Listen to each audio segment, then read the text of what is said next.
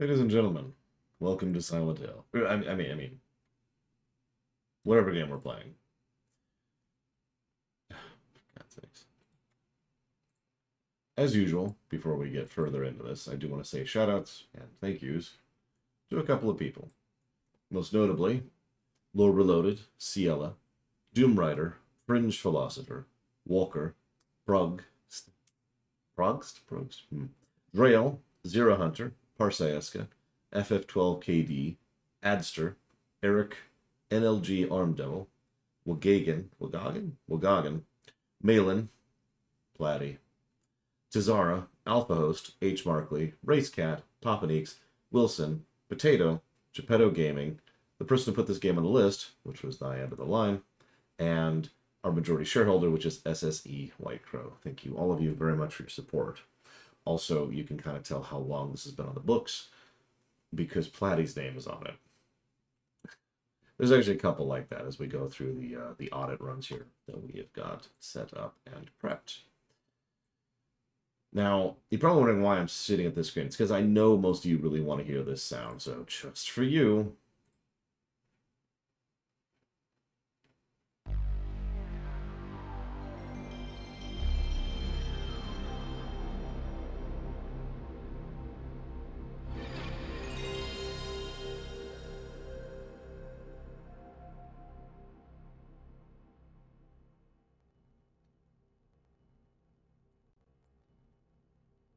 Last time we played this, we played the PSP version on the PS4, I want to say.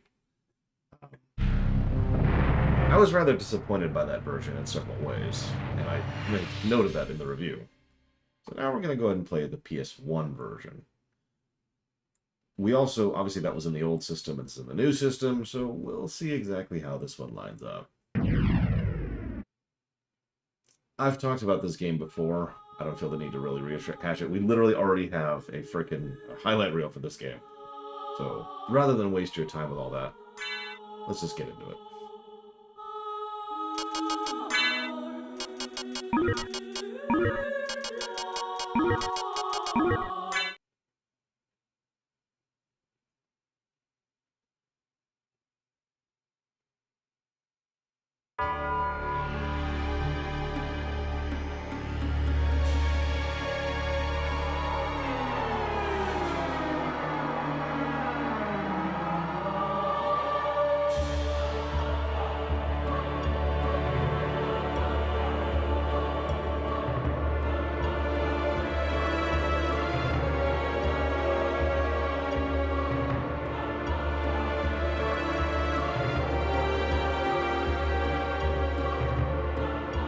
Behold that glorious CGI.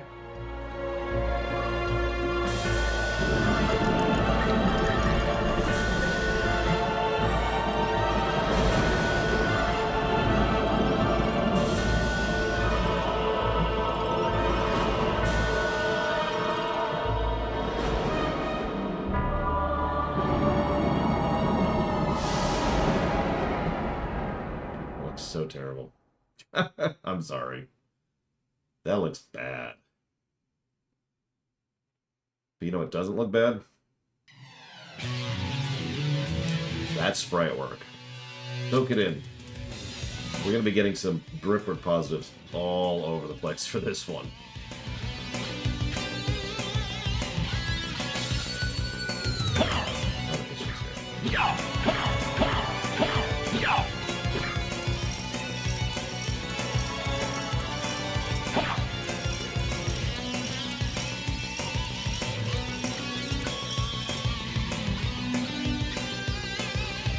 Yeah, and we gotta have the moving sky. It's actually funny, the development team really likes moving backgrounds, which is something we saw even in the Curse of the Moon series. Even though that was primarily a different development team, they still insisted on it. Also, we have the 3D object in the background there. So the depth thing. Actually, a good move in this case, even though it's stuttering around like it's, you know, having problems.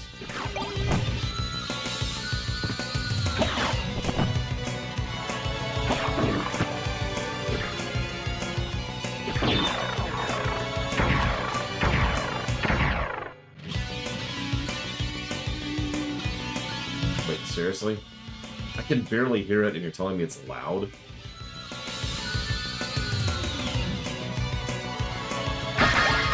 Oh, you know what? I know why. Either way, I'm probably not going to turn it down, because this is the loudest song in the game. Hi, Eleazar, give me 1 second. Look at all these great items we can get here. Isn't this great?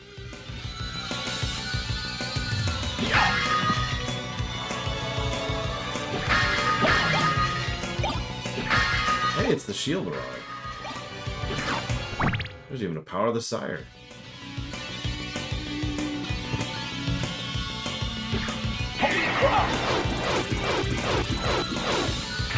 Down to the sub-weapon button.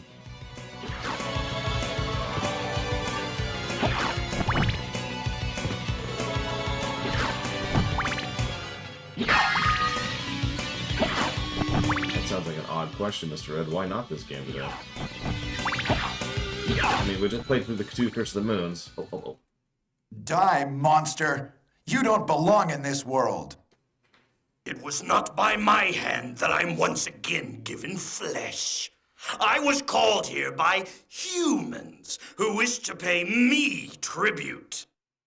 Tribute? You steal men's souls and make them your slaves. Perhaps the same could be said of all religions. Your words are as empty as your soul. Mankind ill needs a savior such as you. What is a man? A miserable little pile of secrets. But enough talk. How about you?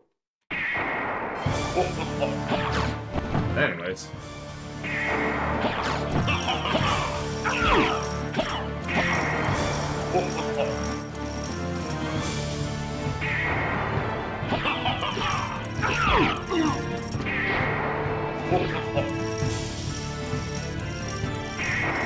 So let's get this out of the way. This game is going to get a colossally huge info in-game negative. Like, it might actually get more than 3, it's so bad. For example, right here at the very, very, very beginning, we already have a lack of info in-game. Did you know that the specifics of how this battle go actually determine your starting setup? Your starting stats, and some of your starting equipment. They really expected you to either know what you're doing, or to have a walkthrough for this.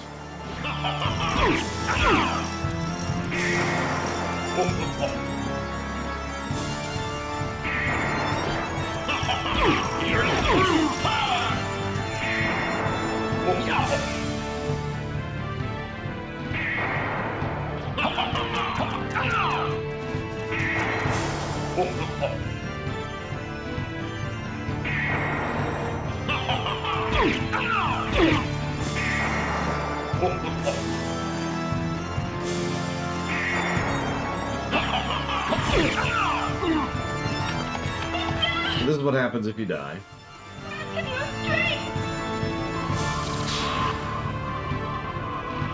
In case you're wondering, yes, I did do that on purpose.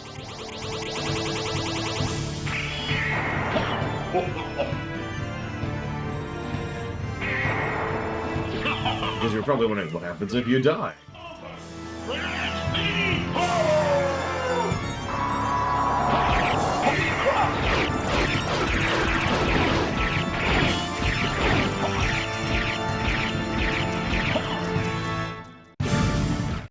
No, it cannot be!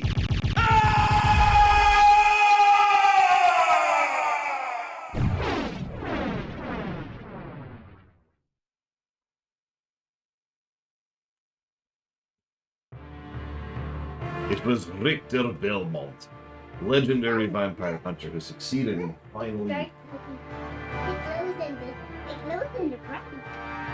finally succeeded in ending the menace of Count Dracula, Lord of the Vampires, who had been brought back from the grave by the Dark Priest Shaft. However, one night 4 years ago, under the glare of a full moon. Yep. Good. Okay. Anyway. With no idea where to begin her search, Maria Renard set out to look for him. It was then that fate intervened. Castlevania, the castle of Dracula, which is rumored to appear once every century, suddenly materialized out of the mist, as if to show her the way. Meanwhile, powerful forces were struggling for the soul of a man named Alucard, which is totally not his name, by the way. The very same Alucard who had teamed up with Trevor Belmont to defeat his mortal father, Count Vlad Tepes Dracula. Alucard, in order to purge the world of his own cursed bloodline, had submerged his vampiric powers and entered into what was supposed to be an eternal slumber. But now he is awake and aware of evil once again at work in his homeland. The time has come once again for the forces of good and evil to engage in their ancient battle. Dracula's castle beckons for you, and no man can say who will emerge victorious.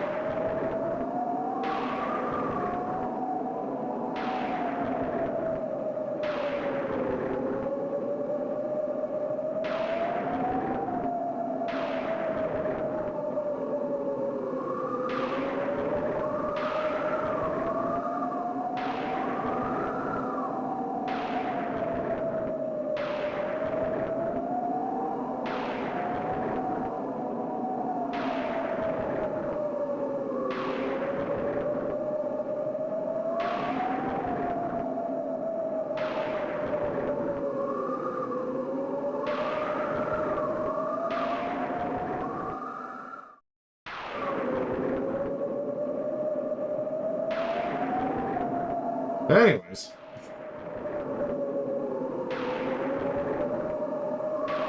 Don't worry, Mr. Red. It'll never happen.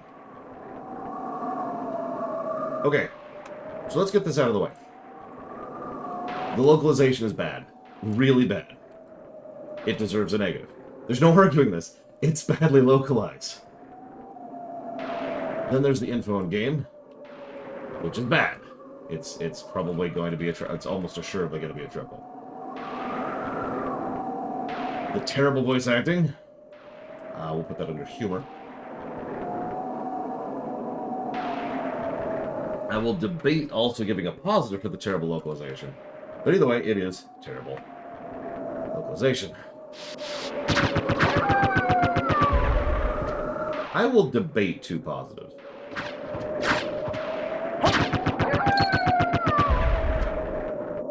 That's a good thing, Lord Hammer, because we've already given one. I'm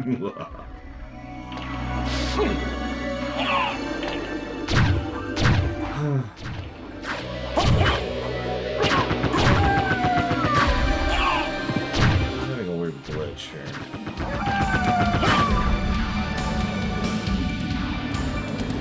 I'm not sure why.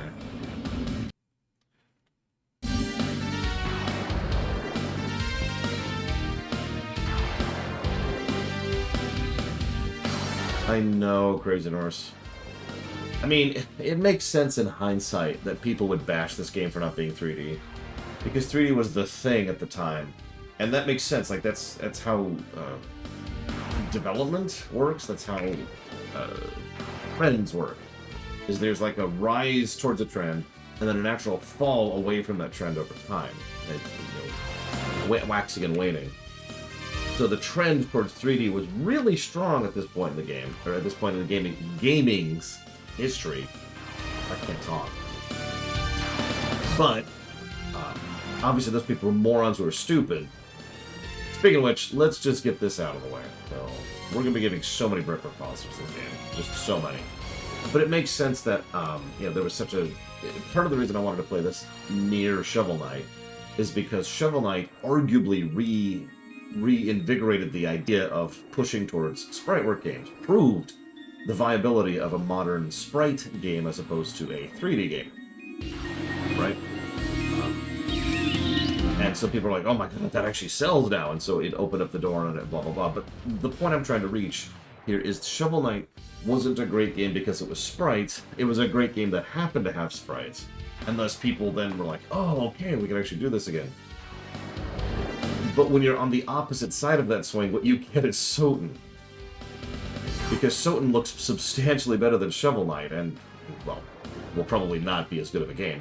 But got all of the flack for the exact same reason, because that's where gaming trends were at the time. Yeah, meanwhile, Castlevania 64 looks like garbage. No offense to anybody who likes that game. I don't know if it's a good game or not, but it certainly doesn't look like one.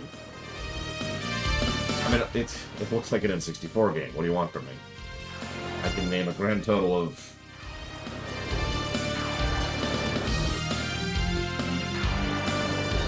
2 N64 games I think look good today. 2.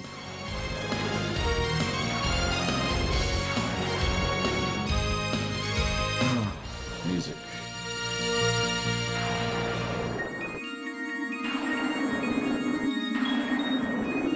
Probably not Dark Right. Let's see how our pacing is here. See, I'm starting to think, Yura, that you're secretly Huthor. Or you're a Hutherite. Oh my god. Yura's been converted to Hutherism.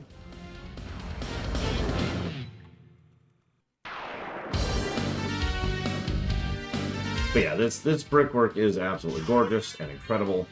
Oh yeah, you can level in this game. Right, I'm still having that screen tearing. Hang on a sec.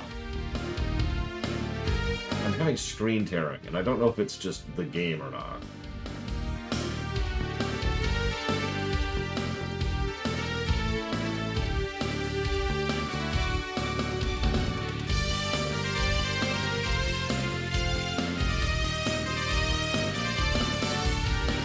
See if this helps.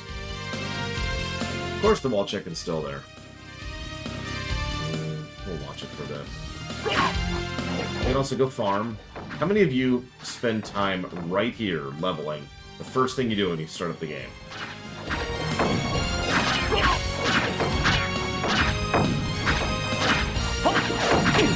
So, this is a good time as any to talk about. We're playing the PS1 version. This is a good time as any to talk about something. Because leveling, we've talked so much about leveling over the years, but right, this is 28% volume, by the way. I'm not going to crank it to 100. I don't want you to hear 100. We'll put it down to like 20. See if that helps a little. And we'll put that there. Question bot should still be up, yes. We haven't done a question bot answer stream in a while, because I've been busy. Leveling. So, what do players want out of a leveling spot? Well, there's several things, but in my experience, there's one thing that's key more than anything else. It's not the most experience over time. It's not the fact that it gives experience or rare items or whatever. It's entirely because of how idly you can level. That's what we call a grind spot. A grind spot is where you turn off your brain and mindlessly level.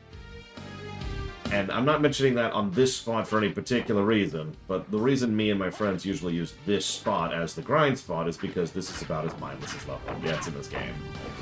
We'll just sit here and do I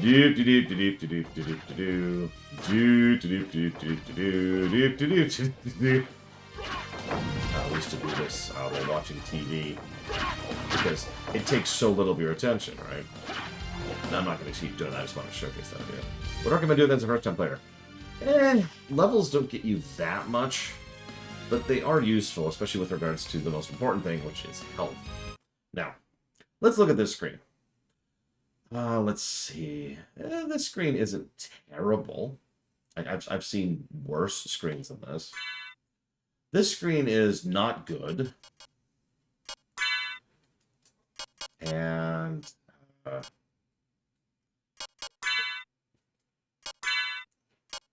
looks like we actually can't show off all the really crap stuff yet. But let's just say that the interface in this game sucks and leave it at that. We'll get to that more in a minute.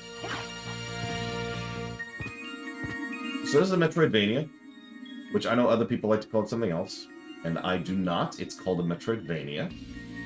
And the idea behind a Metroidvania is obviously kind of a pseudo-nonlinear explorative opening as you go thanks to new abilities and new traversal mechanics system. That's weird. Probably some button lag too. However, you'll notice that this first stage, the first part of the game, right off the bat, is just a typical Castlevania game. All the enemies die in one hit. There's not really much going on. There's a couple of secrets. For the most part, it just seems like a completely bog-standard Castlevania game.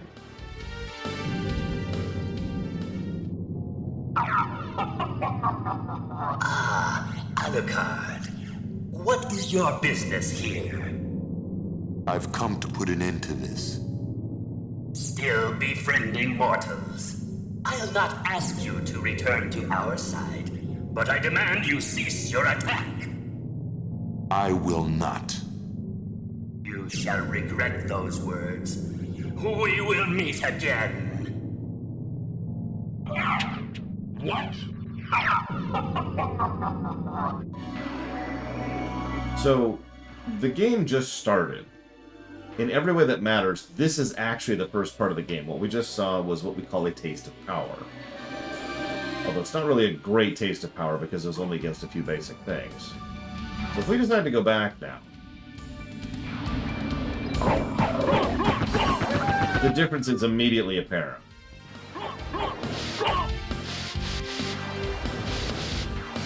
Also, our appearance has changed slightly, and if we decide to actually check our equipment, we now have literally nothing equipped. Oh yeah, there's also multiple ways to glitch past this screen in order to keep all that gear. In fact, I'm pretty sure at least one of them was developer intended. That's actually explained in one of the PS2 games, Try to Exit, which I will not spoil here. There's also luck mode. We'll talk about luck mode at some other point. Anyways.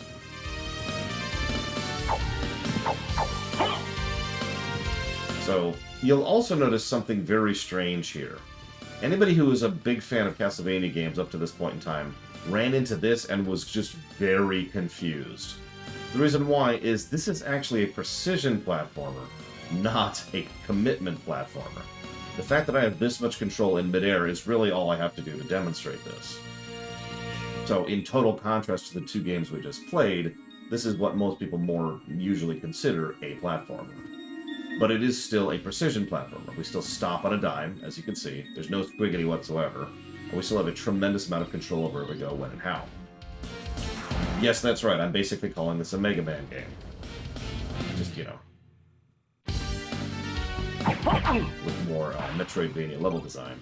So, we are very inclined, I think I talked about this last time, it's very easy to get a short sword very quickly. So the loot drop rate is changed a little bit for that initial tidbit, just to make sure that we get an item quickly. And then we see this, which is an item locked behind a door, and it's like, huh, we can't get to that yet. This is, believe it or not, tutorialization. Remember, people were still getting used to what a Metroidvania even was. At this point in history, I think we only had 2 prior to now. 3. Because Castlevania 2 kind of drifted in there, and there's Metroid 1, of course. And then there's Super Metroid. Oh. So we've got... there's probably others, but my point is there are certainly... Xanadu.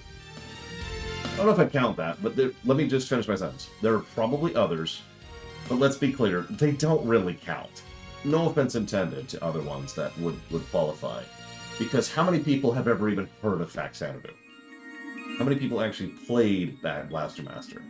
So a lot of people... No, Resident Evil doesn't actually count. But a lot of people who had... who were into gaming didn't... I played Faxanadu too. But a lot of people, the broad audience of people who were playing this game... Remember, this was a fairly successful game. Didn't know what a Metroidvania actually was. In fact, to my knowledge, the term wasn't even coined yet. I don't remember exactly what it was coined, I don't care. But the point is, they needed to introduce players to what exactly a Metroidvania is. I am almost positive the GBA Kirby game came out after this, but I could be wrong. And nothing you say is going to change my point, so please stop trying to poke holes in them. You're wrong! Moving on. Whatever technically you pull, you're still wrong. So they needed to introduce people to what a Metroidvania was. So, what is a Metroidvania? Well, we obviously know what that is now, and I'm not going to bother describing it to you at the time. But imagine sitting down and playing this game and being like, huh?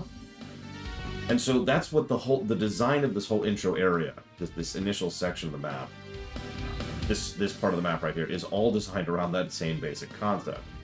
You get the idea that you can roam around in whatever order, navigate in whatever order, but there are clear indications that there's stuff you can't access yet.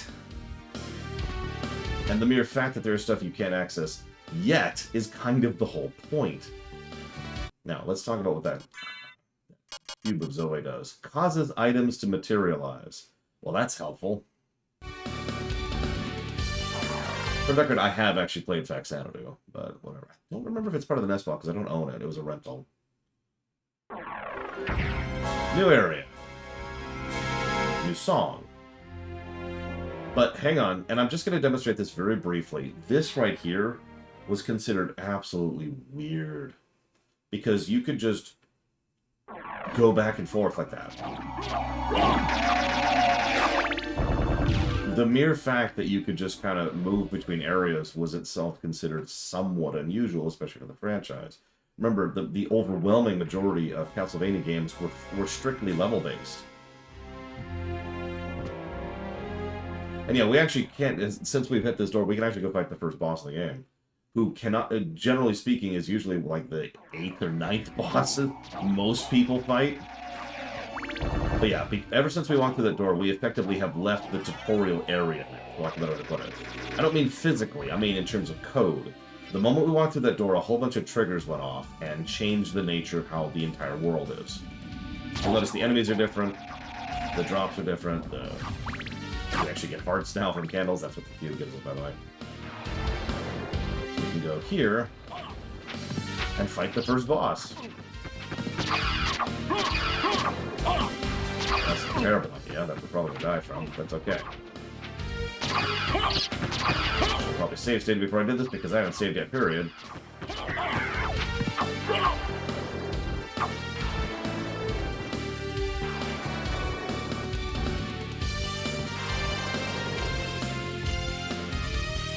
You know, 100% honesty, I don't remember what leveling up gets you exactly. Because, you know, that varies from game to game, right? So, who knows? By which I mean, I don't know. I'm pretty sure it's old information at this point, I'm just not familiar with it.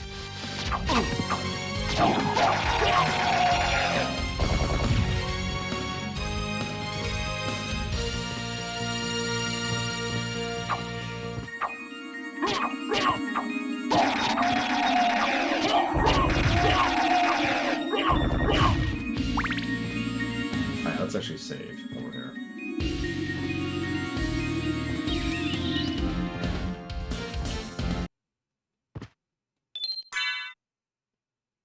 Saving also heals, if you paid attention to that.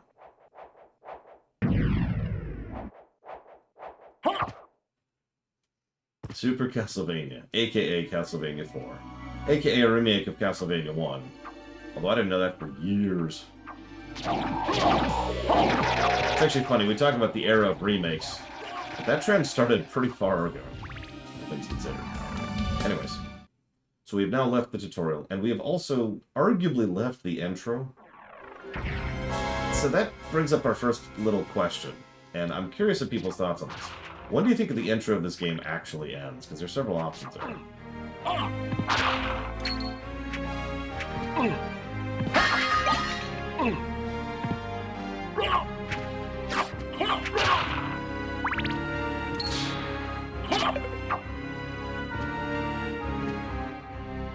We have not discussed that this game is a direct sequel of Castlevania 3 yet. Most people don't even know about Rondo of Blood.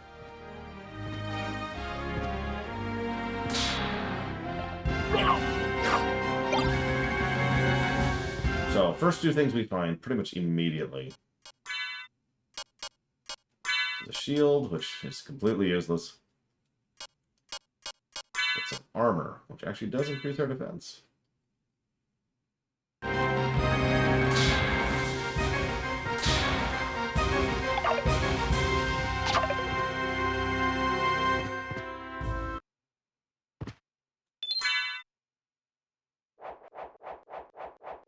But yes, they mentioned Castlevania 3 in the intro crawl.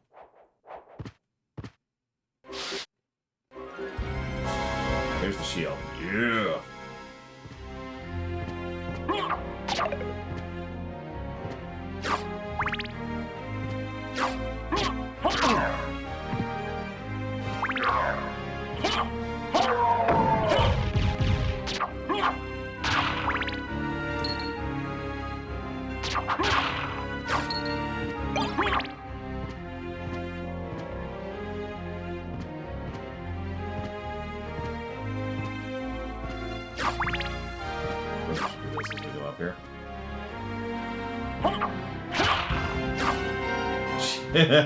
That would be funny, although, knowing my loot up, we probably won't even get Cassandra in this particular playthrough.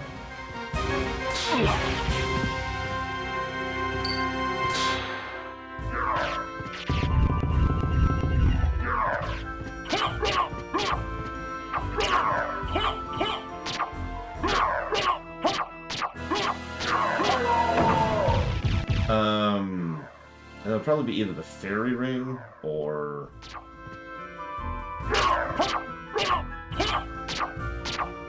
I don't remember. It's one of the best items in the game. It's probably the rarest item in the game because they're all super rare drop rates off of like the witches, the cats, and of course the frickin' orb things for Chrysagram. Funny thing is, it's really, really easy to farm Chrysagram.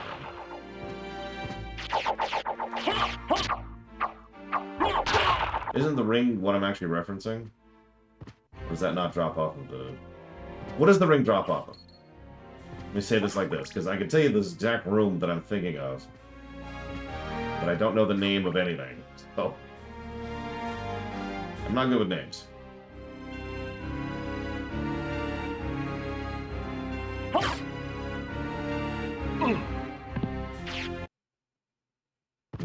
Giant yellow skeletons. That's actually not what I was thinking of, no.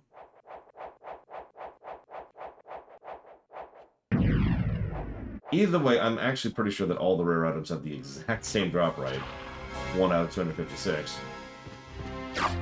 So I suppose that answers your question. Come on, pay attention, pay attention.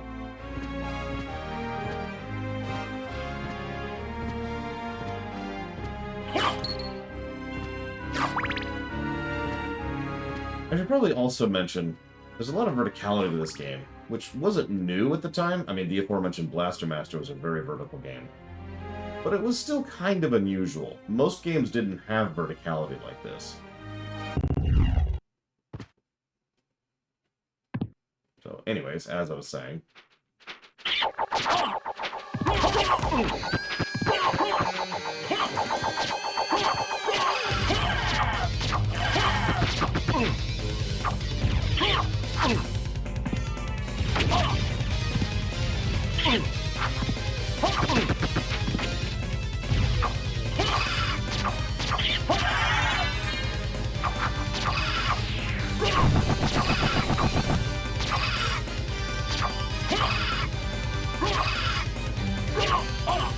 There's one thing I could definitively say that it goes up when I let you level, because it just happened.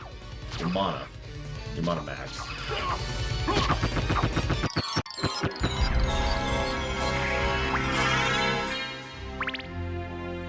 Boss 1 done.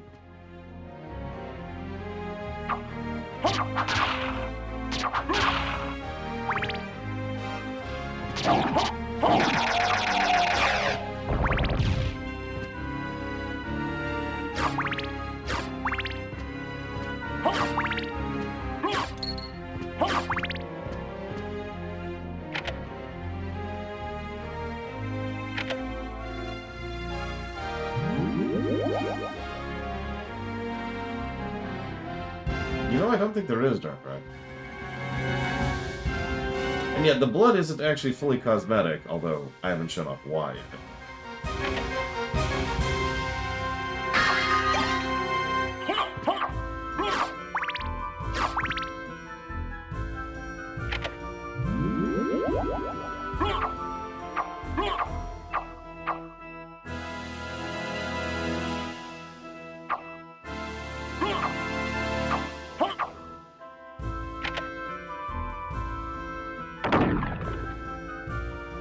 PS1 version, BitKiss.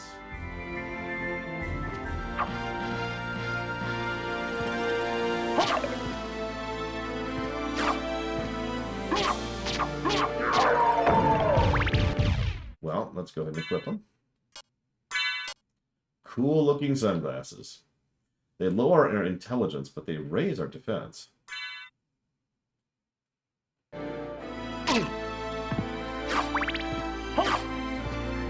Speaking of while we're here. So that lowers our attack rating. Oh my god, we'd never want to lower our attack rating. But increased attack speed.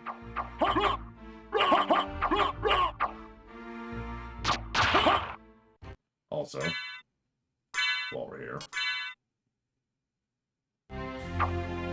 Much slower attack speed.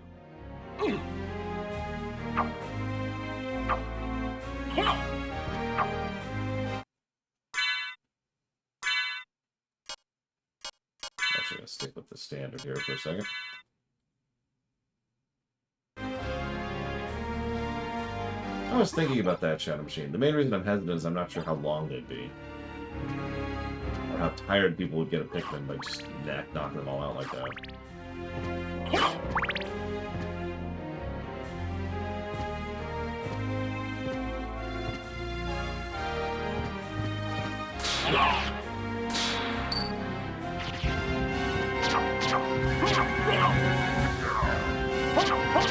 What do you mean, Sprite? Probably Yura. Because, yeah, in lore, Alucard is completely bone white. Like, he is an albino bastard. Not even albino, he's just white. Super duper white. I mean, yeah, the fact that it doesn't have a minimap is not great. I admit I tend to forget that there's no minimap because, you know, there's that. But you're right, it would be nice to just have that there. Especially weird since Super Metroid, which predates this game, did have a minimap. But a shrug. One way or another, we have definitely left the intro by now, I would say. Ow. Sorry. I'm still recovering a little bit. Don't mind me, don't mind me. For those of you who didn't catch it, I had to move several large, heavy doors very quickly at the end of stream yesterday to make sure they didn't get rained on. I succeeded, but...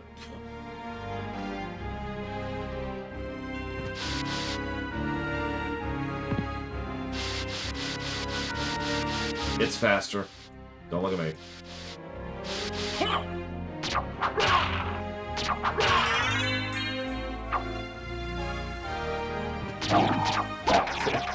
Hashtag mood, Yura. So as you can see, enemies respawn, not quite fully Ninja Gaiden style, but they do respawn on area reset. That is to say, you leave a room, you go back to a room, they have respawned.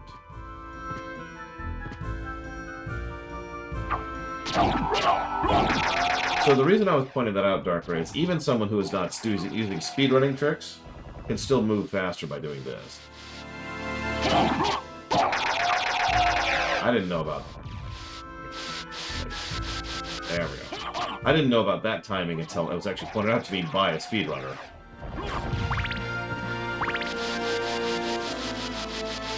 As you can see, this is substantially faster. Here's the most worthless sub-item in the game. Immediately get rid of that. I just wanted to show it off.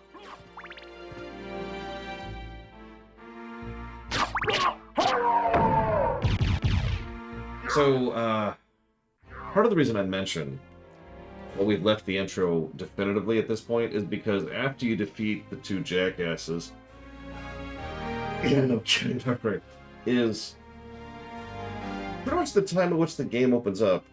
You'd think there's kind of a linear order in which you progress here, but there really isn't.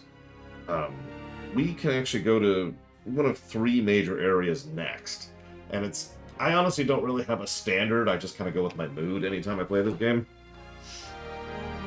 But that's my point. The map has opened up. Not completely, but a little bit already. Hence intro, right? So let's jot down some thoughts here.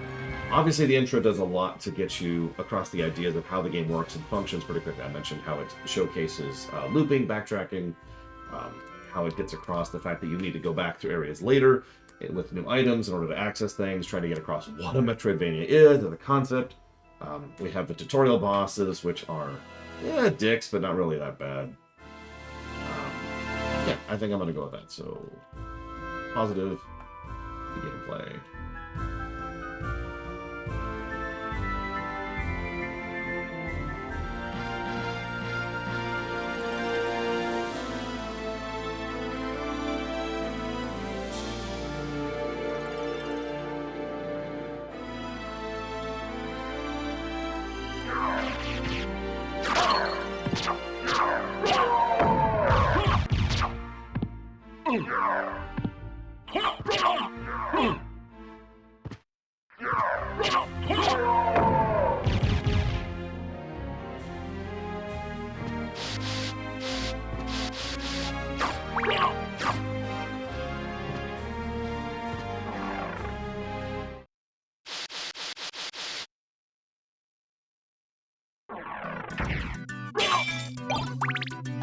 Another sub-weapon.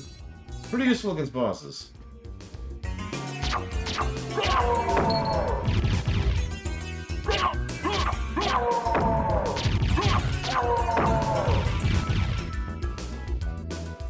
The confession booth.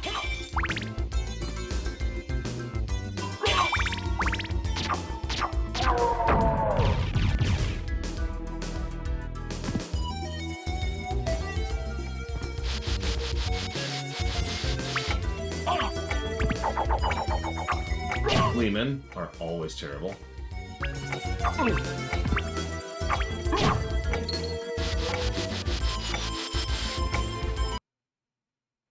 Cutscene. Wait a moment.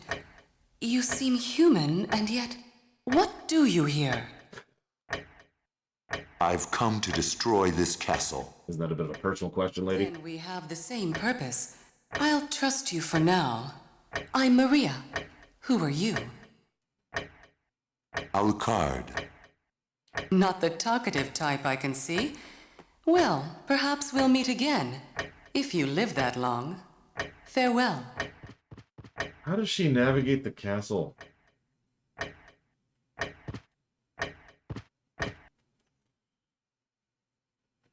What's happening in the story? We're here to destroy Castlevania. Hi, Surf.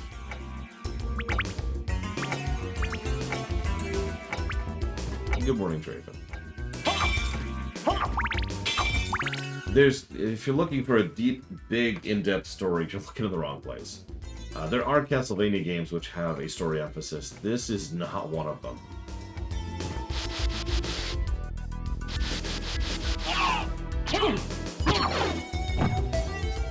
Now, that's actually funny to say in hindsight, because this was the first Castlevania game to give us some real, well, continuity and background and just building up the lore of the setting a little bit.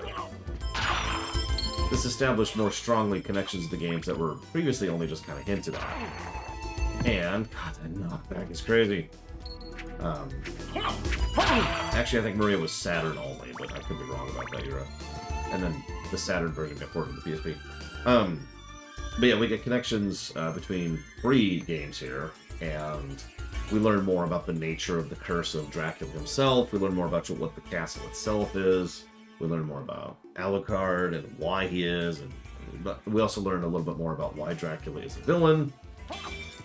There's actually a decent amount of establishment here. So, there's the stopwatch, which we're going to go into hold on to. And the Bible, of course. Gotta have a Bible.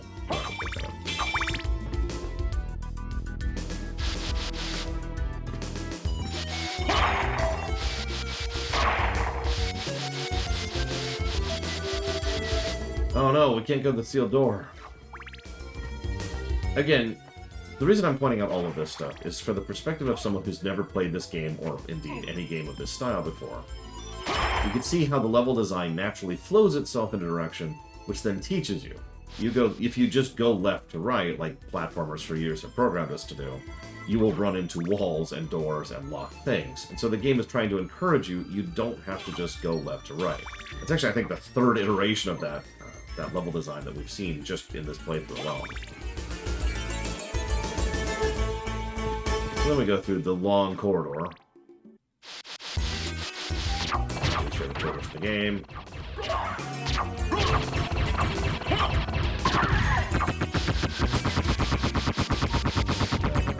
This one? Nope.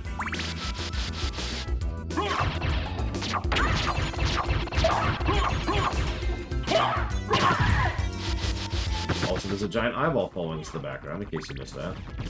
It's visible through the window right there. Do you see it? Don't worry about it. Don't worry about it.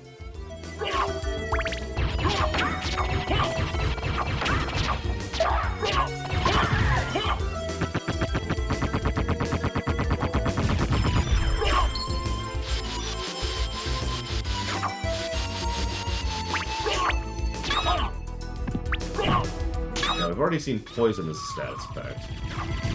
There's also a few other status effects that we'll see as we go through. Status effects in a platformer is kind of a neat idea that I kind of wish more games would play with.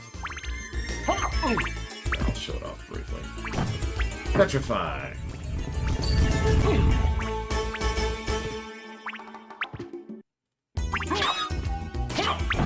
I should not disagree with that. Come on.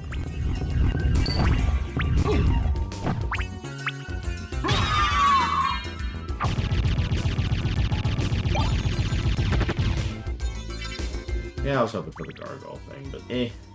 Good morning, Roman Cure. I am, recovering. Yes, thank you for asking. Very true, Plutonia. Like I said, I wish more games would actually play with that. Play with this, then, you know. God. Edible! Well, obviously, we're gonna go down. I mean, what else is there to do? Down it is. Whoop, whoop, whoop, whoop.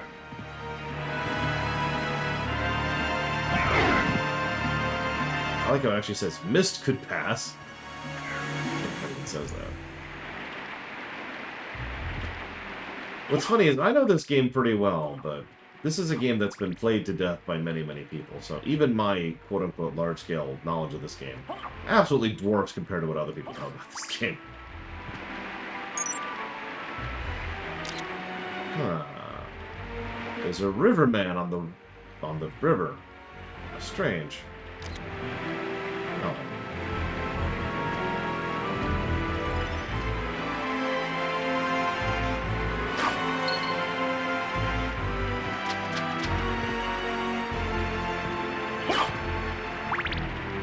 We're a little low in health, so we're going to be a little more cautious than usual here.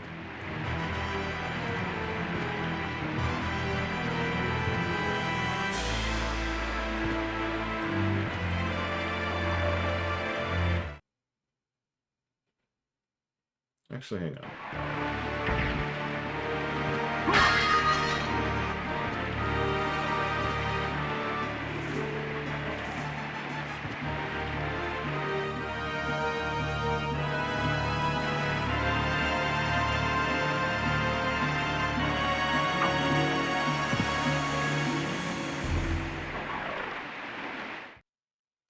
So, okay. We need to talk about the mini-map, or the map. Not the overall layout, that's the overworld. No, just the map. It's not the greatest. I'm not gonna lie to you. It is, however, yeah, that's the full width of the map. It will always fit on the screen. Um, it's not the best map I've ever seen. I don't think it's negative territory, but it really only indicates 4 things: where you've been, where you can go sometimes because it has little nubs which indicate where passageways or doors are, save points, which is red, and teleport spots, which are yellow. And I believe that is it. That's the full totality of what it actually showcases. Obviously, this is relevant for something much later in the game, but yeah, it's pretty standard and pretty bog normal. I don't think it's bad, but I don't think it's good. So we're probably going to call that a wash. I do like that you can pull it up at a whim like this pretty quickly. That's about the only feature about it that I actually enjoy. Compare this to really good maps we've seen over the years, like say with Metroid Dread, for example, and you can see how it just gets the pants beaten off of it.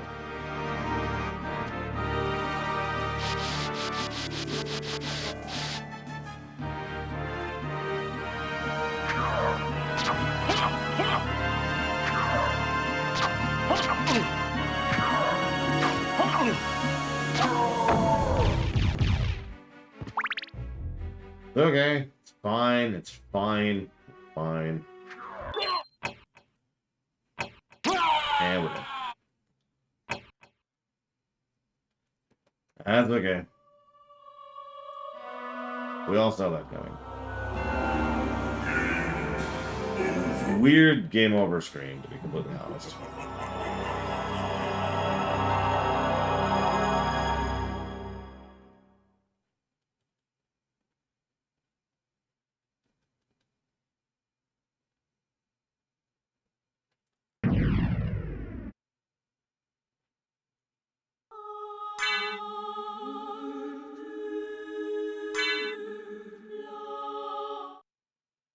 No, I have not, Crazy Norse. It'll be a blind run.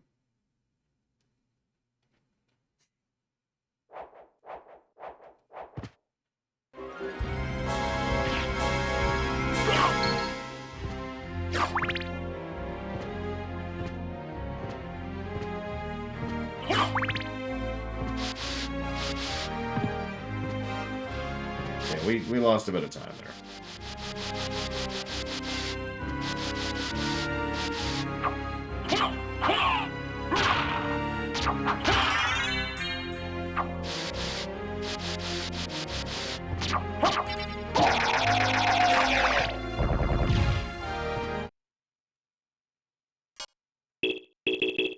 What I thought.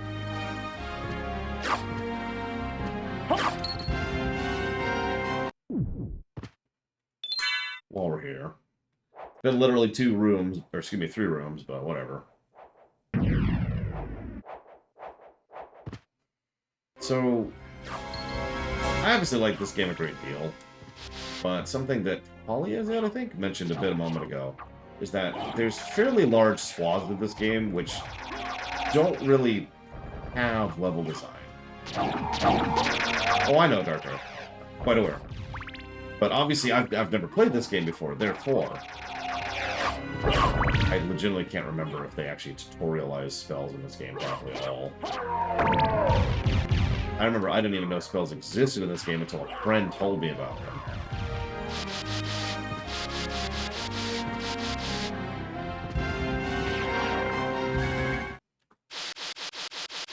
Hey, Lumo.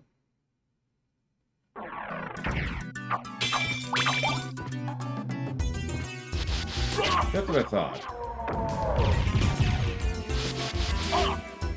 I don't know if that's full negative word. Well, okay, that's absolutely full negative word, but I don't think it's more than 1 negative word. It's just a lot of stuff in this game. The game just never really tells you or indicates properly. It's kind of a non-stop problem.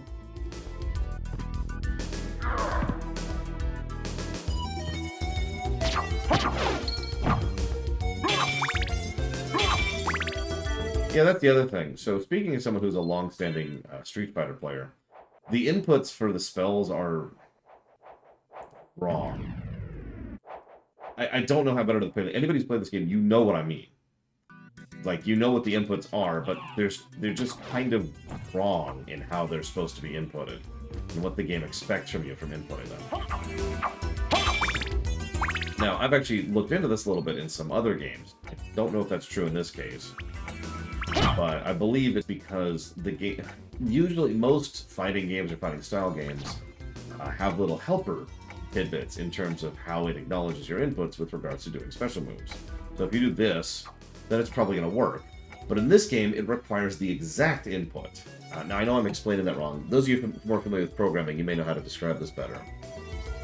But in most video games, if you do an input to do something, what you're doing is not actually input to do something.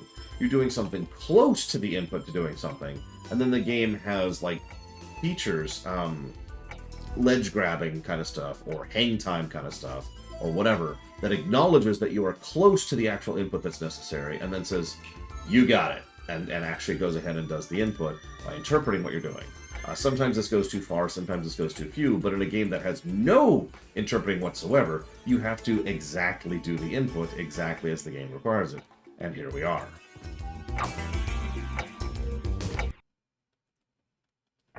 Wait a moment. Skippable cutscenes, by the way. Just point it out.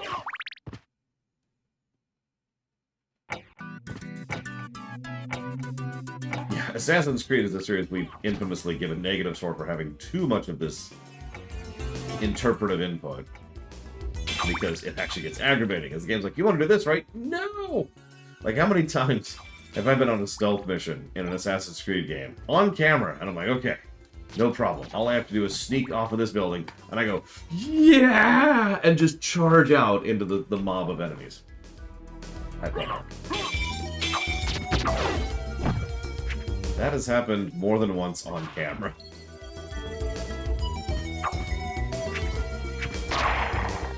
So what I'm trying to say is good input buffering, good input interpretation. I don't know what the proper industry term is for it. I call it interpretation. Good interpretation is honestly something I would consider critical for good game design because you really do want to hit a sweet spot with it. Too much is just as bad as too little. Yeah, I want to go do something like this. I can't actually remember if we can do this right now. I legitimately can't remember, so we're just gonna do it. See what happens.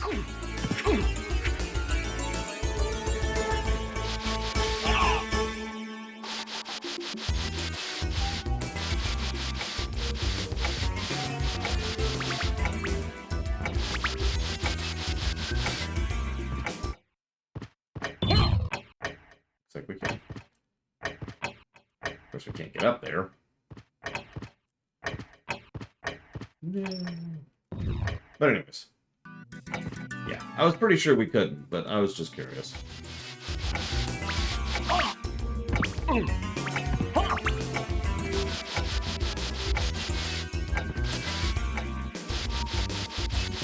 I've actually never really gone into speedrunning this game personally.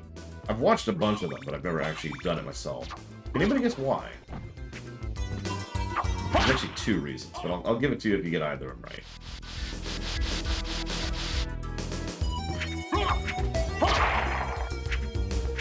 Too hard. Nope. Exact guess I was expecting, but it's extremely wrong. No, Castlevania Symphony of the Night is a game that, and I don't want to sound elitist here, is not particularly hard. It starts off reasonably hard. As I've actually already demonstrated, it's pretty easy to die pretty early on, especially when you don't know what the saves are or what you're doing. But the further into the game you get, the easier it gets. You really start to just completely break the game over your knee, the further into it you get. It is very Metroidy in that sense. But no, time is one of the big ones. Even doing an any % run of this game takes a while.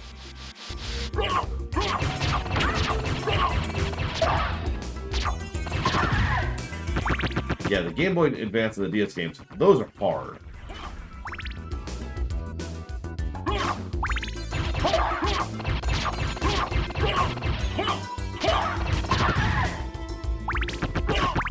mean, dodge rolling as a speed thing is such an old concept that I'm not even sure when it first started. Because you're right, players will always gravitate towards whatever the fastest movement is, naturally. That's why people do the sideways hop in Ocarina of Time. Or, if they don't know about the sideways hop, they do the dodge roll. Hit, hit, ha, hit, hit.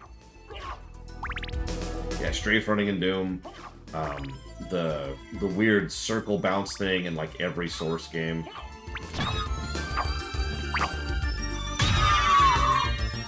Yeah, the bunny hop. The Deku spin in Majora's Mask. Yeah, you get it. You understand. You understand. So a small complaint about the music. If you haven't even noticed it yet, I don't blame you. The music is all CD stuff. What that means is it doesn't loop properly because it's not a file that can be looped. It plays, stops, and then plays again. This is actually a problem with several PS1 games. In fact, I pointed out the exact same thing in Mega Man X4, if you're remembering. Real quick, how many of you even know that Eagle was there? I forgot to show it up last time, so...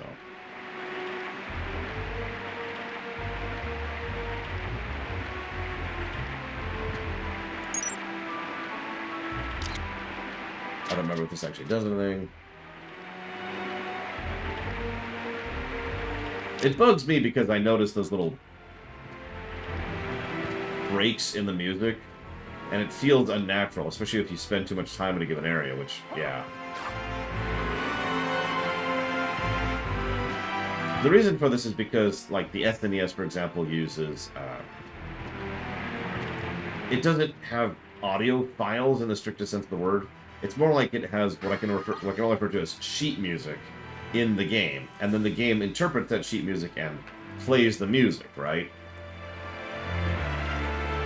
Whereas in these games, they just used MP3s. Yeah, tracker, thank you. I knew there was a term for that. Now, there are games on the PS1 that use tracker music, just like there are on the N64. So there's no real reason for them to use MP3 music. And it's not even the MP3, it's a sound file. That's the problem. It's literally playing a song, as opposed to reading a song, which I know I'm using my terminology weirdly, but you get my point.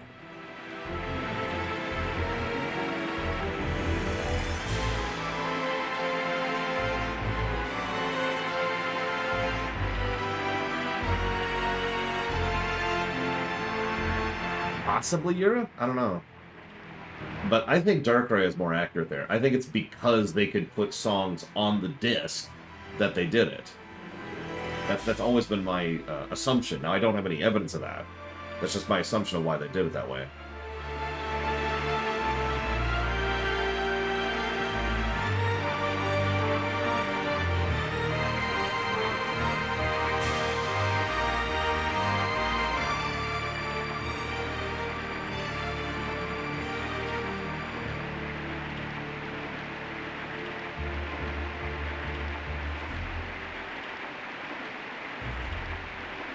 Jotting down some notes, don't mind me.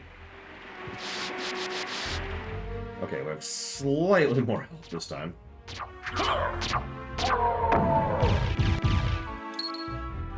Oh no, the music's great. It's just, it is an irritation that needs to be acknowledged.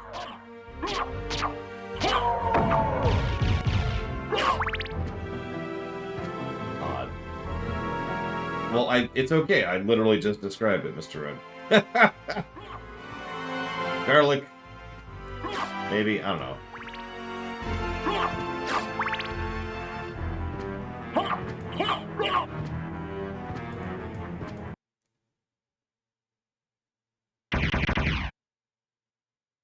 Well. This is fine. Everything's fine. Everything's fine.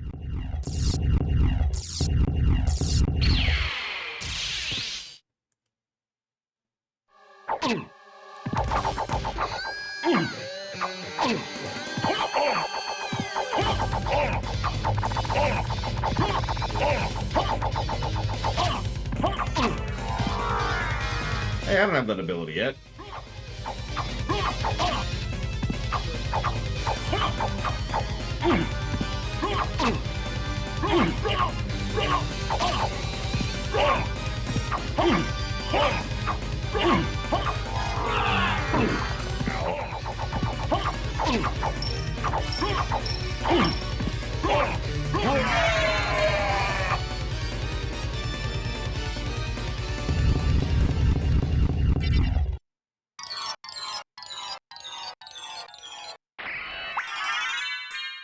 Oh yeah, and just like in Shovel Knight, you can pose.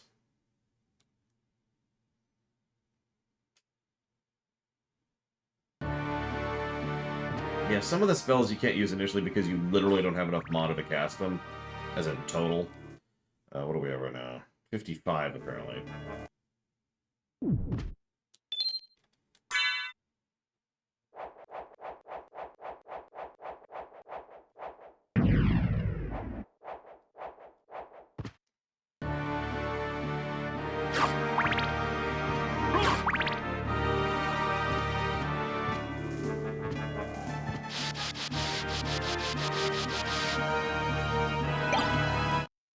Got a new weapon. Holy crap. It's barely better. God, I don't even remember how many different weapon types there are. And when I say types, to be very clear, I mean that mouse right there. There's, like, different weapon types have different animations and different speeds at which they attack. The big old two-handers, there's a mace, there's a chain whip thing. What do they call that? A spiked ball on a chain. I can't remember what it's freaking called. There's the shorthand, there's the dagger, there's fist weapons. There's a bunch. Whoops, I actually didn't mean to do that. Whatever. Morning Star.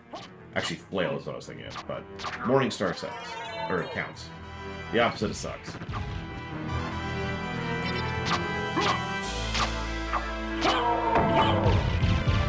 Oh, there's so much attention to detail. We're gonna have to give it its own positive. I'm not sure what we're gonna put that under. I guess technically it's due dates. Because there's just little stuff all over the place that the developers put in.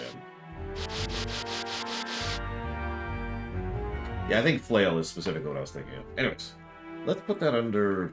I don't know. I actually have not played Rondo of Blood. Believe it or not.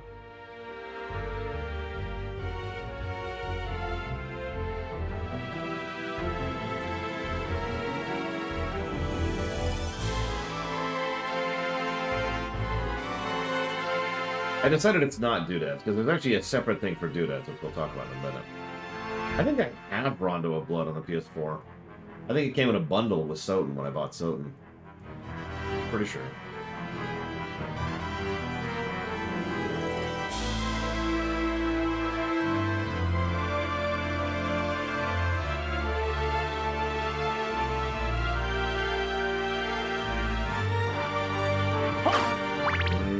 I don't think so, Tully's in. Or do you mean in the game? Either way, no.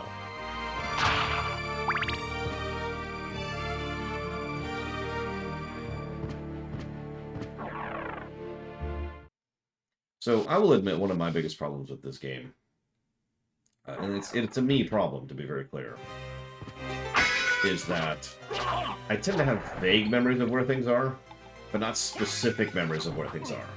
If you don't understand the significance, it's like knowing that there's a save point and a warp point on the eastern side of the outer wall, but not knowing which exact room they're in.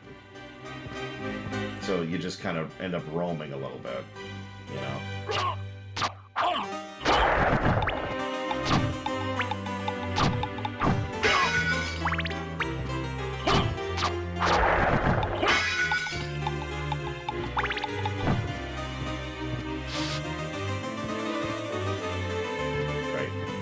I don't even have that ability yet.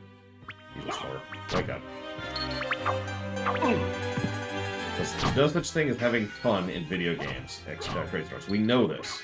Video games are serious business.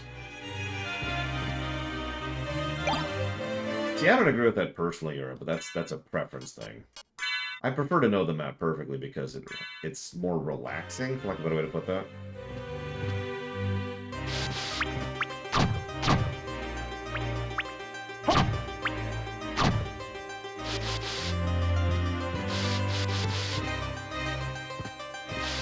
Loving these backgrounds, by the way. In fact, before I even forget about it, we need to jot down a brickwork specifically just for the library.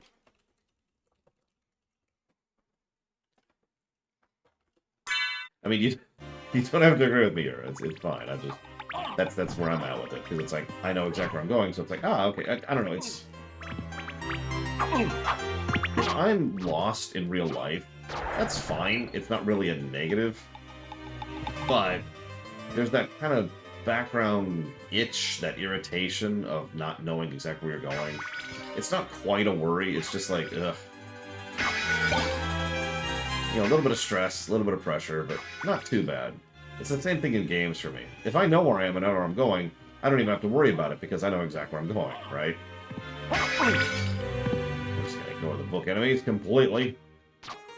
As God intended. Make sure. Just want to show off their interesting attacks here. Death animations. Come on, attack me. Attack me. Come on, come on. Whatever.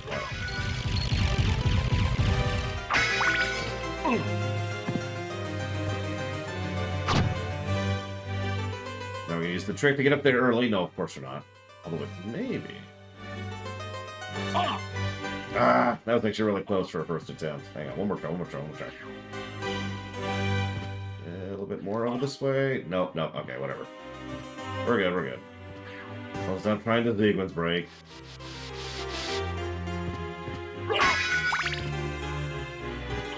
I find it funny, the game gives you this colossal jump. It's like 3 or 4 times your height. It's been a long time, old one. Oh, it's you, Master Alucard. Alfred! What do you need? I need your help. Young Master, I cannot aid one who opposes the Master. You won't go unrewarded. Really? In that case, just tell me what you need. I mean, if you're gonna give me money... I'm interested in this. I don't even remember what that buys. I'm interested in... So we have a bestiary. It's kind of irritating to navigate, but it is here. Notice it doesn't even actually show all of the drops until you've actually gotten the drops themselves. So not a great bestiary. And you have to actually go to the guy to not access it, so no positives there. I'm interested in this. You can sell gems in order to get money. That's pretty specific what they're for, with a couple of exceptions. I'm interested in this. But what we really want is that. Because it looks cool. The basic map. Oh yeah, and there's the spell, Dark Metamorphosis.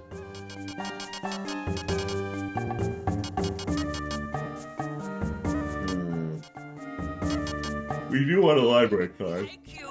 We're gonna go ahead and buy one of those. Oh, yeah, there's also a very easy trick to do. Thank you. In order to gain infinite money here. I am not going to do it. I think I showed it off last time. But it is astonishingly easy to accomplish.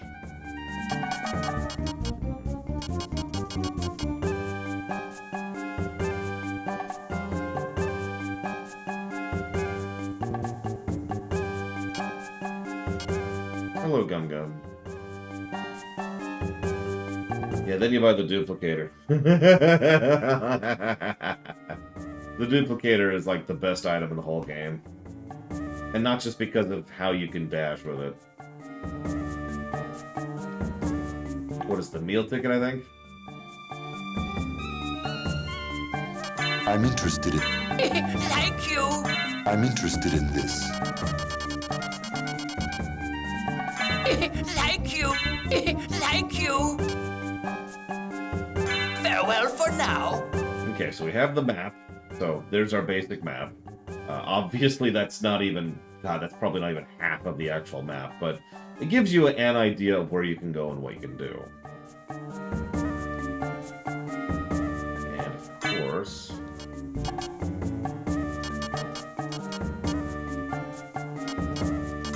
we know how to use Dark Metamorphosis! Which we could do from the very beginning of the game, but we know how to use it now. Dark Metamorphosis! I'm wondering, what is this? Well, it's actually very simple. If blood lands on us, we now heal from it.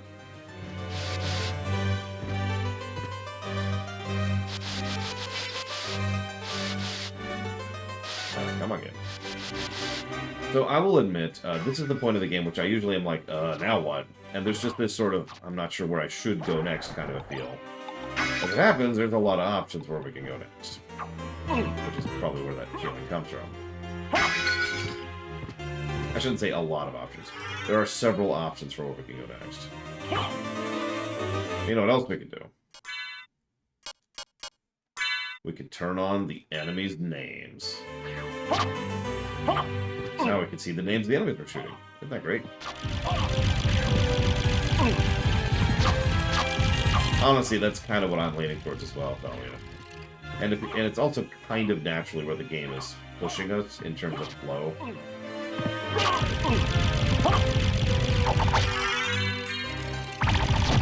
That's an interesting question, Yura. I'm not sure, though. I haven't reviewed Super Metroid. So I don't know if it'll actually score the best. And yes, I know favored and reviewed are not necessarily the same thing, but I also don't like to give opinions on things I haven't reviewed lately. I don't know.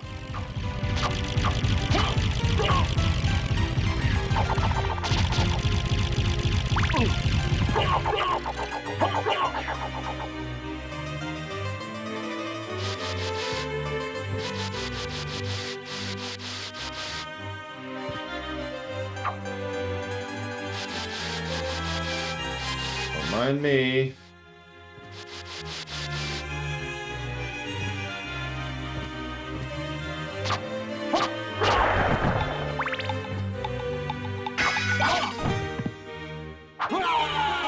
And we're dead. I mean, it is going to be very strange. So we'll see, Crazy Horse.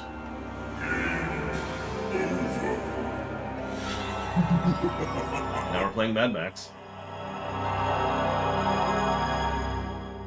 Dracula has killed the entire world. Which, I mean, you might think is disproportionate, but, I mean, considering what they did to him, I don't know, maybe the whole world does need to die.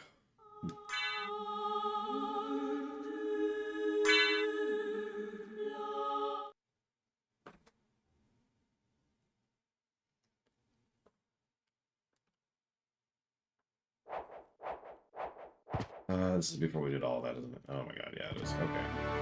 Wait, where are we? Oh my god. Okay.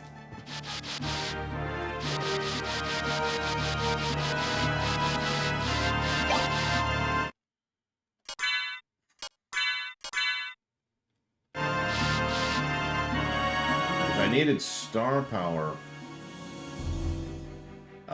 if I needed star power to load... to boost my game, who would I pick? So, first of all, it sounds like a terrible idea because money.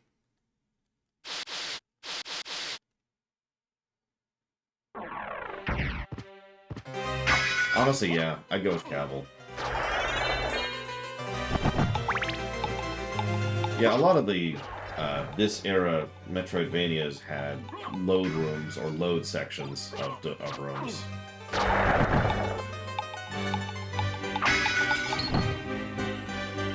But let's just say I somehow magically have a button that's going to allow me to just magically get 1 star on my team, no matter what.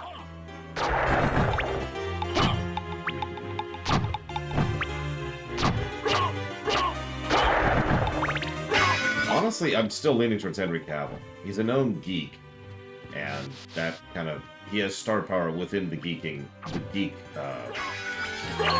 sphere.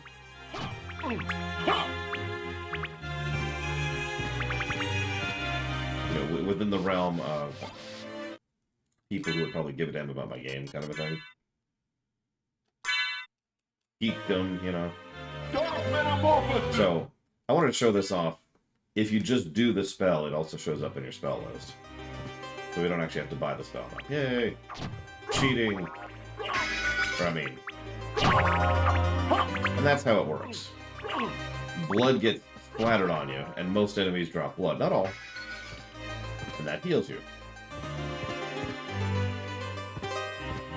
If I was going for sex appeal, obviously I get Gates McFadden.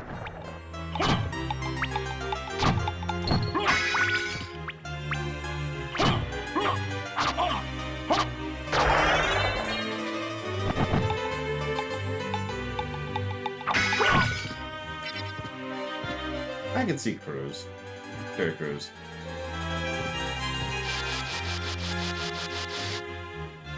And although people would get some hackles with this, Felicia Day would be on that list too.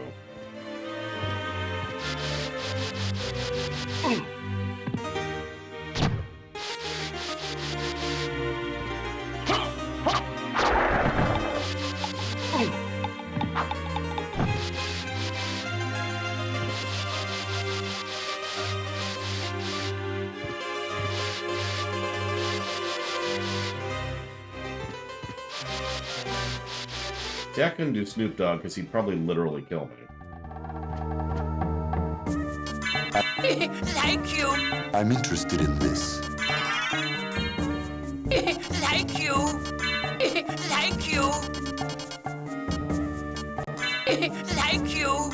Farewell for now. Because he smokes weed regularly, and I am violently allergic to marijuana. So I'm sure just being around him would cause me breathing issues. If he tried to light up around me, he would literally kill me.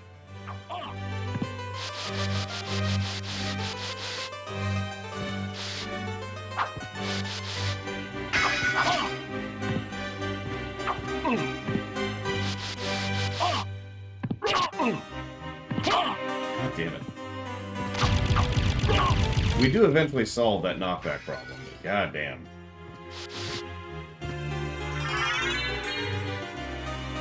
Yeah, sorry, no Snoop Dogg and Lorcon.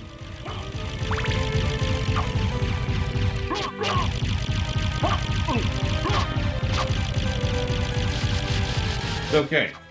If I ever did do Lorcon, you now know how to assassinate me. Just light up while we're there. I will be very dead.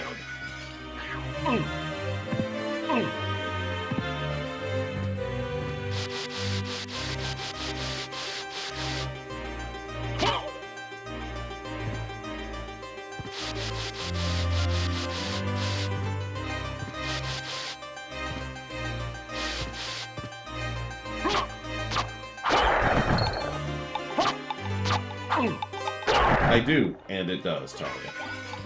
My cousin was like, no, it'll be totally fine. Narrator, it was not totally fine.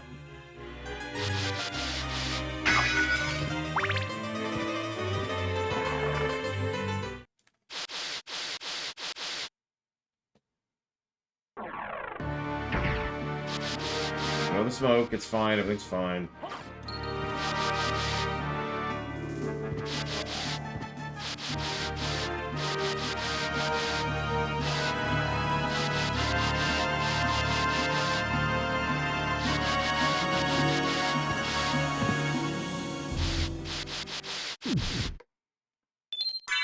First thing we're doing is we're freaking saving, so we don't have to do that again. We'll have to talk about save point placement, because it's also a negative that Super Metroid will probably get. For pretty much the same reason. So we were talking earlier about people getting discouraged from playing this game and how easy this game is. The harsh reality is that the biggest problem this game tends to have is it's relatively easy to lose a fairly large amount of progress, especially if you don't know what you're doing.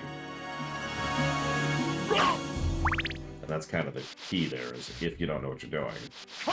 Even if you do know what you're doing, you can make a mistake, or you can put it down. No judgment, of course, even as we kill Donkey Kong here.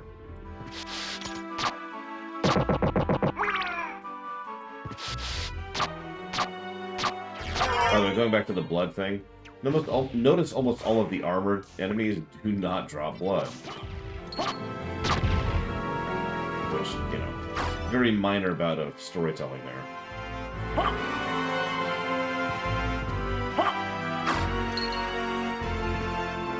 Let's see, where am I?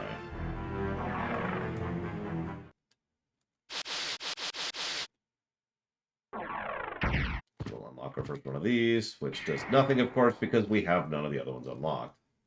Right? Wrong. We're actually in the horse one now.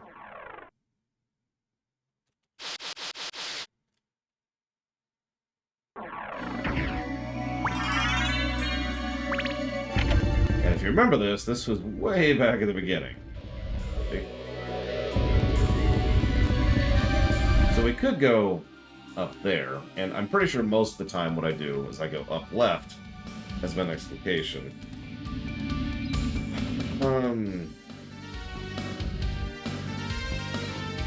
Guess we could do that.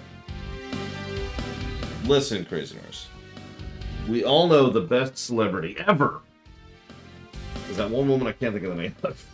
I don't know her name.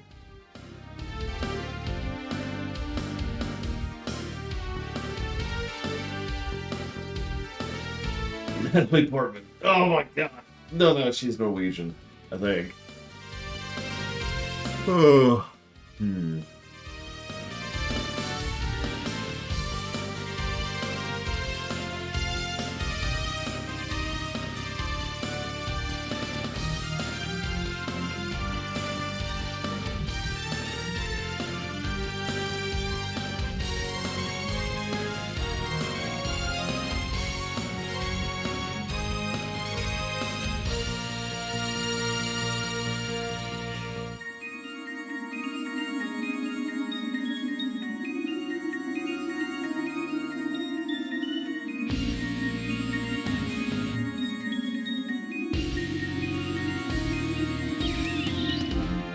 That depends on who you ask, Kira.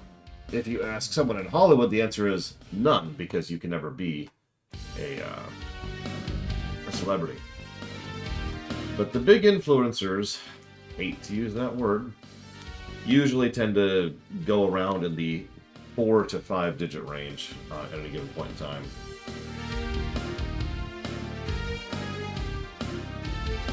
time. No, Shadow Machine. I don't really have the time or the availability in general.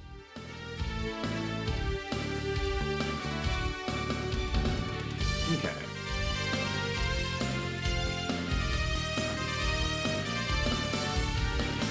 Let's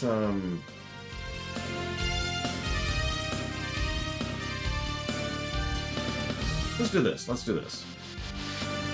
Let's go and go this way.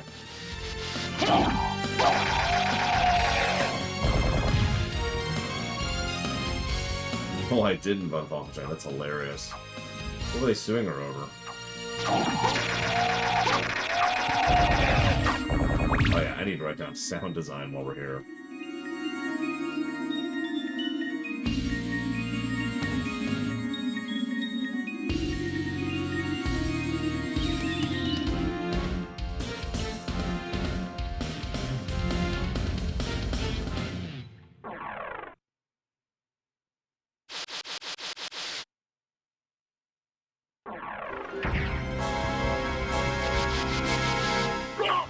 What were we suing them over? Like, what was the purpose of the suit? To prove that we suck.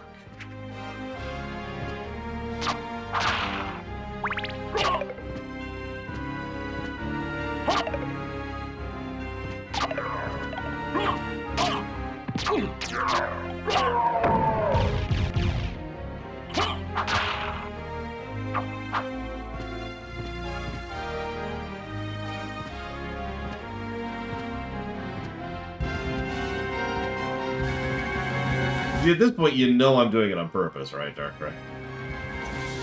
Like, you gotta know by this point.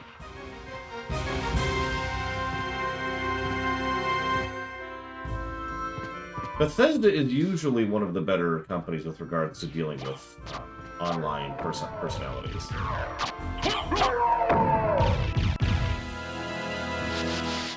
I will freely admit, I don't actually remember where those two spots are, and we're not going to be coming back here for a while, so let's go ahead and grab them.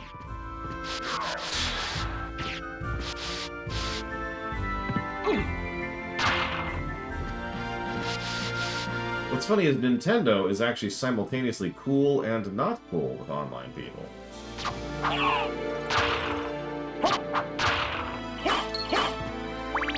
On the one hand, they tend to go out of their way to invite people to events and have said events, all sorts of fun stuff like that.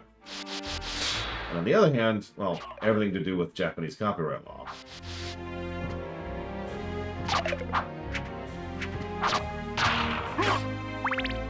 They were also really big on supporting the speedrunning scene for quite a while. I don't know if that's still true or not.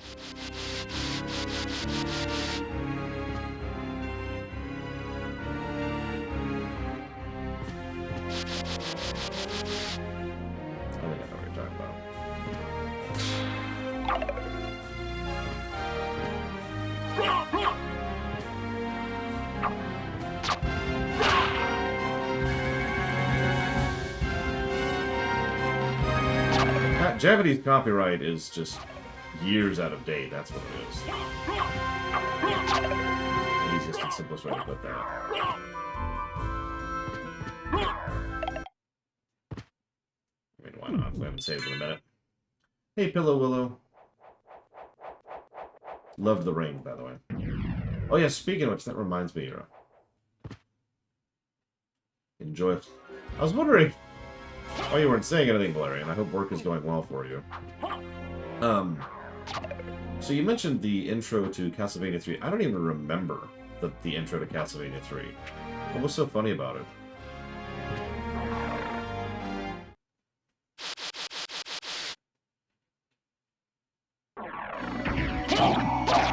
Okay, so this is the first room of the album. I was right, I was right.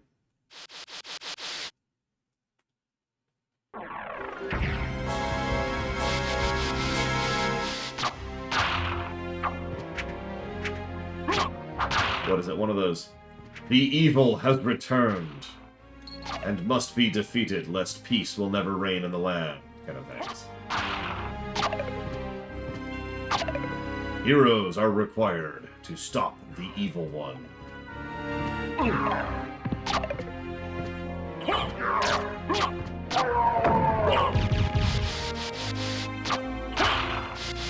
The country of Europe.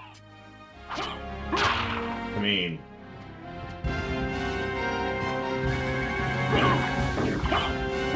so one of the reasons I was thrown there a little bit, Darkrai, was I sort of automatically assumed there's a bit of chat delay.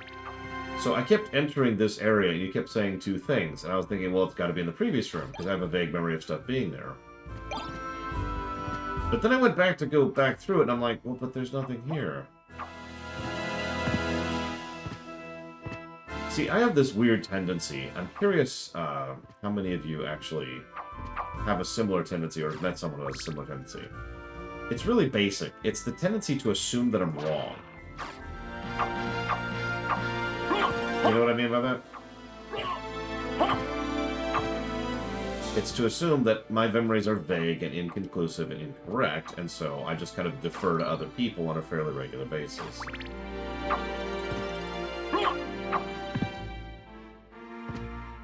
God, Garrett, that is hilarious.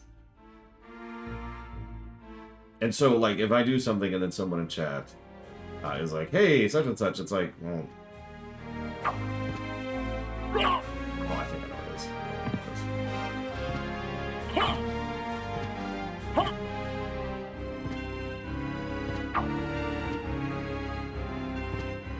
Can I hit it with the axe? Hey!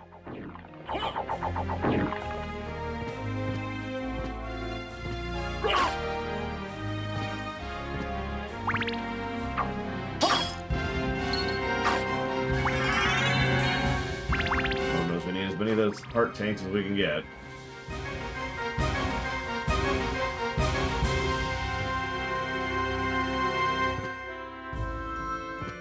Well, it's probably a confidence issue in my case, to be completely honest, but at the same time, it's also partially So I have a willingness to accept that I'm wrong.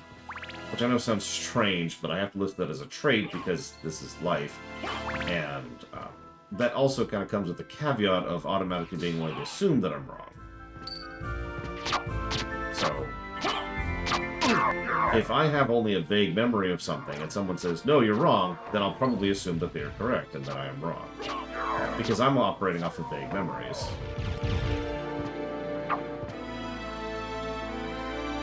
See, this is one of many reasons why I would make a terrible teacher, Crazinors. I got rid of the stopwatch Trihexia. I destroyed it! It was the only way.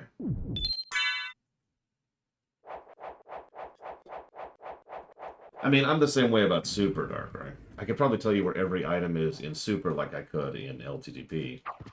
And I literally can tell you where every single item is in LTTP. I kind of showed that during the randomizer when we got every single item. 100% of them. Never hurry. Blue door.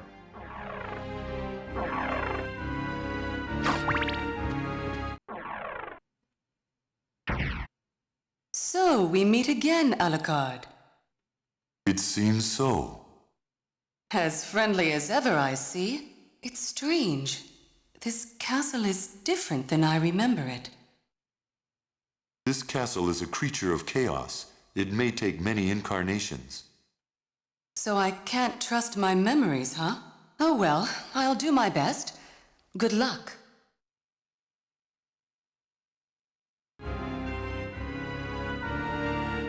Don't worry about it, Crazinors. Don't worry about it.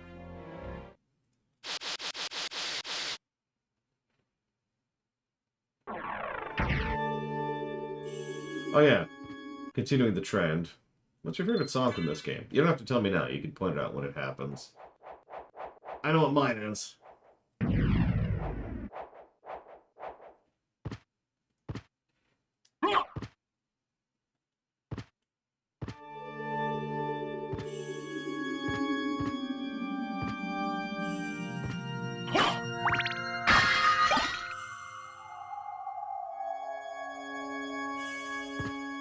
This is my favorite song in this game.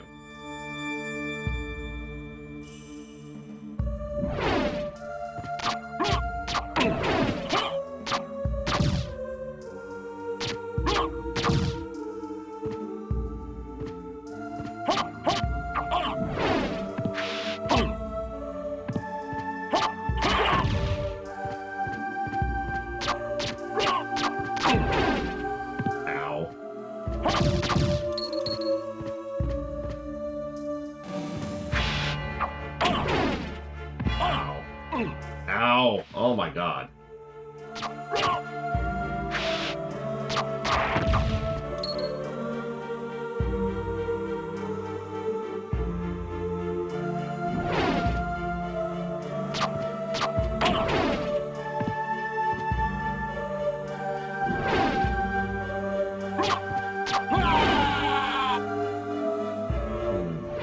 I don't remember dying this much here, but whatever.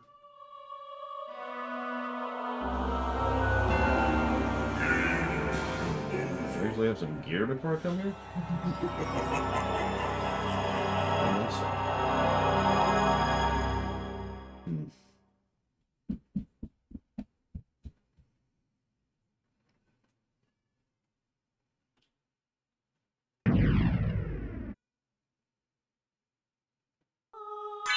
I don't know any of the song names, so I'm just going to point them out as we go. There's several songs I enjoy in this game, obviously. I mean, you're right, Crazy Horse. It's a problem I've run into before. Earthbound is something where... Not the run of Earthbound, but Earthbound is a game where I tend to know that game so well that I tend to be automatically under-leveled for areas and just kind of have issues as a consequence. It's like, I don't need to grind. Oh, crap.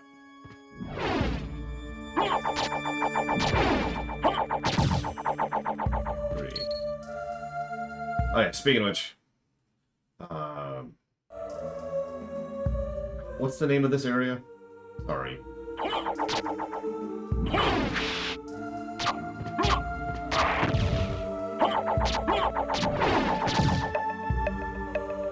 The chapel. Thank you.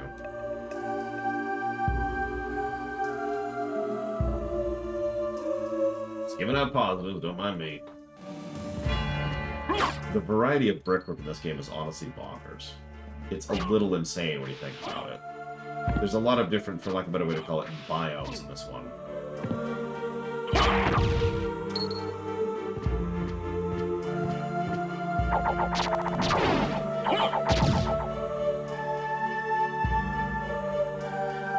Of course, Giga Pudding. I'm going to play all of Baldur's Gate 1 and Baldur's Gate 2, and then we're going to play them both 3 more times. Then I'm going to play Throne of Ball, and then... Even though that makes no sense, it would make more sense to play DOS 2 before that, but you know, whatever. We'll see. We'll see about the bosses.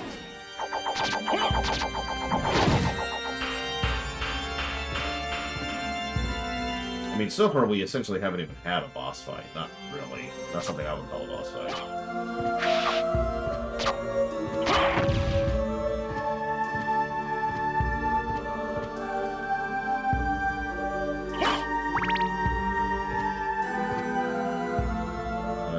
Is it down?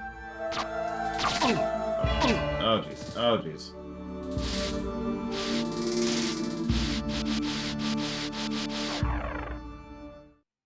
Hey, Dakota. Yes, we're gonna no battle that right now. So I feel like doing that staircase again. Grab our shield.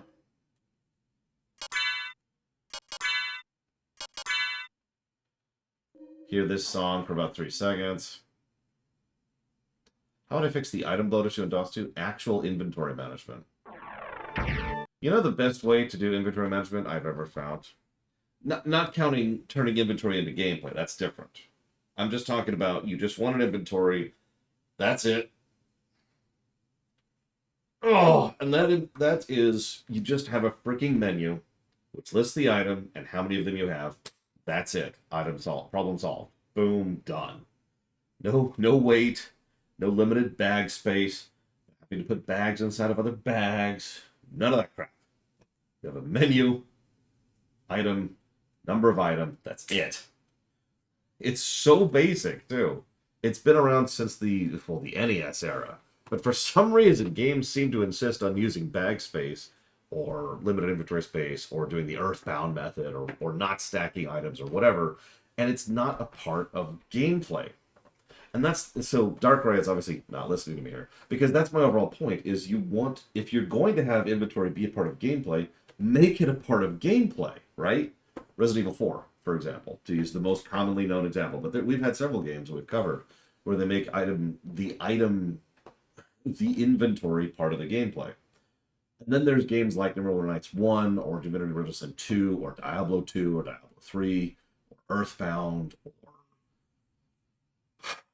Secret of the Stars, like dozens and dozens and dozens of games which don't make it a menu and don't make it a part of gameplay, and so it sucks. You'll notice this same game, it's just a menu. There's the items, there's the number of the items. That's great. I'm with that. It's one of the only parts of the interface that doesn't suck. It's just it's aggravating to me. Anyways. The parallaxing on that is great. I just want to put that in really quick. We'll point it out more in a minute when we get a save in, because I'm doing that without a save.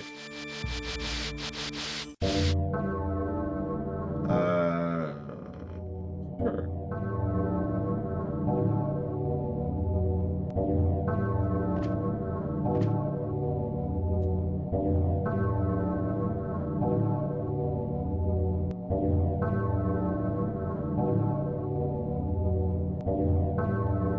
Is Soten an RPG? No.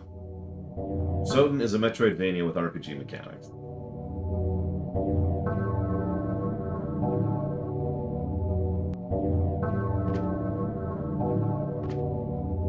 for a woman.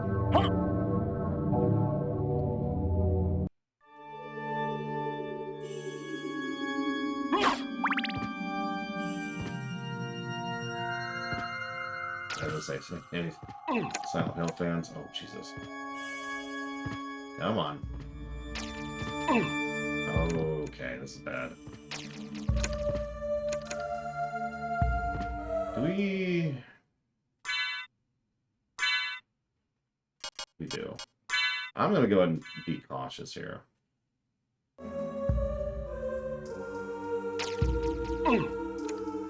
Oh, Jesus. I'm gonna get hit by things while I'm trying to be cautious. Something vague and undefinable, Jelix Brown, which I know is not what you're looking for, but it is unfortunately the truth. There's a legal term, which is referred to as you know it when you see it, which acknowledges that certain things cannot be defined properly. That's RPGs. You know it when you see it. Damn it.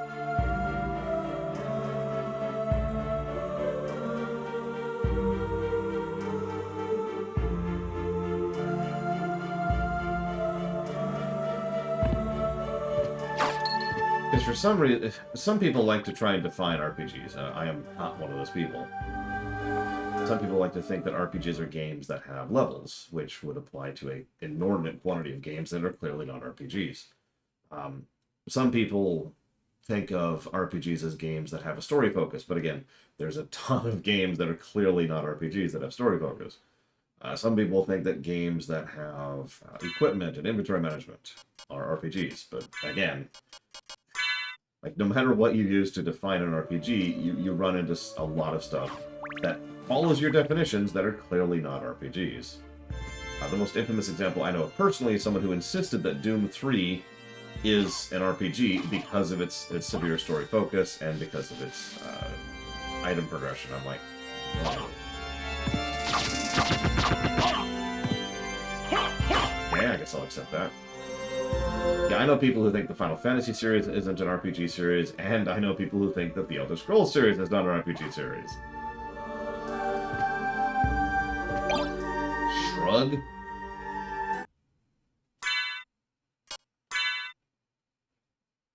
Yeah, sure.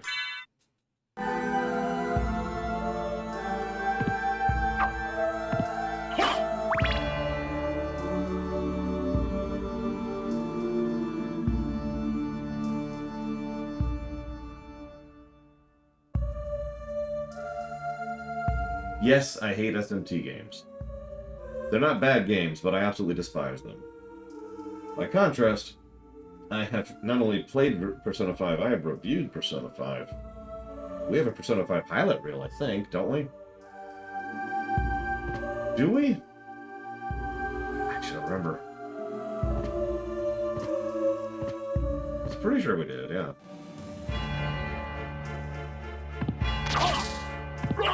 Yep, there's a pretty good chance we will, someday, review Persona 5 again to get it into the current system. You know what, I could probably manage this. No, I haven't saved in a long time, and I don't know where the nearest save is.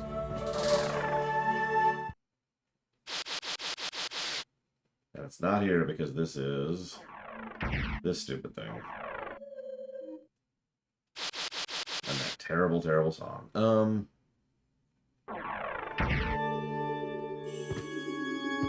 Listen, Persona 5 needs to be like 100,000 hours longer. It's not the tone, because there's plenty of doomy, gloomy games that I like. Metroid Dread, for example, or Super Metroid, or the game we're playing right now. But... SMT games are too weird for me, is the simplest way to put that. I don't like the subject matter. I can't follow or be engaged with the plot at all. And I'm just de-invested at every step of the way. Now, the gameplay's fine. You know, I have no real gameplay complaints there. But the story just pushes me out of the story as hard as it possibly can. I hate this section. And that's why.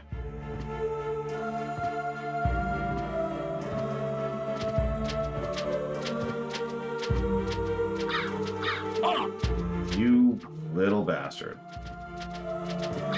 Well, I'm pretty sure the weirdness is why people like SMT, which is why I'm not saying like, SMT should get rid of its weirdness just to appeal to me. But as a consequence, it will never be my thing. And that's fine. Ding dong, ding dong.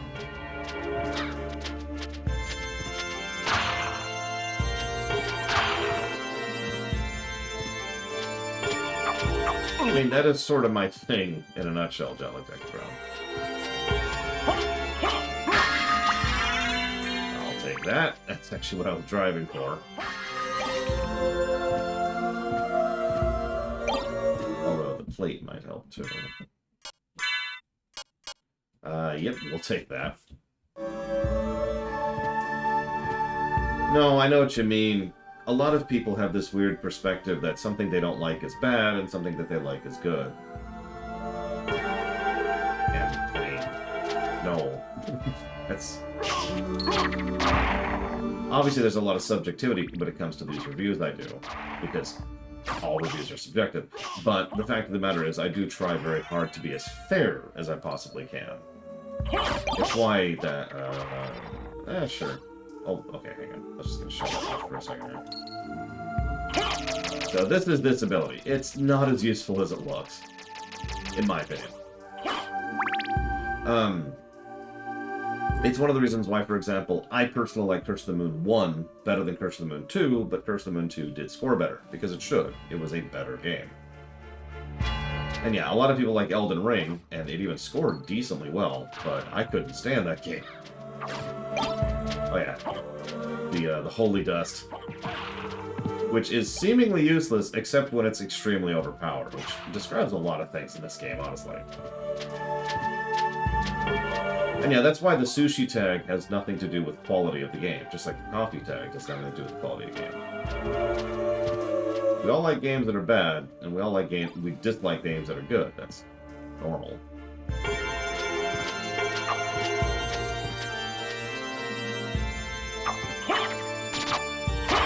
Yeah, the music was noticeably worse in the second game. My God, that was just whatever. Listen, Talia, I'm not admitting to be an alien robot zombie, but you know. Anyways, boss time. This shouldn't be too bad. Knock on wood.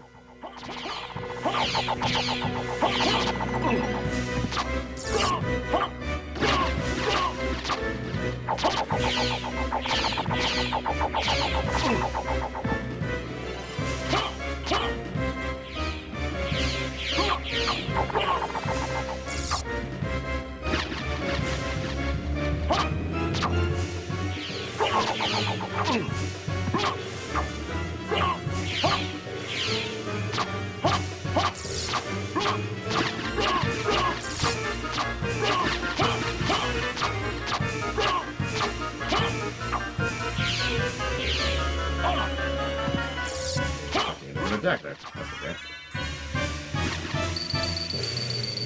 I agree completely, Crazy Horse. A lot of reuse of items and weapons and enemies and stuff. Impressive. You're very strong. What is it you want? You didn't come here to tell me that. You're right. Do you know the name Richter Belmont? Of the Belmont clan? Of course, but... He disappeared about a year ago, and I'm sure he's here. If you see him, please let me know. As you wish, my lady. Thank you. So, you do know how to be a gentleman. So, we talked about this in, I think it was Mega Man 02? I think it was one of them, and it was just an absolutely bizarre thing. It was animations. They actually used animations in cutscene, and it added a lot to the cutscenes. I just wanted to mention it because it's really rare to see a game bother to even have something going on visually while the text is playing, right? People have already pointed it out, but obviously this game is one of those, so we're going to go ahead and give a plus to animation.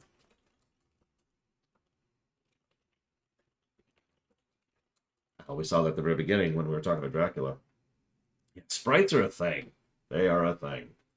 By the way, Mr. Red, did you see that guy responded to you again? Yeah, everybody notices the glass, but not a lot of people notice that the whole scene is being active blocked, whatever you want to call that. Well, pretty much every cutscene in this game has that.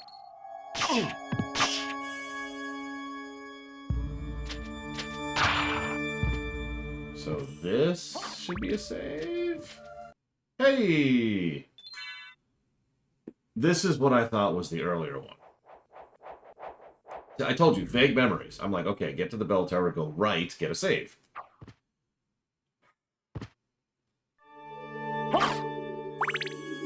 But it was this bell tower, not the one to the left of us. Okay, now that we have finally got... Look at that giant stretch between those saves. Jesus. We got a save, and... I guess we're going to just keep going up at this point. But I feel slightly less panicky. Oh, dude, I've seen Alucard's sprite sheet. It is bonkers. So this is a good time as any to talk about potions, which is also a good time to talk about how the interface in this game kind of sucks.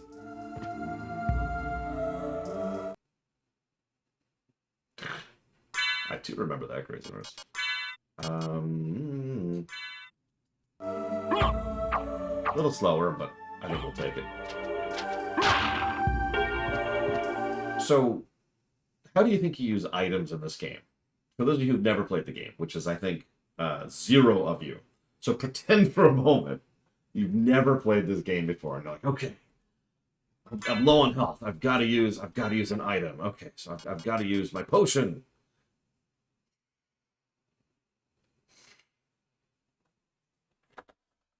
I've got 3 potions.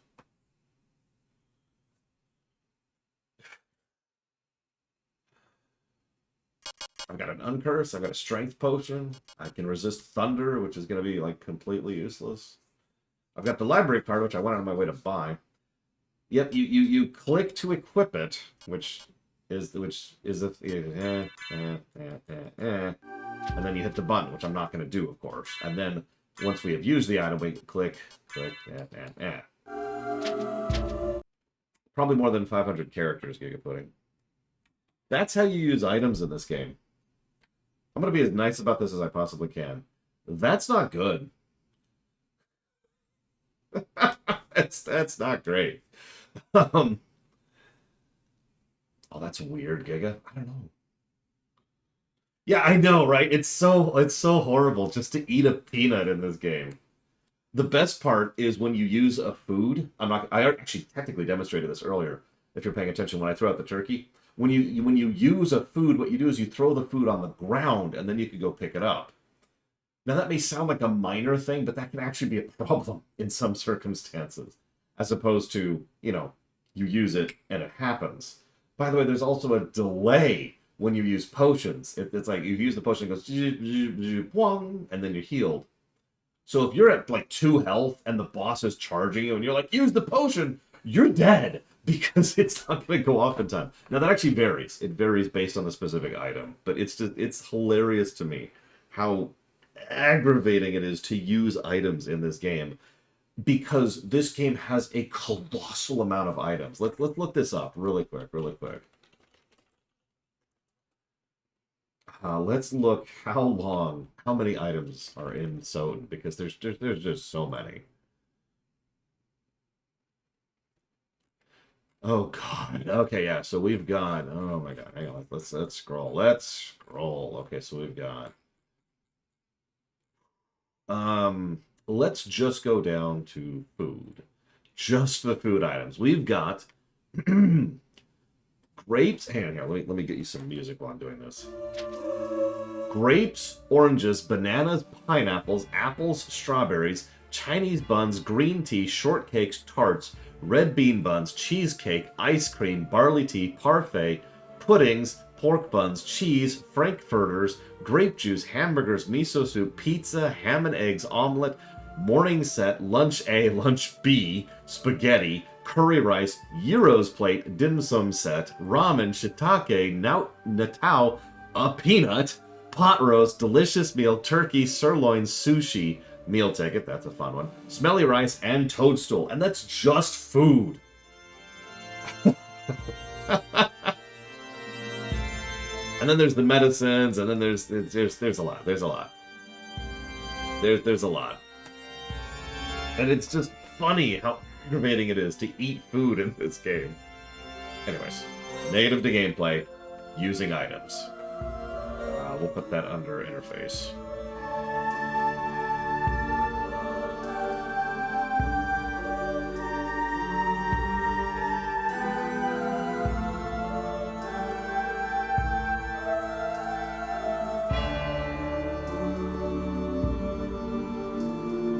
No, it's okay. He's a vampire. He's got great metabolism.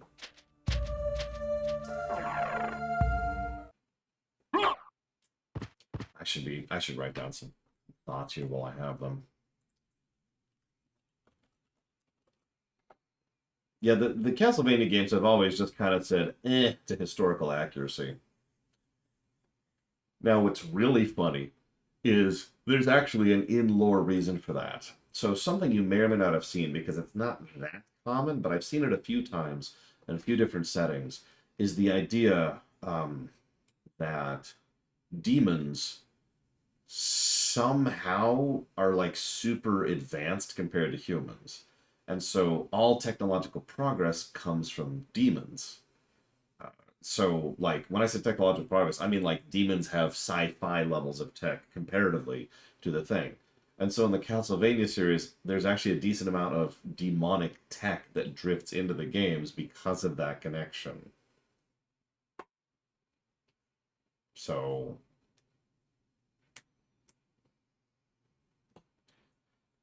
anyways, I'm not even gonna get into the fact that the frickin' the castle is literally an entity. Castlevania itself is a thing, not merely a place.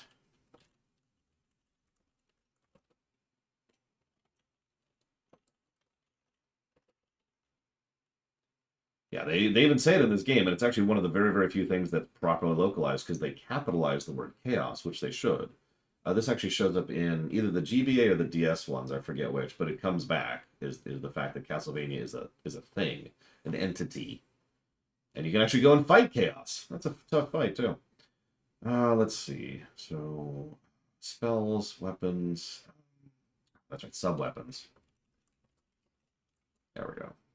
I know I haven't updated the HUD lately. I'll update the HUD, because I'm trying to keep track as we go here.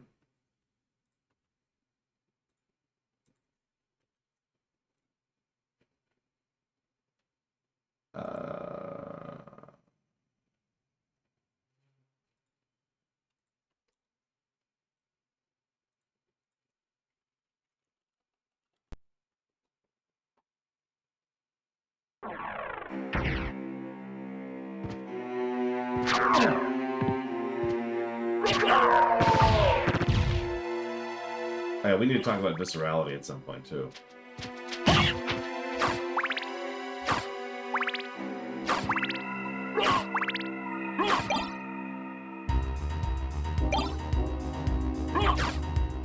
Castle Keith, thank you.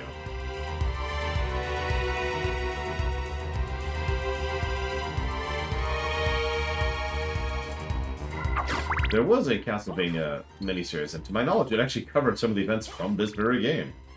Or rather, some of the events that this game added to the mythos. To be more accurate about that. Hi, two minuets.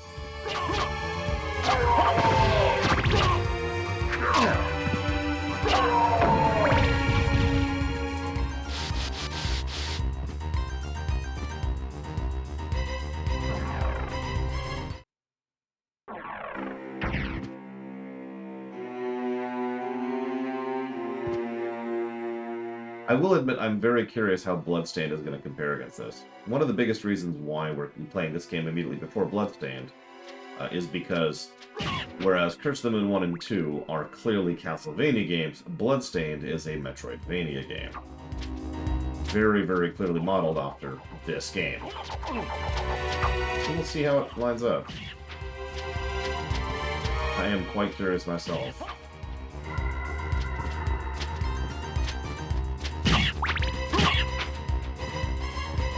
Giga.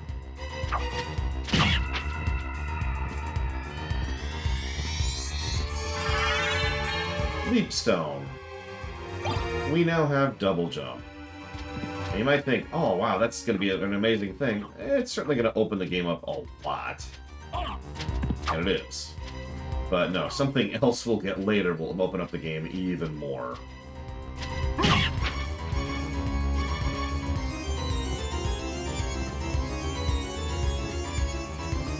Oh, was there? I'll go ahead and go grab it, because we're not coming back to this room. At least not in this version of the game.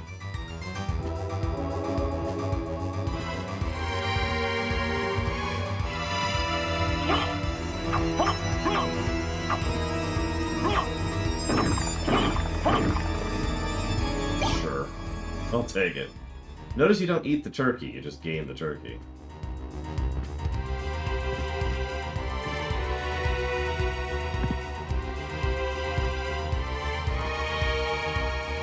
See, I always was under the vague impression that the reason for the cursor trail is the same reason the mouse on Windows could have a cursor trail, aka, it's a way for you to help visually notice where you are on the screen.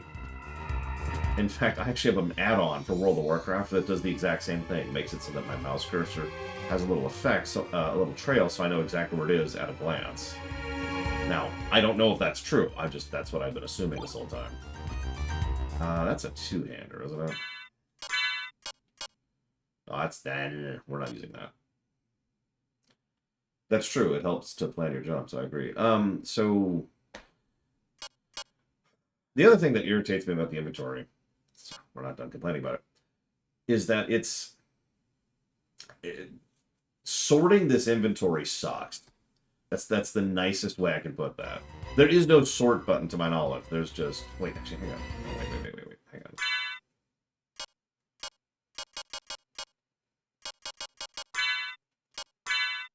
That's right, there is a sort button. I remember this because nothing anywhere indicates that there's a sort button. But you still have to do it manually.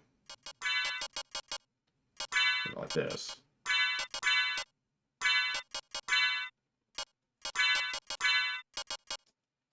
So that's not great. I don't remember there being an auto sort, but there might be an auto sort. Hang on, let's see. That doesn't help anything. Oh yeah, obviously we gotta get a little more purple in here. Make it a little darker too. There we go. Oh yeah. There we go. Much better. Oh, hang on. Let's see if Talia is lying to me, as she often does. Oh no, I know what you're talking about. This button, you have to hit it while you're at this layer of the menu, not this layer of the menu. And then you could sort by item. So we could put, like, food towards the top, like that. No, you're not crazy. I remember that because we showed that off last time, too, and it was just like, oh, God. Anyways. Okay, so we got double jump. We actually have a ton of options of where we can go right now. We've got all kinds of options. First thing we want to do, of course, is this. Get this on the map.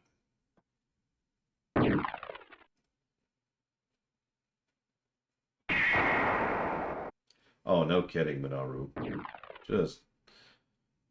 I love this game to death, if it's not obvious. And this is going to be a very net positive review. But we gotta acknowledge some of the issues, you know? I was gonna say, how would we beat... I'm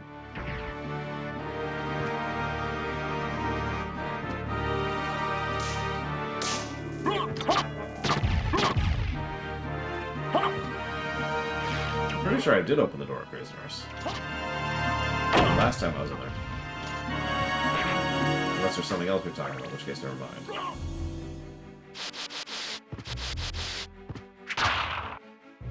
There's something really dumb I want to do first, just to get it out of my mind.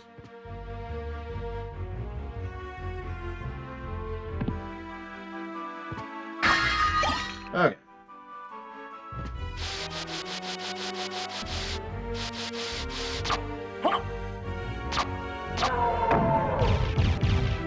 I've never speedrun this game personally, but I've watched quite a few of them, like quite a few.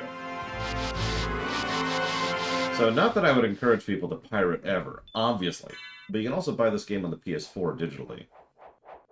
And I think that's it. Soten is unfortunately pretty console locked.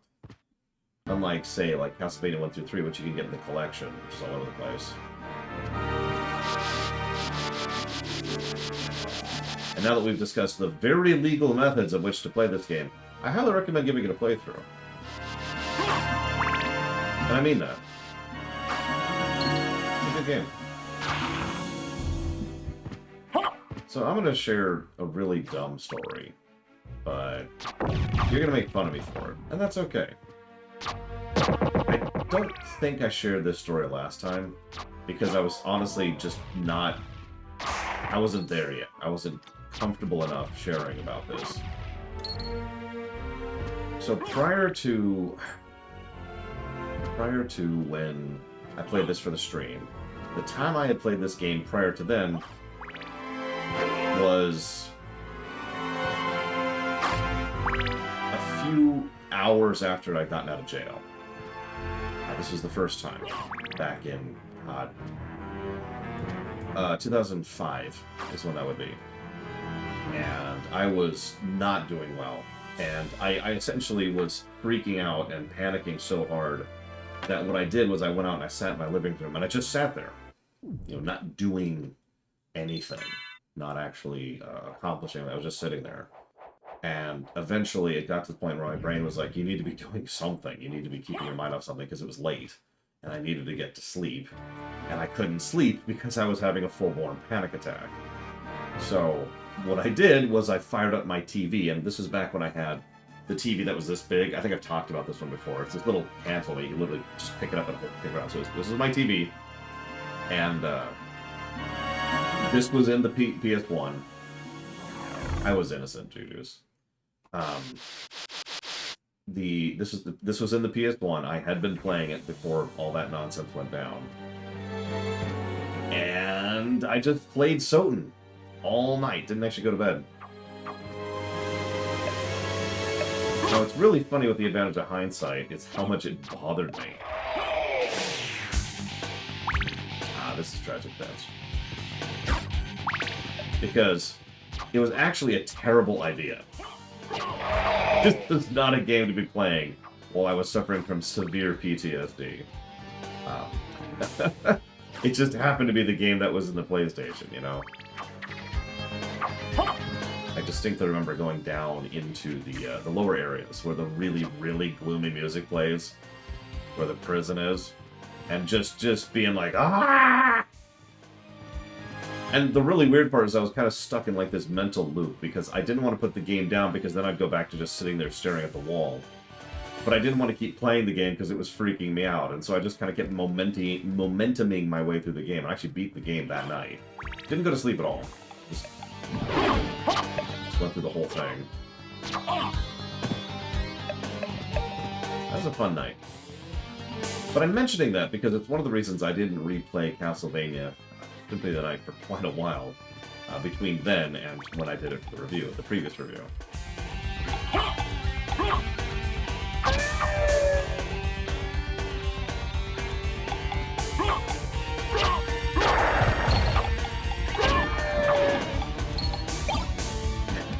That's what triggering actually means!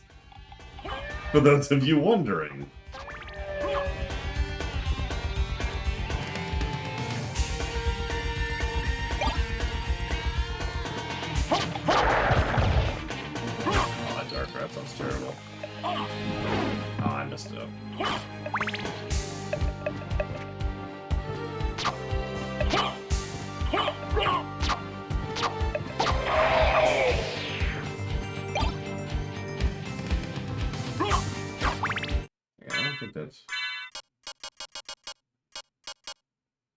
Yeah, I don't think so.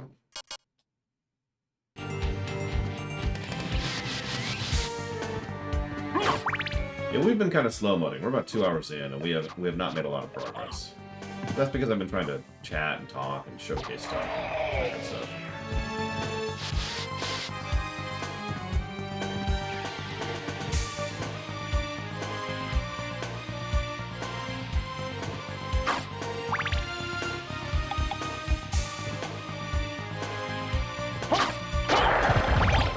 Hot roast.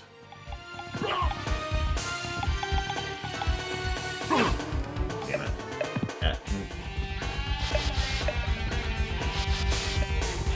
We will eventually reduce that knockback.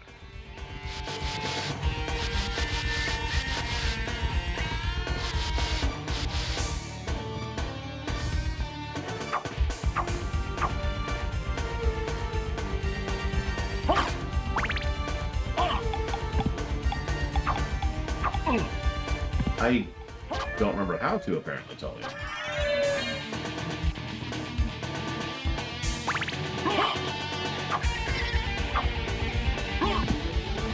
There we go. Why wasn't it working that way?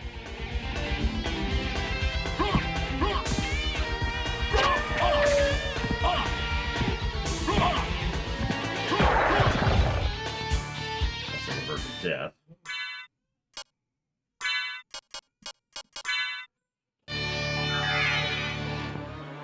See what I mean by how long it takes to heal you?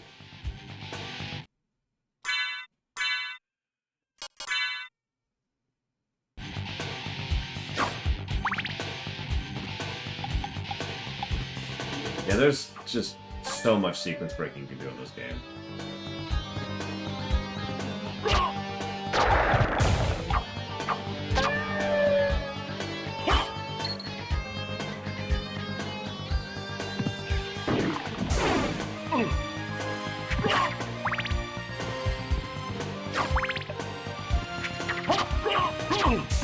One of these days I'm going to make it across this frickin' section of the game.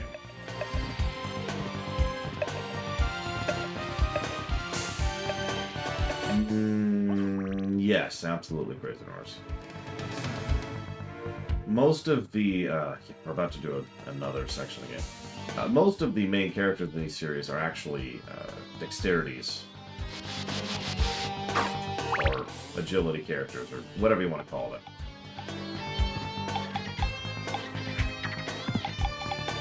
Spider-Man.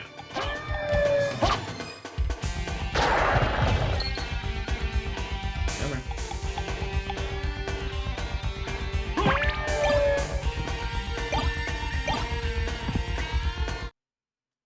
Let's see. Yeah, sure. It is better.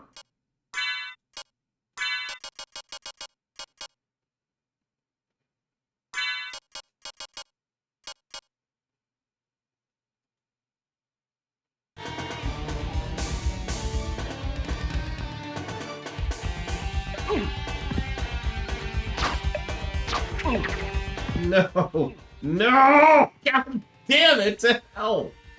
Ah! Anyways, the sword. What did we just pick up?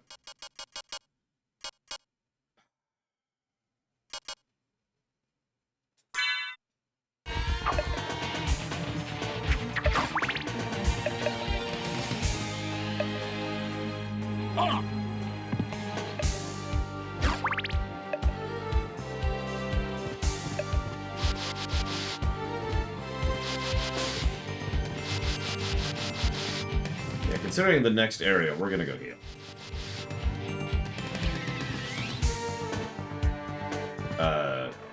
No to both questions, Gumgum, by a huge margin. There's no way that would actually ever work within the extant. In either case.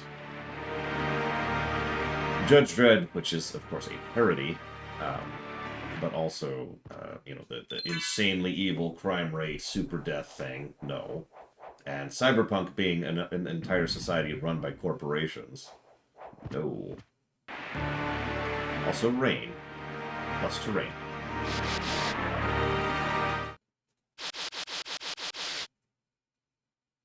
I'm pretty sure I'm actually doing the timing wrong, I just kind of don't care. It is still faster than the other thing, so we're still gonna do it. There you go. The Husk Galaxy. That's where all that stuff happened. Even though it's all been retconned out of existence at this point.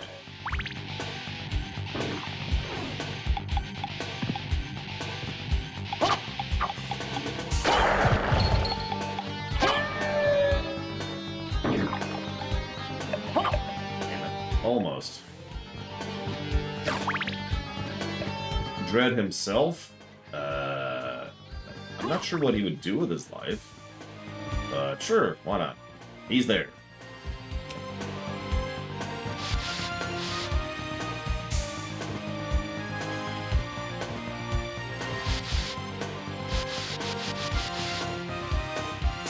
Along the lines of, this usually doesn't happen to me. I usually don't have this many issues crossing this freaking bridge.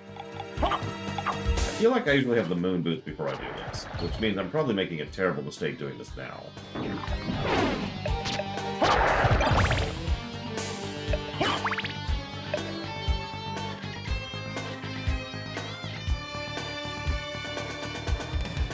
Welcome to hell. We are currently not immune to water. That's a problem on top of everything else. Enjoy Florida, Blade Jamal, or else.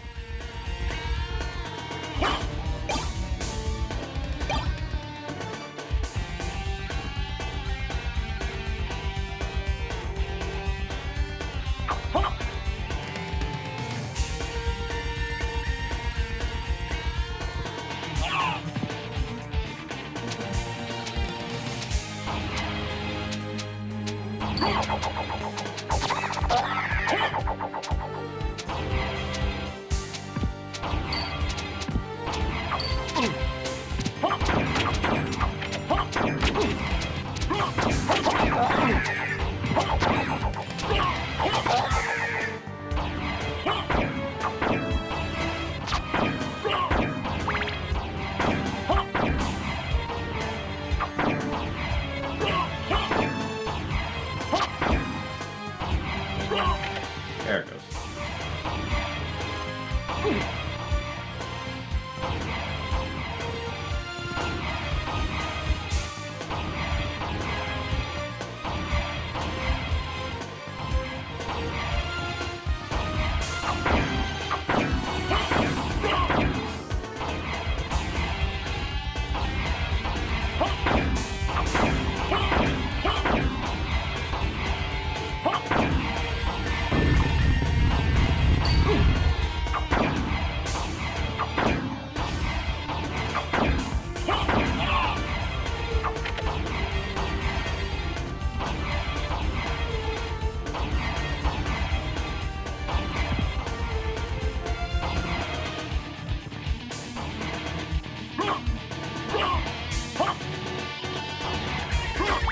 Did I miss one?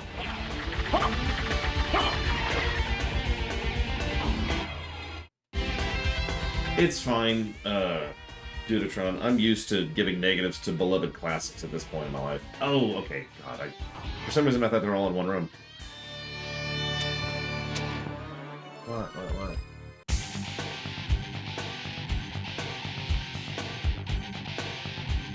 It is doing a lot better, comma. Thank you for asking. Period. How are you doing today? Question mark. I mean, it's sort of inevitable. People want me to review games that are beloved classics, and I review games quite honestly. So that's that. I'm all for that.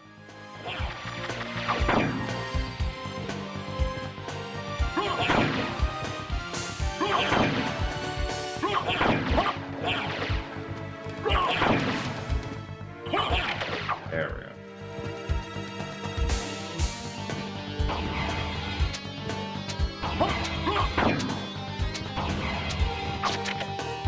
Yeah, it should be all four.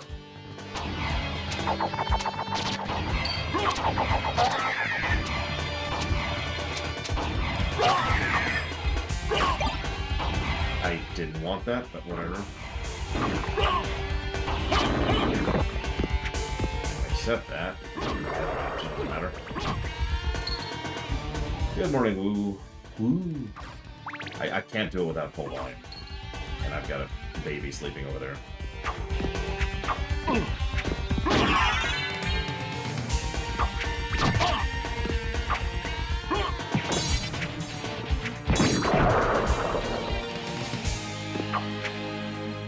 Drink in, please.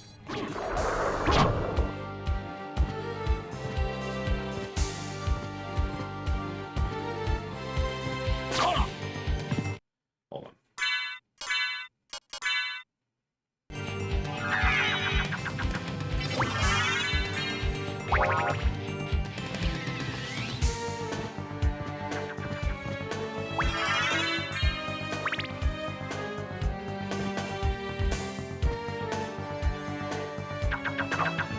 That's true, Lord Hairmon. I'll give you that. Okay, we're gonna leave this room immediately. Oh my god, oh my god, oh my god. This guy.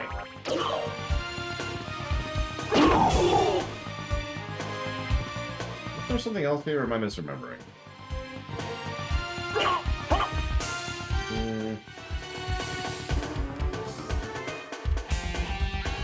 And yeah, I'll give negatives to games I love all the time.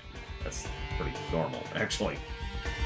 But yeah, if I was just going this like, ugh, this whole time, yeah, that would probably be more of a problem. Still happens.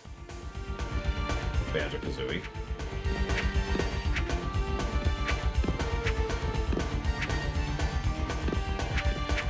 Look, sometimes you just gotta kill the problem.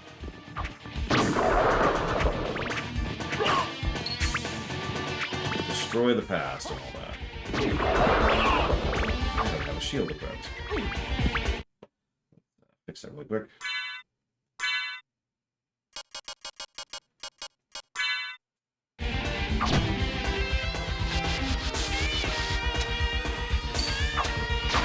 Ooh, that was actually a little close.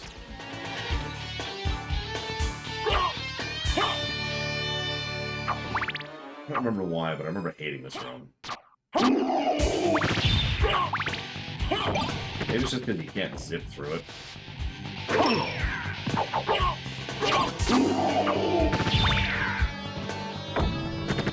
That might be why. Like all the unusual terrain, so you have to go through it slowly. Jesus.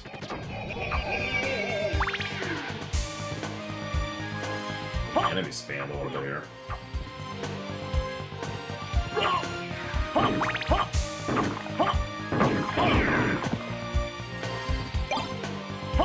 Healing mail. Restores HP while walking. Notice it has very little defense.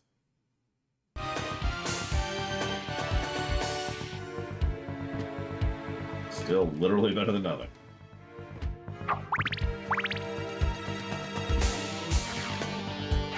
I mean, we'll probably get the walk armor at some point and just wear that for the rest of the game.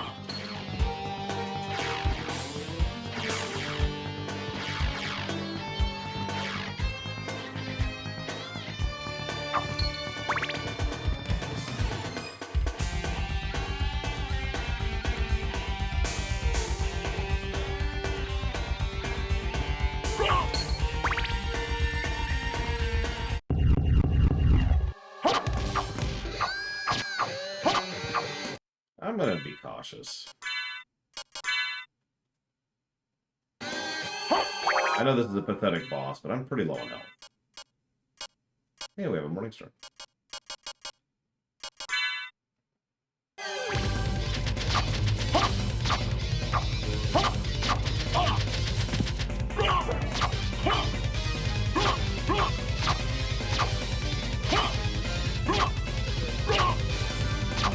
This is what we call the Spark Banjo syndrome.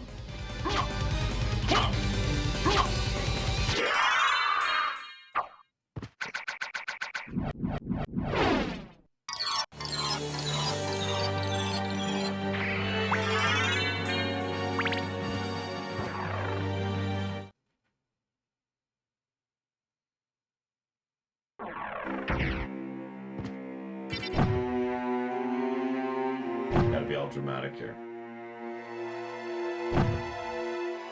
So if I'm not mistaken, couldn't we get to the last boss like right now? I'm missing something for that.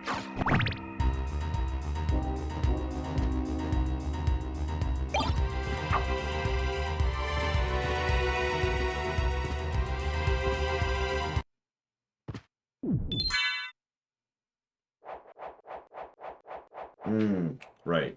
I mean, the stairs are gone. That's right.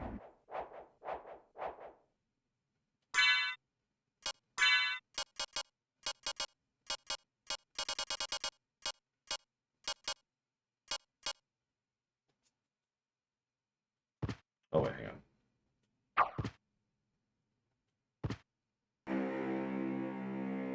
Okay. In that case, we got this. Oh, God! Yeah, it's just back down here. Okay. Oh.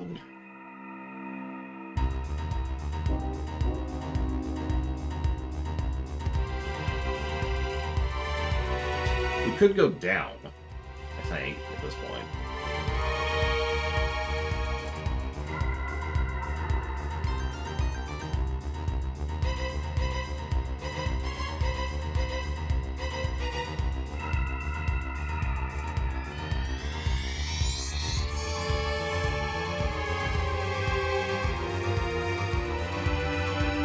But yeah, the reason I'm pausing here, and this is where the game really shoves in your face, is most of what we've done up until this point in time has been fairly naturally telegraphed. That's that guidance and flow of exploration thing I talked about. So the game guides us to go to the outer wall, and then we go up to the library. And then it's pretty natural to either circle up through the route we just went through, or to hit the teleporter and then go up the left side, which we also did. But once you've looped up at the top, you're like, well, now where? And now it's time to start exploring. So, let's go this way.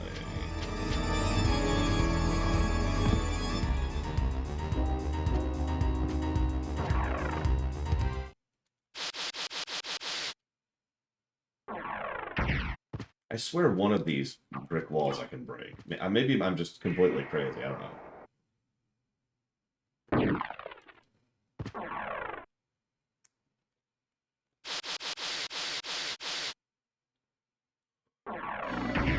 Yeah, it's like, hey, you can go down, dumbass. It's like, oh, okay. Let's go over there, and...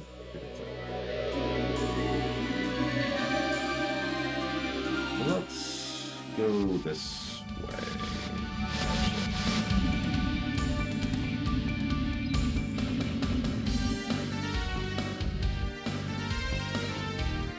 I'm debating.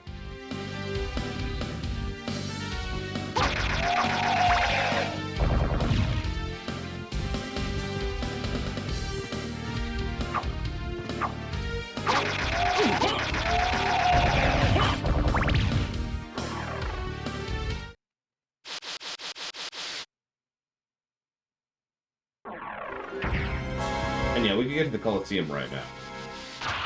I'm not sure I want to go there.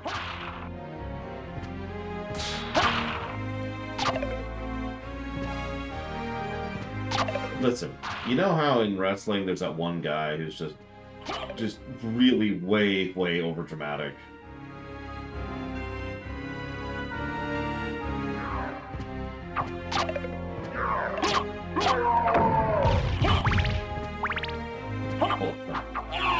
No, I mean like over dramatic. Like, by their standards, over dramatic. Yeah, I guess that's it at this point. Yeah, whatever.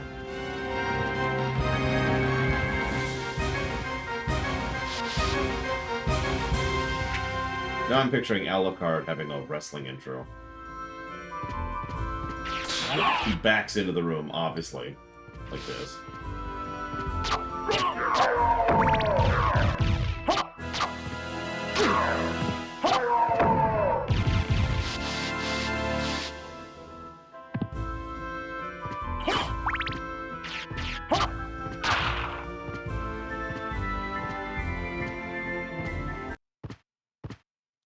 Reset our health here really quick. Yes? Hello? Maybe? Hey, kiddo. What's going on? Yeah, I think we'll go for the basement. Because it's gonna naturally be on our way anyways. That way we can destroy our niece once and for all. As soon as she drops something on the floor. Very important part of the process. What are you doing? No, stop dropping it! We've already dropped it once! It's not a dice! It's not a dice! No.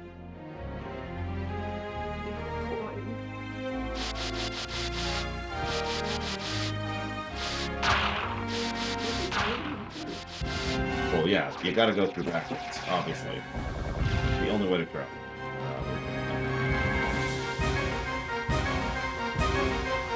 What's up, dude? You secretly want to destroy the universe. Why is there gigantic dice?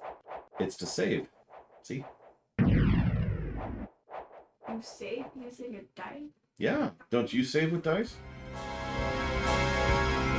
Why not?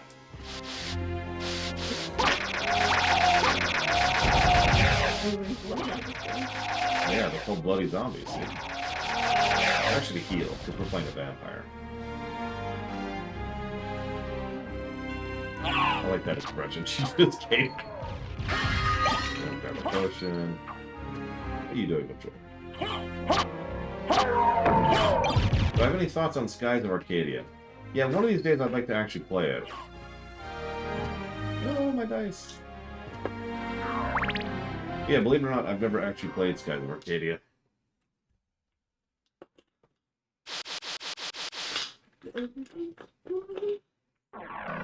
I've heard good things about it too, but that always makes me nervous when I hear good things about a game like that. Because I've heard good things about a lot of games, and I'm like, yeah. I mean, go look up the reviews on Banjo-Kazooie for a second, just to keep bashing that particular button. I just want everybody who loves Banjo-Kazooie to immediately stop watching my show. That's the goal. I was gonna say, Skies of Arcadia, we might have to veto. Because I don't own it. So, and I obviously never had a Dreamcast. So that kind of limits us to the GameCube version, which... interesting timing. I'll take that. Oh my god. Little disorienting. There we go.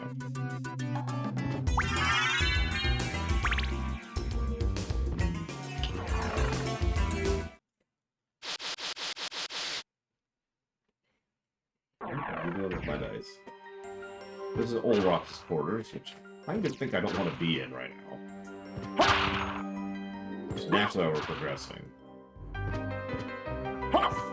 Well, you know who Dracula is, right? Old Rocks is like the poser Dracula. Like, he was like, oh man, I'm totally cool too. And Dracula's like, really, dude? And Rocks like, no, listen, I'm super cool.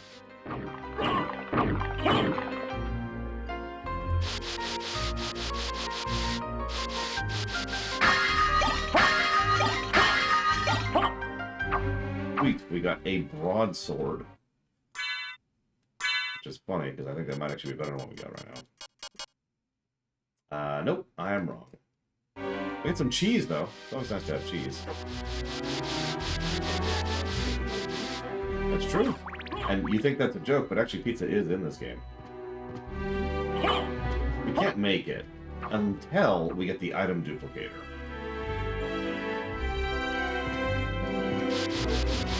It is. You can just make items. Well, not only that, you can duplicate. Oh shoot! Up.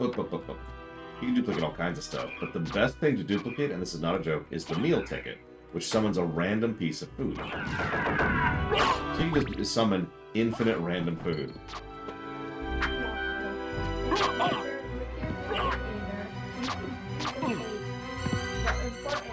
That you can't get rid of in your inventory. Actually, yeah, you can duplicate a lot of stuff. This guy.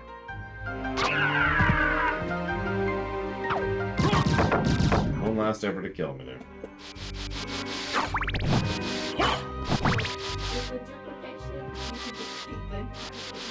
I mean, yeah. Isn't that how you beat games?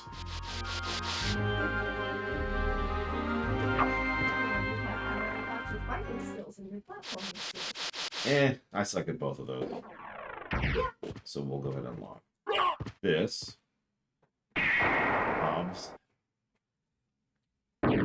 I mean, Shredder's Revenge was pretty legit, in my opinion. Now, granted, that's a beat 'em up, so if you want something else...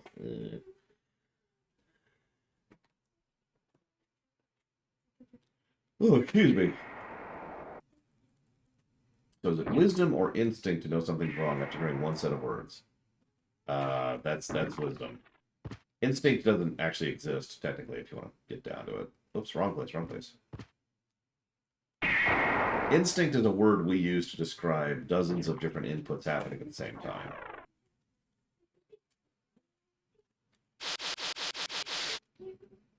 What are you doing? What are you doing? You're trying to get your dice, my dice, run over is what you're doing. Wait, there's still one. The poor dice. Now I'm going to order my metal dice. Move. Yeah.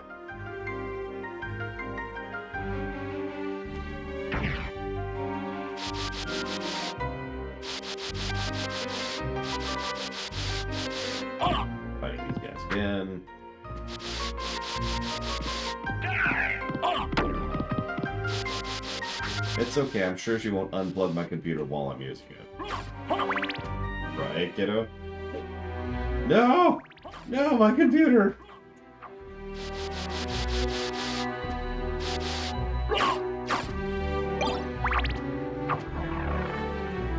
I mean, when she was younger... Coliseum. To me, JRPG is a genre. Doesn't matter where it's from. Doesn't matter who made it. Doesn't matter if they're Japanese or from Japan or anything. JRPG is a genre. A subgenre, but still a genre. Oh, we have subgenres of subgenres at this point. Ugh. Oh, double stretch. Gotta get those stretches in. How do I define it then? Well, it's very simple.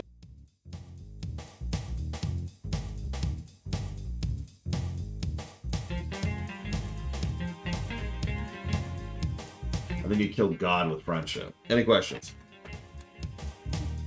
Right this way.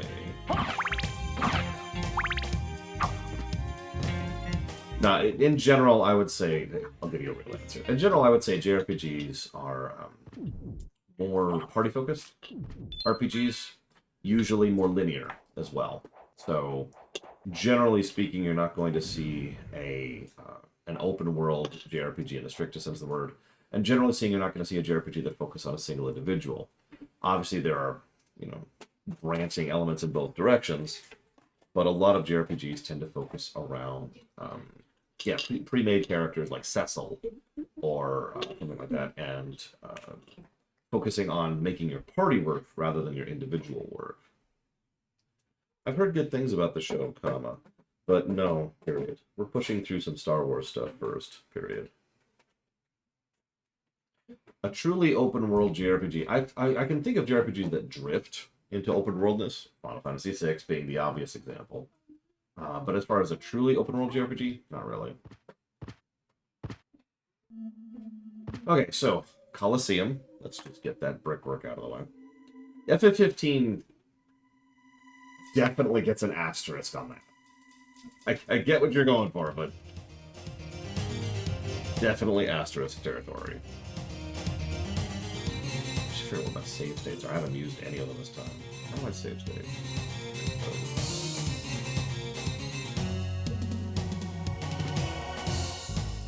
What are you doing? Are you organizing? Are you sorting? Playing, but what are you playing? What are the rules? You're playing what? But what's the game? How do you play a game that you don't know? Insert Dark Souls joke here.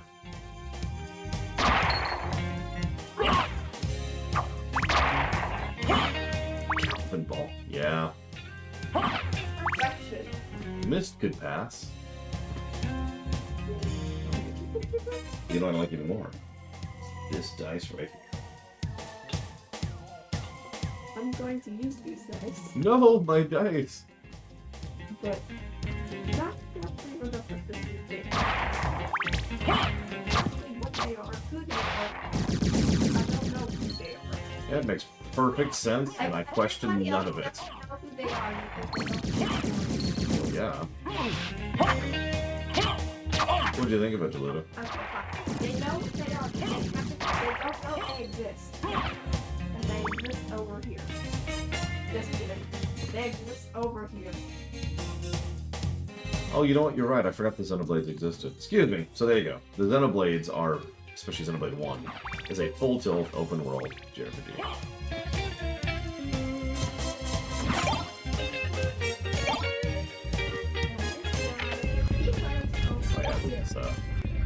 No, they are not bots. A group of these. Okay, so that shortcut's opened. Here.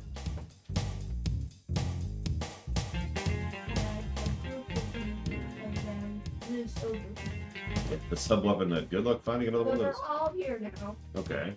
So are they going to go on the adventure? Or are they the adventure? They are going on the adventure. Well, them being the adventure. And these people over here, they're trying to rescue them. No. No, you're right. They're trying to kidnap them. No. They're trying to kill them horribly. Oh my god. They're Why are gonna they? throw up to them. I didn't saw. But why are they trying to kill them horribly? So these are trying to kill them horribly. But they have the high ground. They have the high ground. They can't lose. They had George on their side, but now they don't. George was in Okay, so basically, these are no, not these. These are going to kidnap these. Okay. But these escape. No. And are trying to find these To defeat them. Kill them Why are they trying to kill them? because they're evil. Well, why are they evil? What did you do? I need. What more- did you? Oh my god! Oh my god! Okay, so the dice she has selected to be evil are these dice, which, if you can't tell, are my dice. And I know they're all mine, but no, these are like the special. Those are my dice. So the specific dice that my niece chose to be evil are the dice that best represent me. I didn't do that on purpose. I'm sure she didn't do that on purpose. Wink, wink, wink. This, I found the extra piece I needed. Hang on. I'm not going to use it for coin flipping, even though it's a coin. Oh, okay. He, I know where he's stuck. I guess I'm just gonna put him, his miserable little self over here. Oh no, I know exactly where it is. He is, at the moment. Oh my god. We're gonna leave this room. We're gonna leave it. Over here at the moment. All the way up here. I mean, she can GM for D&D quite well already. She's pretty good at that. Oh my god. Oh my god. Oh my god. He has a wrecking ball. He does, and he's trying to kill me with it. Also, if you kill their owls, they like pause for a moment, like, no, my owl, and that lets you get past them. Jesus, this guy. It's a quiet sword man. You know what? Okay, you're dead. Dead. Okay, we literally just saved, but dang. Get over here. God, that would be terrible, Shadow Scene. Wonderful, but terrible. Alright, so... Okay, they all leave. No, why? Where are they going? Wait, I have to roll them to decide where Okay. they go. Okay. One. That's an interesting question, though. What would I consider to be second most seminal JRPG out there? He has entered the cave. Like, not the best, but the most representative. I said the second most, Dark Knight, because FF4 is the answer. Two. He has not entered the cave. It's FF4. But the second most seminal.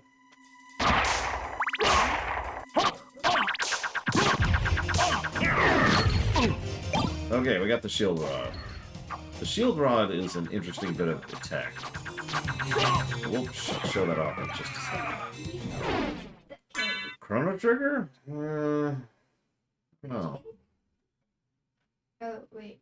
I forgot exactly. After who this, these were. we're going to hit up the new Clone Wars stuff, I know comma. who this is. And then after that, Wait. the Boba Fett show, I think. There is. 2, 3, 4. Phantasy Star? I've never played any Phantasy Star except for the second one, I think. I can't even speak to that. The only people left to go is one person. One person. One person. So this is actually the mace attack animation I talked about earlier. Okay, hold up. So this is the Shaman spell, which healed me. Oh no, excuse me, gave it an int up. Interesting.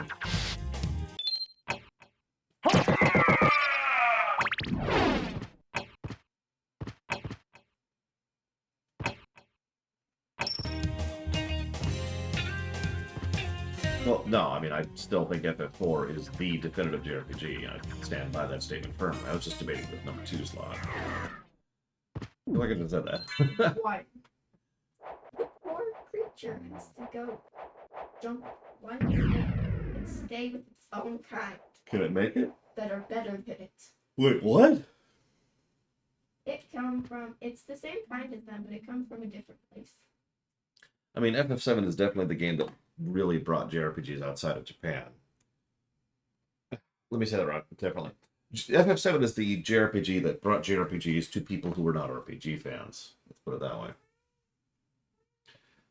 Seminole isn't about originality per se. Seminole is about something that is most representative of itself. That's what makes something seminal. Not because of its popularity, not its sales figures, but what really defines it. That's the thing. Who are you fighting? They have to fight this guy. Poor guy. For example, the first episode of season 3 of TNG is Seminole Track. All track. It is one of the most representative episodes of Star Trek that exists. 3. 3. No, each hit takes 1 health, so they got 3 hits. Excuse me. They need at least 10 health. Right, I still have that equipped. Oh, Jesus. They have 10 health. They have 10 health. Let's go with delicious cheese. Look, the description is literally delicious cheese. I'll eat that.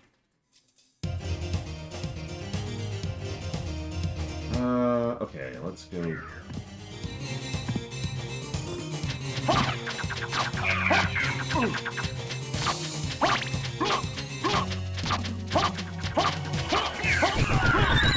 Damn it, I was trying to... Whatever. Correct, yeah. We have given in to the not doing that side of the force. Take it to,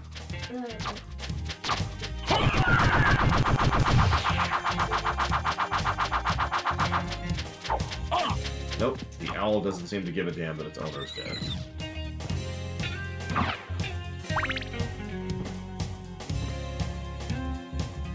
It really is Mr. Ed. And I could go into detail, but I don't want to spoil the episode. But there's a reason I recommend people start with that exact episode. Why is the Gravekeeper attacking? Why is the Gravekeeper dead?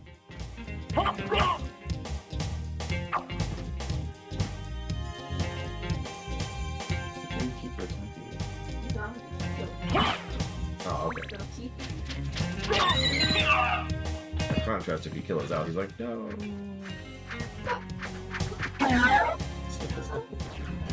And then he does like one of those dramatic feints, you know, like, oh. Listen, I haven't been doing any grave robbing in this game. Yeah, I was pretty sure Pokemon was after FF7. That was right. These are gonna kill the crap, but I'm dead. Wow! Just crushed there. the horses don't have their hooves. It's okay. They don't have the entire back half of their bodies. Glitter on you. Why do you keep getting new glitter?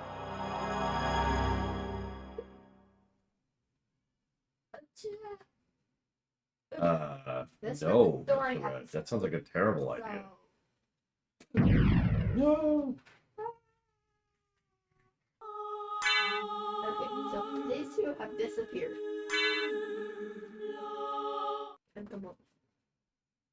Okay. I mean, it does. Well, you just glitter just spreads. It's bizarre. It multiplies. It multiplies exactly. And now this guy actually appears here. Over here. Whoops.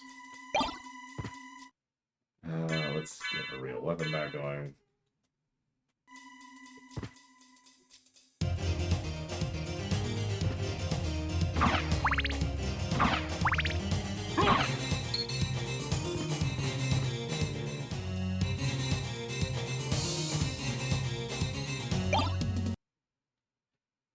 Come on, come on. Uh-oh.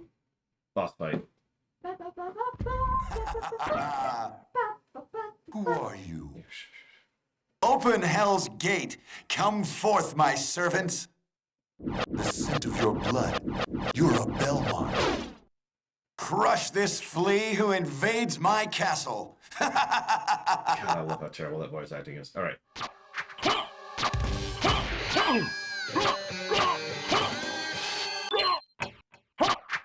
Completely immune, of course.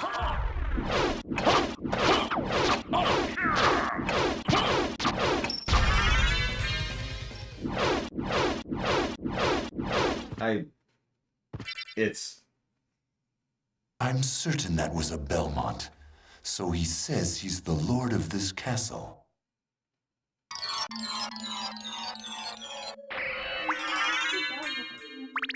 It's a good question. Belmont is a line of family, a whole family of people who fight vampires for a living. They go around going, "You must die, monster. You don't belong in this world," and they attack them with whips. Because you're a vampire now, just so you don't get him. Sorry about that.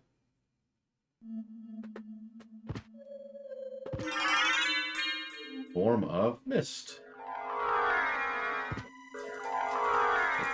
It's ironically exactly what it sounds like. Check it out. Oh, hang on.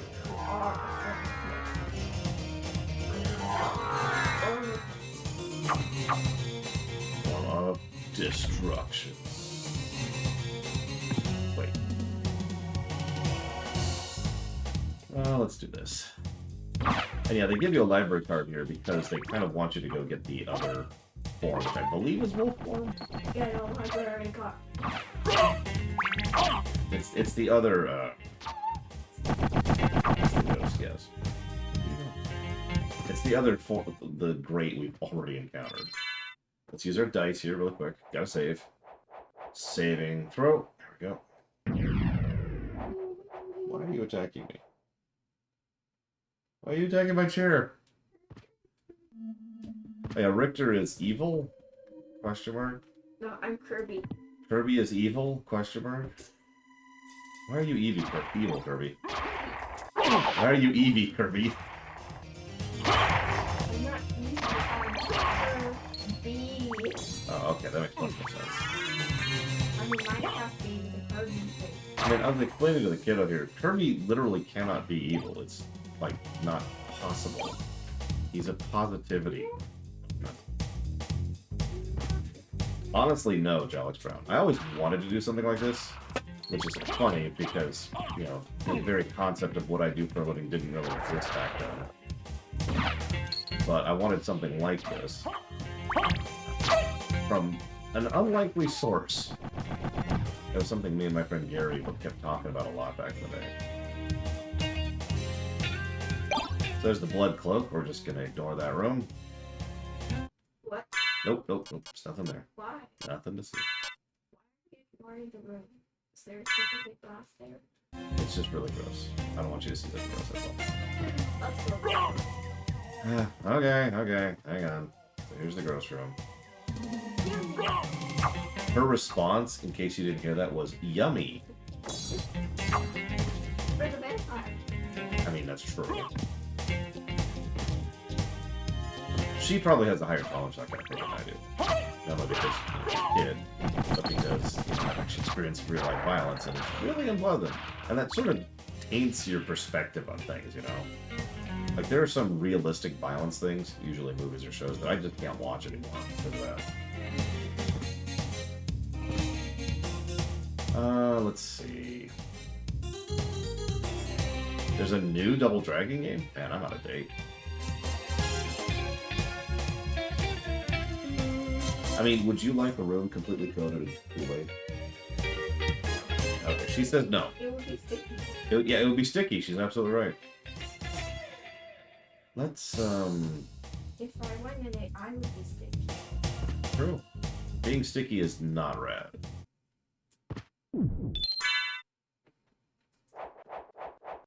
Ah, yes, it's perfection. I baked you a pie. Ooh, it's With the made One of Ring. it's made of the One Ring and a dragon's tear. Oh, and don't forget Penny. It's got Penny at the bottom. Oh my god, so it's a penny, a dragon's tear, and the One Ring.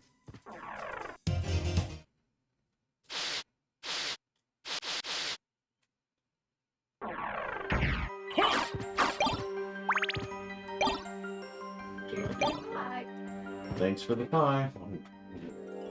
Like the McDonald's Happy Meal, like comes with Why does the McDonald's Happy Meal come with the one ring? the toy. You've never really answered that satisfactorily. Well, because Wait, why does the Lord of the Rings need McDonald's? Is he just that hungry? everybody is that hungry. That's true. Everybody is hungry enough for McDonald's. We can look at their monthly sales figures to prove that. Eats McDonald's in the realm of Sauron. So apparently Mordor, the reason why it's this nightmarish hellscape, is because everyone there eats McDonald's.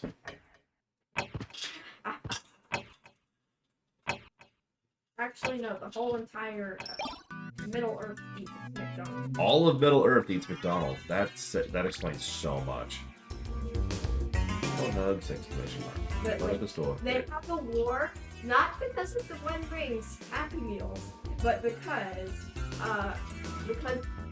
they're trying to decide. No. Sauron and his realm in Mordor, all the people of Mordor likes McDonald's, but everybody else likes Chick-fil-A, and so they had a war. Whoops. Not because of the One Ring, which is given out as McDonald's Happy Meal, but because they're trying to decide which one's better.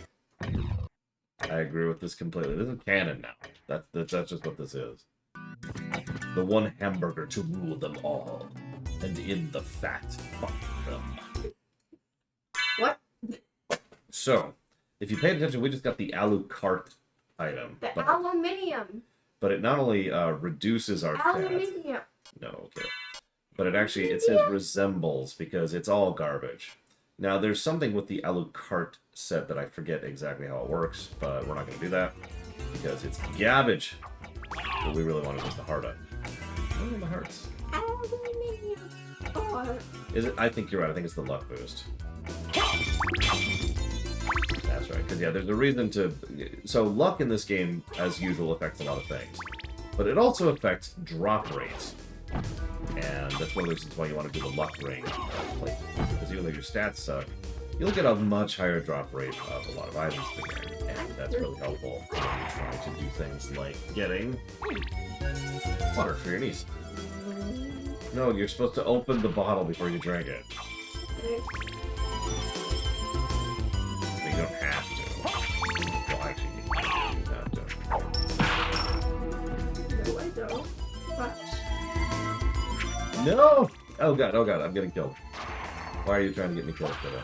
Why did you do this to me? there's water in it. It has to be open a little bit, but it doesn't have to be open all the way. Oh, gotcha. You are osmosising. It's not osmosis. You are leaking the water? Being a weirdo. That's what you're doing. Why are you such a weirdo? So now we can go down.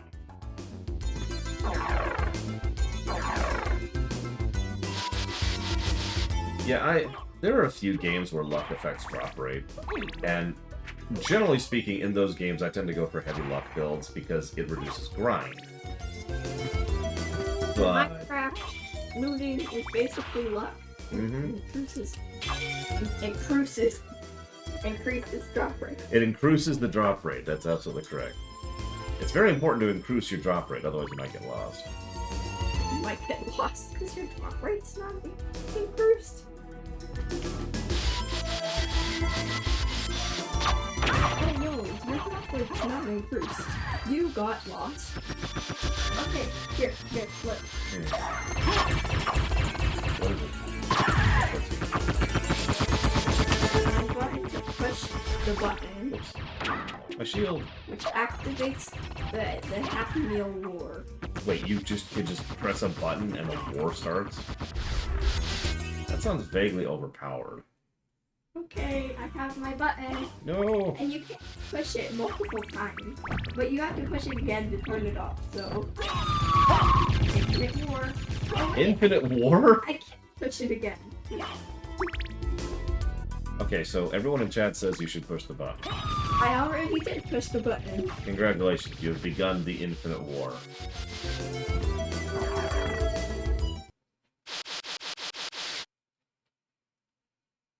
Okay, I have the button ready for the second push. Please don't actually push them. Because it's Infinite War. It's There's no turn off the Infinite War button. Yep. Which- If I push this button, it revives Sauron. Wait, what? It revived the Dark Lord? Why would you do that? I revived the Dark Lord Why? into his original self, Oh, okay. In that case. which has its finger. And it's also evil. Wait, no! I mean, yeah, Sauron was always kind of a dick, but still. Okay, let's put the button together again. This button destroys all McDonald's. Ooh. Everyone, we're going to destroy all McDonald's. Hit the button! No. Vote if I should hit the button or and destroy all the McDonald's. Alright, so vote now. Should she destroy all McDonald's everywhere? There's the resist stone armor, by the way. So now we have our first actual this weapon. Destroy it! Okay, so Looks like Chad is saying no, but yes, but no! And they're just kind of going back and forth. okay, well, I guess we're going to have to do a coin flip. Alright, flip the coin. We got this. Heads is keep the McDonald's. Tails is destroy them all. Wait, hang on. If it's destroyed, what replaces it? Nature. Nature. So if we destroy this, there's going to be like gardens and forests everywhere, and there's going to be bugs. Think about that. Think about all the bugs. Just kidding. Ocean. That's even worse. Underwater bugs. Ugh. What? No, sharks. Oh, I do like sharks. It's going to be replaced with cats. Just like Just cats. Like 100 Okay. cats for every McDonald's destroyed. So there you go. If she presses the button, every McDonald's will be replaced by cats. Like 100 cats per McDonald's. Right. We Let's see you haven't flipped flip it these yet. guys. Let me see you flip We these haven't guys. flipped it. Remember how to do it? Mhm. You want to get that relief. Okay, it wasn't positioned correctly. Actually, ironically, the world needs less cats in it. At least the country I'm in does. How dare you? No, that's a statement of fact. That's really unfortunate. That's what it is.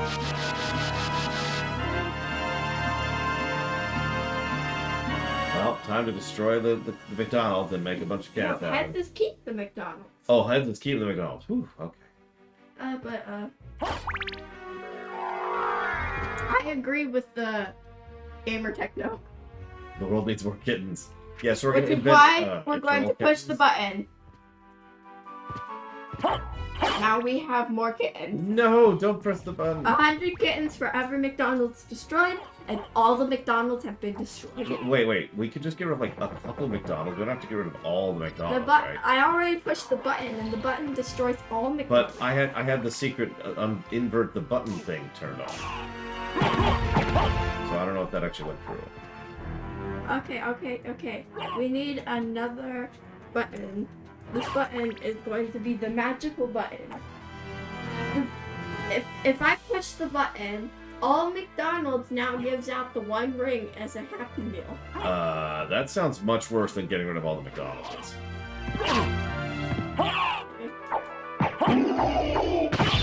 It will reveal who the real life Sauron is. If it reveals me, I'm just gonna deny it right now. I just want to say that. Okay, I'm gonna push the button now. It's not me. It's not me. I have the one ring. I am not Sauron. Hello. I am not Here Sauron. is your ring. I am not Sauron. Stop giving me my ring. Here's the one. Yeah, I'm the Lich Yep. King. Much different. Much different. You get the ring. No. Well, I have You obtained are the the ring. ring. I am now the One Ring. For some reason. No. I have all the power in the. Wait, how did you get the One Ring? I totally didn't. I definitely swiped it from the Hobbits. I totally didn't get it from McDonald's. Wait, you got the One Ring from McDonald's? No.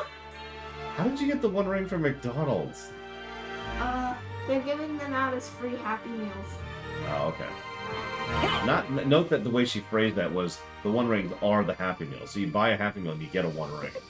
You don't actually get the Happy Meal. And what's best about that is there are people who are like, wait a minute, where's my freaking food? I'm hungry. I don't want infinite power. I want a freaking burger. Where's my burger? With the infinite power, you can summon Burger. But they don't think about that. They just want their burger. It's like, give me a burger. Give me a burger. Or instead of having button, we can have this button as well. It's a different design of button. Okay, what's this button So do? what should the button do? Summon Cereal Knight? Cereal Knight is pretty awesome. Gotta be honest. Let's go down. This button doesn't work. We're afraid we're gonna have to go back to the old model. Which No. also doesn't work. Double no. But it works one time versus this one, which doesn't work at all. Wait, I come up with a new button design. Okay. Ooh, this one actually presses multiple times. Yay! And what does it do? What does it do? Does nothing. Nothing. It does nothing at all. That Nothing. sounds like the best button ever. Let's do it. Press the button. It summons nail filers. Nail file. Oh god. So okay. Crazy Nurse wants to know something. Well, you just got the one ring, right? So, why are there like just some random Hobbit corpses over there in the corner? Did you kill Frodo and take the ring? No. You sure? I got it from McDonald's. You sure? I don't think I believe her, Crazy Nurse. I think she killed Frodo. I got it from McDonald's. She probably also killed Sam.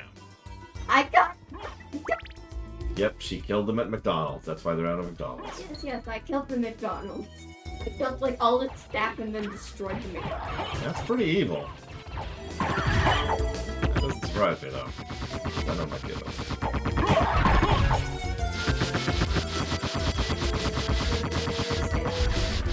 The Dark Lord, you would have a queen!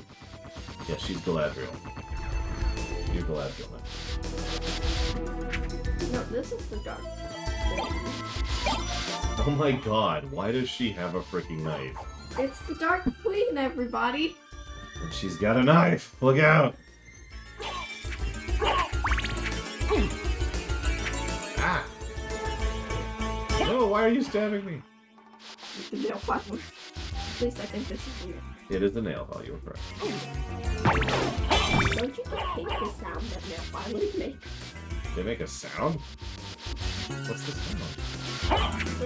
I can't show you because I have my nails done. Okay, hang on. Give me a second. Give me my nails. Give me a sec. Give me a sec. They Alright. make a terrible sound. Although this one might not make this sound because it's a metal one and the other nail file. That sound. Okay. That makes more hate sense. that sound. It's the worst sound ever. With the nail filer knife. I was gonna say, I can think of worse sounds than that. I know. The worst sound ever is actually the squeaky sound when of wet shoes on top. I do hate that sound. It's the worst sound ever. Squeaker, squeaker, squeaker. Squeaker, squeaker, squeaker. Okay, no need to repeat the sound. We all know what the sound.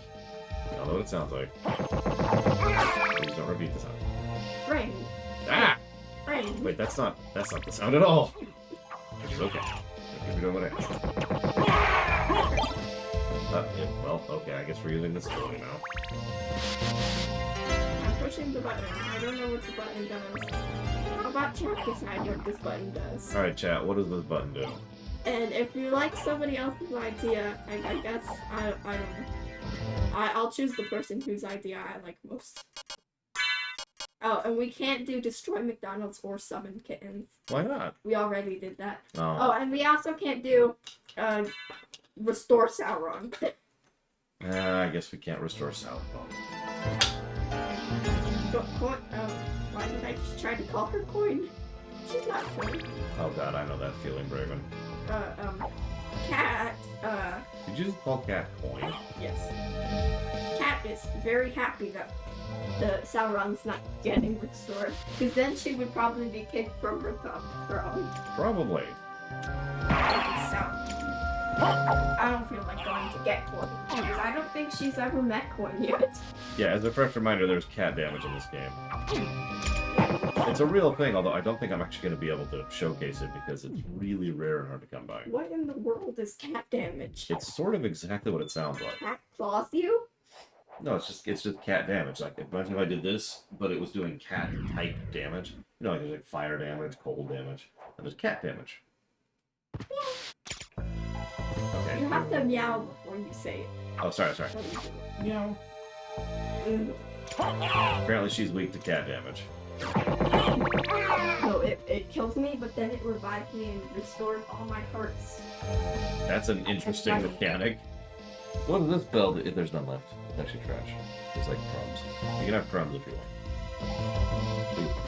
I found something! Is it? Oh my god, there's actually a solid one there. No. No. No, hang on, I can't. It's not a solid one. It's missing half of it. Ah, well. Down we go. Down we go. Oh god, it's half of one. Except vertically. I want goldfish now. I'm sorry, I haven't been able to go to the grocery store. I don't have any. Try to get some before you go back to school, okay? No promises, though, because I don't know when I'm going to be able to do that. Okay, so down in the depths. Let's write down some thoughts here. On the road from here.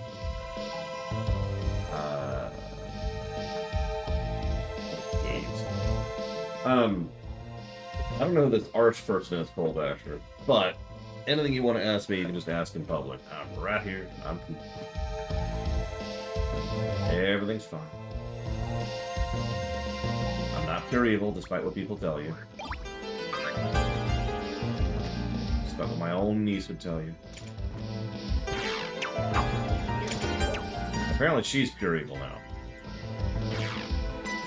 You know, it'd be really cool if we had like... Well, kind of. I can only double jump on them, but yes. Imagine if we had like a Lord of the Rings show. Actually good.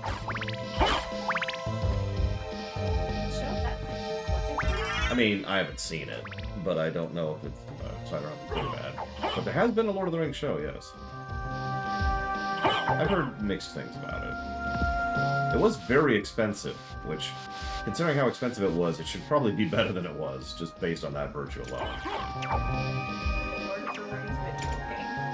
I mean, there's been a bunch of those, and most of those haven't been good either. Very blunt. There's been a couple of good ones. Verticality.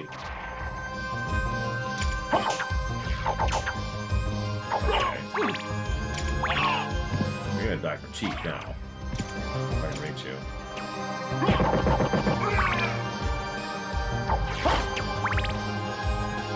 There's being a dick over there. Yeah. Remember, being a dick? Some of them can, but not these ones. Oh, I should show her the underwater guards, shouldn't I? Which is actually down from here, but whatever. We'll go back down in a second.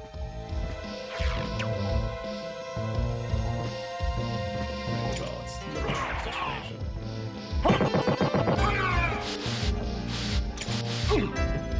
Do you mind? Quit it! Quit it!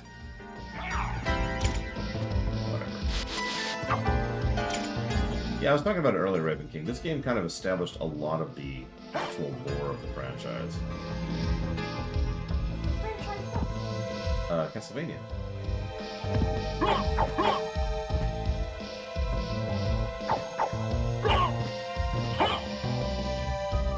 Okay, whatever. So we are...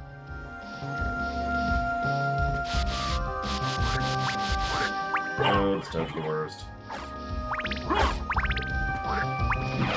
So you want to see something funny, kiddo? Over here is a bunch of guards with spears, and they're stabbing up, so I gotta get through those, right? So you gotta kind of time your movement to get through them. Or...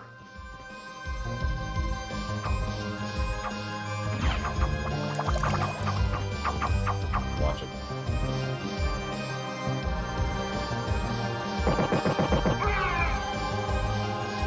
That's another way you can get through that.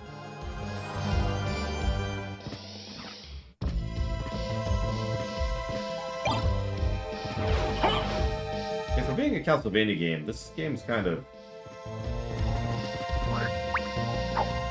I don't know what to call that. Tonally dissonant is what I think I want to call that. Unique? I don't know. Pizza!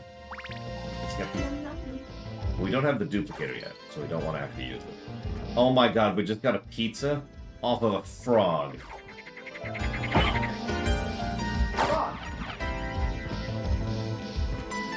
Yes, this game is very Japanese. In a cave. Yeah, because of course we did. Okay, so... pizza. there's a couple of ways to get this item, but we're going to do the standard way here. The intended method.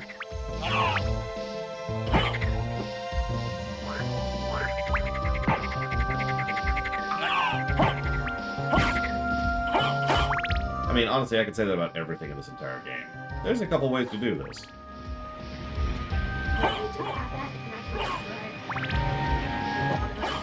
Probably. They're like 30 Easter eggs in this series.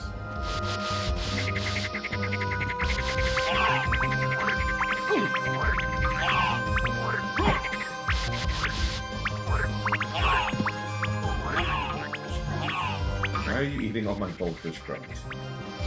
The secret is because they taste like something. Go have some lunch, or whatever time it is. Is anything on the floor still? Just want to make sure I don't run over everything. Brunch. Yep, I've just broken everything. Wait, there is something still on the floor. Where? What? No, this. Crunch, crunch, crunch, crunch. This. Yeah. My phone. Here. How about you like these? How about you like them?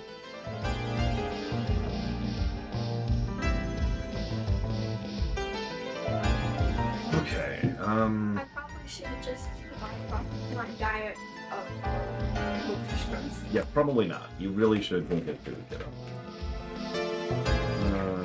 Works. Okay.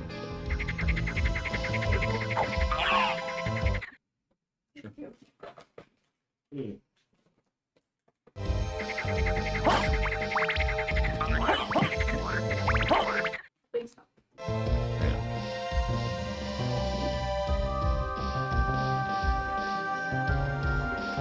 Oh, I see. Bad packaging. Cat, I know you're evil.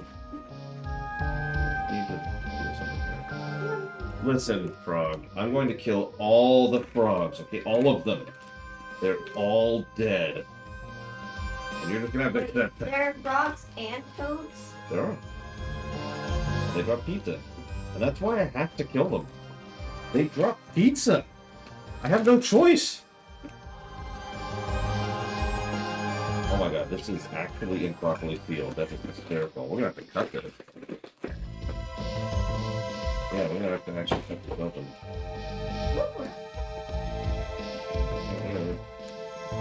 Well, that's the fingers. Up here even.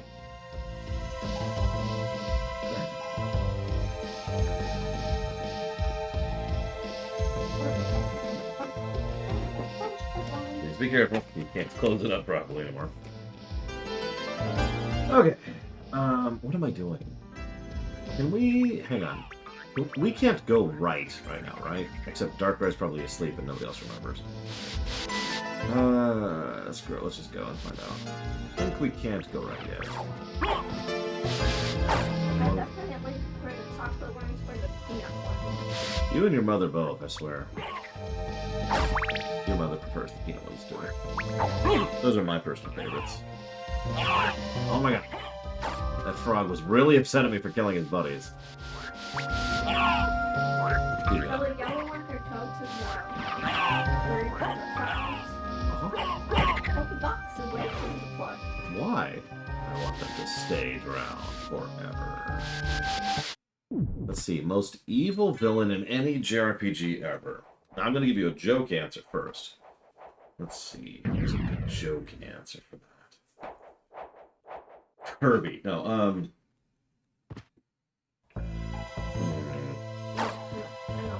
Who?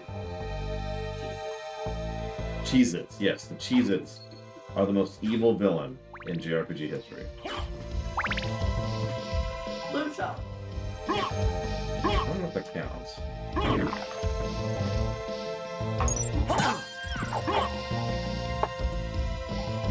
Also, Shop owners. I mean... yeah. Oh yeah, speaking of which, let's change armor over to ice to help over here. Shop owner. No, cuckoos.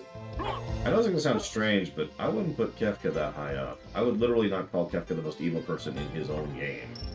It's like how Hojo was worse than Seth, you know? Cuckoos. Cuckoos are the worst. Cuckoos are not... First of all, they're not in JRPGs, but second of all, Cuckoos aren't evil, they're just... Oh god, boss fight.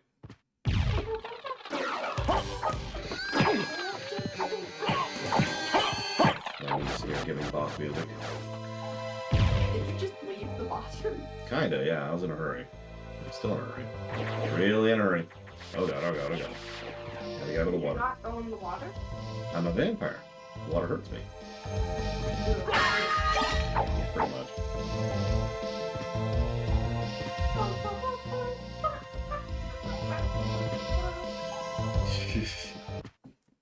Okay, so the actual boss fight. This is the dumbest weapon I could be using for this fight. Actually, let's go ahead and show off some of our items, shall we? Because this is a good time for it. Where's our magic missile? There it is.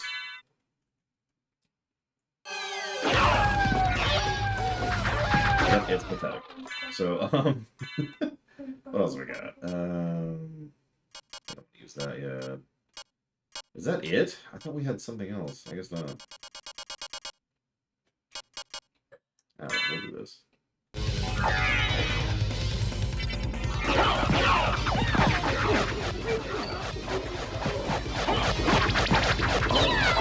dead.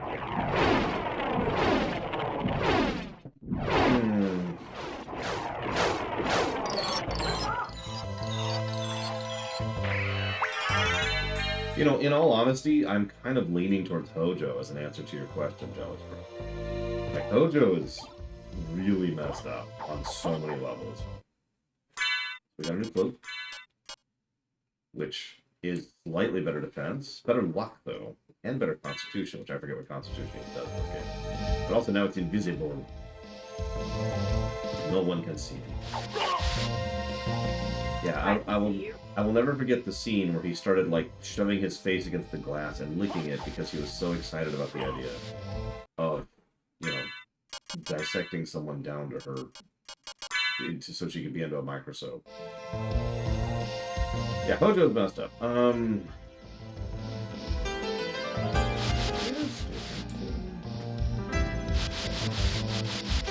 mean, let's call it what it is. Hojo is a Mengele.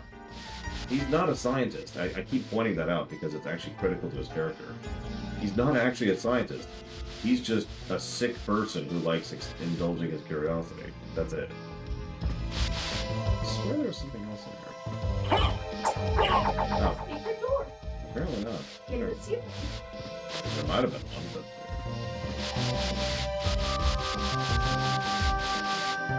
I would agree with that, Dallas Brown, that the character in question from 4 was pretty evil.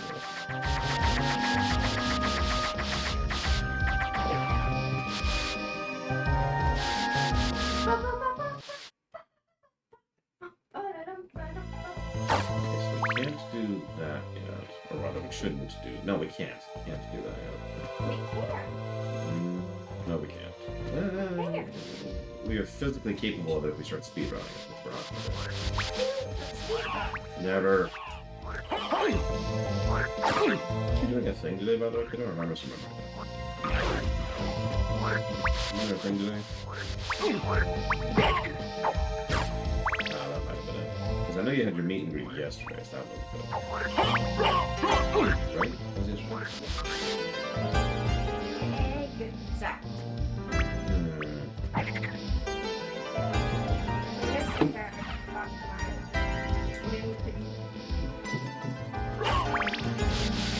Also, all the villains from Persona 5, all various levels of messed up. If I had to pick the worst one, it would probably be the Monster Kid. But even that might not be the worst, because that's it's so debatable.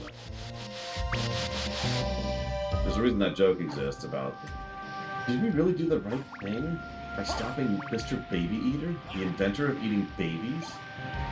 Hey, we got the secret boots. What do the secret boots do? Discreetly increases height.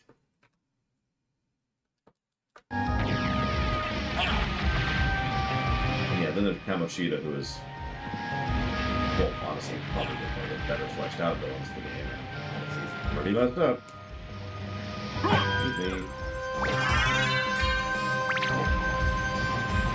That person binding.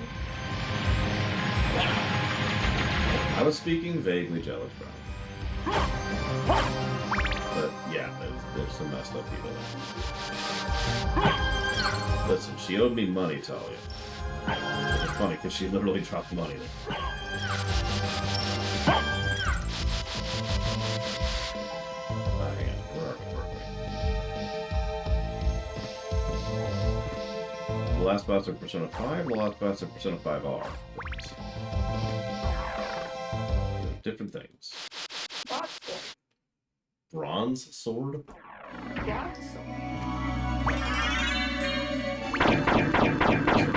shortcut here. Peanut butter M&M's.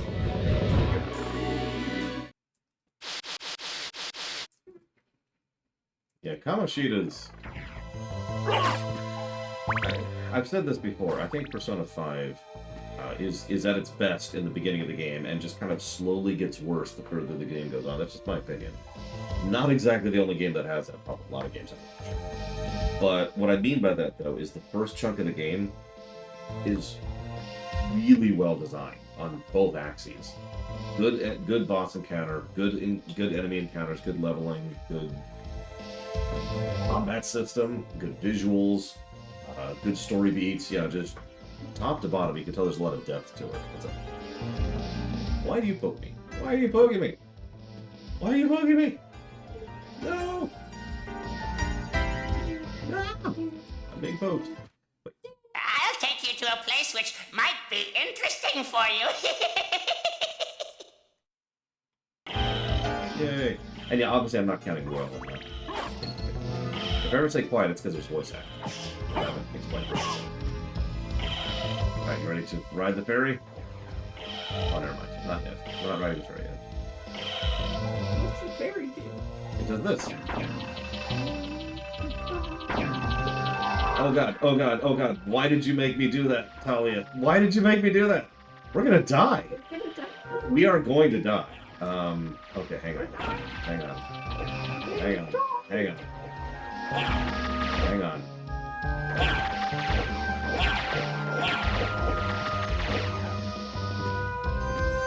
Okay. The ghost supposed to be. Are those ghost mermaids? No. No, we'll fight mermaids later. Actually, I don't think there are mermaids in this one. Never mind, I think there's one. Okay, so what's the wolf button? Because it's obviously not L1. Well, actually, I think I could see it because it's like, hey, so wolf is R2.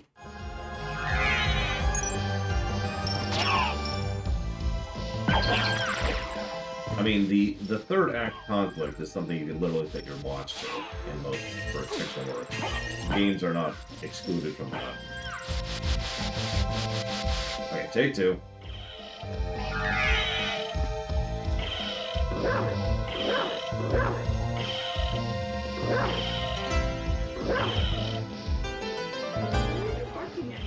Because I was asked to.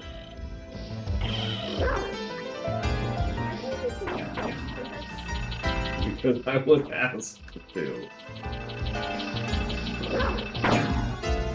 I must do whatever my chat demands of me, for I am their dancing monkey. Please, you understand. I'm trying to sing the crab song in a way with the with the crab song, but with ooh, ooh, ah, ah, ooh, ah, ah. I love how the merman statue just says summons the oarsman. Doesn't really indicate a lot of what that actually means. It doesn't, though. That's the funny thing. There's another item that lets us do that. It's just summons the ferryman. One of the reasons that a certain randomizer works is so much of the game relies on key items for progression.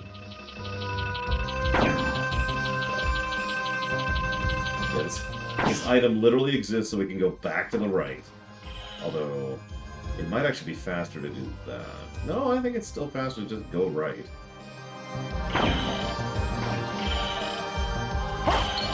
Why are you attacking bats? Because bats must die. But you are attacking. Ugh. I punched myself. That's why I keep taking so much damage, because I secretly want to take damage. I'm defeating myself with my own actions. Isn't this an in-depth social commentary? I saw a joke literally today where someone wrote down a message on on a piece of paper, crumpled it up and threw it at somebody. And the guy's like, "Did you literally just hit me in the over the head with the message?" Yeah, okay, fine, whatever.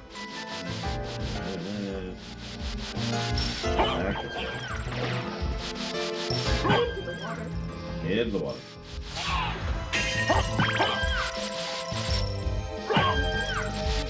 Yeah, there's a reason I just use a guide JavaScript. Yeah. It's not that great about it. It actually is what I was referencing previous. Do me a favor, not make so much noise with the thing, please. A lot of noises like that the mic picks up more than other times. I'll mute the mic for now.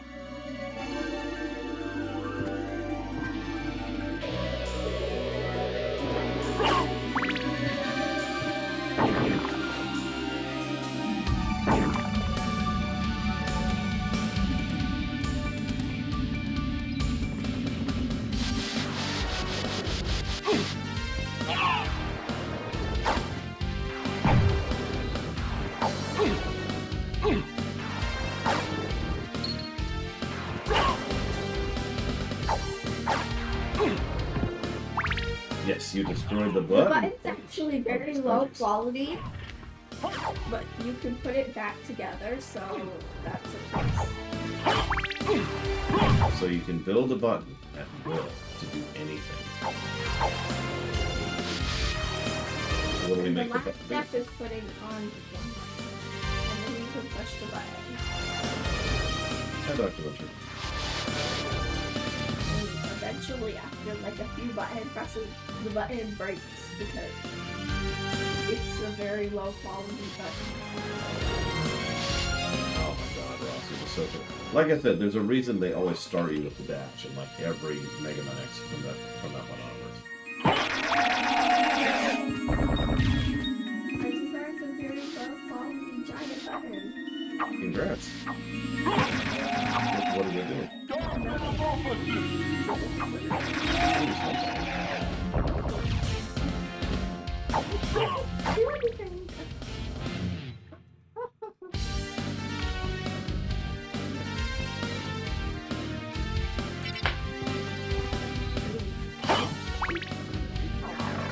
Meanwhile, most people would just be like, I really want a really good sandwich. And they press the button and boop, and there's just a really good sandwich there. You can make a really good sandwich. You can? What do you make it out of? I'd like to make it out of beef, but we don't have any beef, and so I use chicken. So imagine you had beef. What do you add to the sandwich? Cheddar cheese and mayonnaise on a toasted everything bacon. That sounds terrible. What do you mean? Although I don't like mayonnaise. I can't do You mayonnaise. can remove the mayonnaise. Okay. I But no, only like, have 4 stubby fingers. but why aren't there vegetables? Is it your house? Oh my god. See, this is how you can tell she's not actually my niece. Because she doesn't like vegetables on sandwiches. Meanwhile, anybody who's seen my pictures of sandwiches knows that the vegetables tend to be piled on so high that they're literally taller than the sandwich itself. I like vegetables on my sandwich. Eat the vegetables! On your sandwich. Yeah, it's a cheddar cheese mayonnaise sandwich. With beef. With beef. Well, Yeah. not beef, but like roast. I forgot. It's roast beef. You're right. You're right. Okay. The pinkish stuff. It's slow. Pinkish brown Oh my god, y'all are terrible. and sheets. What are they called? Because they're like, vegetables suck. I don't think vegetables suck, right? No, but I don't think they suck, but I don't want to eat them on my sandwich. The only vegetable I eat on my sandwich is lettuce. And the only fruit I eat on my sandwich is tomato.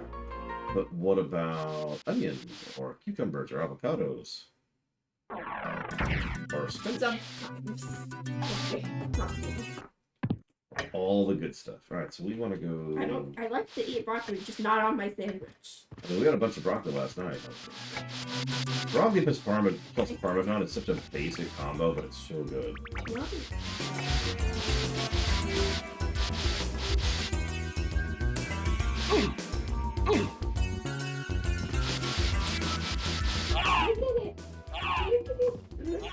I'm dying to looking at it. What am I looking at? Oh god, oh god. Okay. It's so satisfying. Where did you find that rubber band from? Here. Oh, I know what that is. Okay. It's to the USB thing that I used to have. I held on to it because I don't have rubber bands.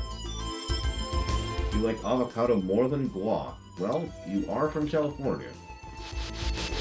I like to eat. I want guacamole on an everything bagel. That's just Oh, that sounds good.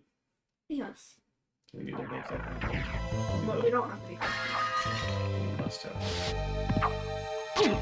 She will get the guacamole for you. Please go get me guacamole cat and an everything bagel and what was it? Oh, we need more goldfish. That's the other thing. Okay. One guacamole. We find an everything bagel. If it's hard to find everything bagel. Well, yeah, they have everything on them. Okay, here's an everything bagel, and here's your goldfish. I'll guide you to meet your Hold destiny. on. Okay, she's going to toast everything bagel now. Okay. Here's her platter. Here's the goldfish. She'll put the goldfish on the side. She likes pineapple on pizza, although I think Toasting the she toasted the everything bagel.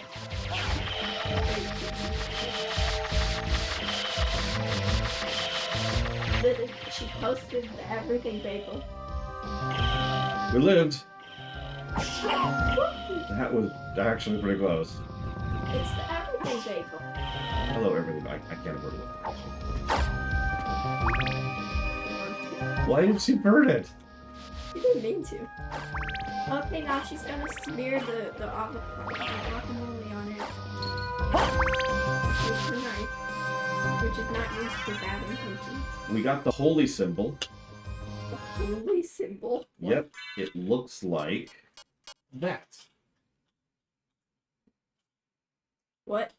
It allows us to go underwater without taking damage now. It's the whole reason we did all of it. It's smeared on the guacamole. Here's your meal. Guacamole on the burnt everything bagel with goldfish on the top. I mean, memes aside, I don't like pineapple on pizza, and if you eat it, I I would literally rather go without food than eat pineapple on pizza. But that's preference. Mom wouldn't let you do that. No, she would. No, she wouldn't. Yeah, she would. She knows. She would stuff the food into you. Well, no, she would probably find food that I can actually eat. That's not going to make me feel sick. But And then she sends you to bed straight away. that happened last night. I was not doing well last night. No, that's okay. That's not your fault. Secretly, it is her fault. She's the one who did it. Eat. Or else. No, please. Now, what would you like to drink? Actually, no. I Um, whipped up something special for you. It's a potion. We also have a larger variety of potions you can try. I do like potions. You gotta get them all out.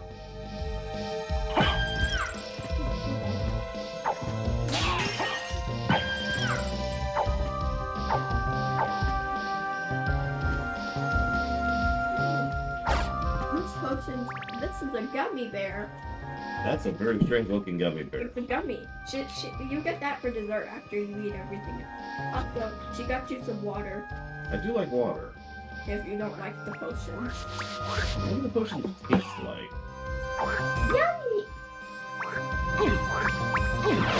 If secretly, she's the final boss of the food game, and to get your gummy bear, you have to defeat her. She's holding it. I don't think I can defeat. Oh shoot! Her. Yeah, it's a knife.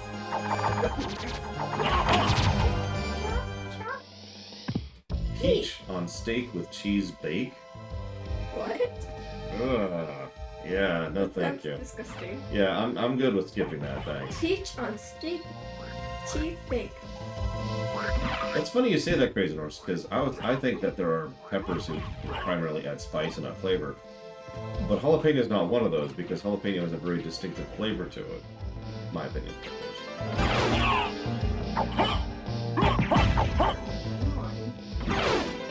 Fifi's fish head. How yummy it is! Oh, your meal burnt everything, bagel. Why did you burn my bagel? I didn't need to. I just the toaster works. Yeah, serranos. That's a good example of a pepper that doesn't really have flavor. Me. I should also mention I can't do fennel, so I'm one of those people. So no black licorice, no Italian sausage. I mean, it's actually a little surprising. I wonder if you have the fennel. Actually, isn't fennel like the It's in little Italian circles? Yeah. The little circles that are like this big? Before I say yes, let me just look up fennel here. So I'm pretty sure. Just make it easy. Sushi ship.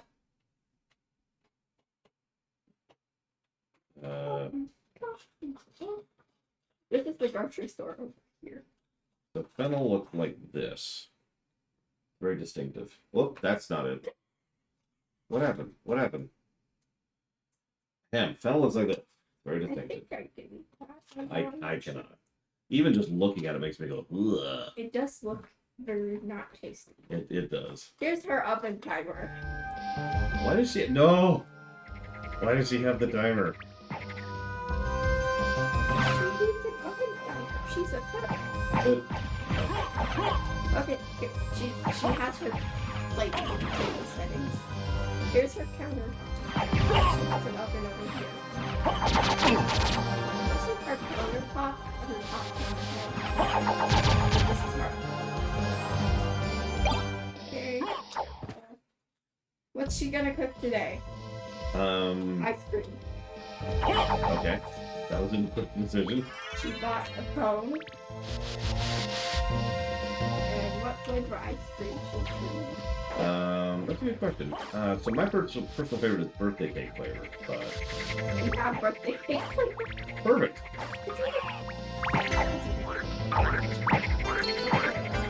She's just gonna... Alright, I just realized. She doesn't have a freezer. What are you doing? I dropped the birthday cake.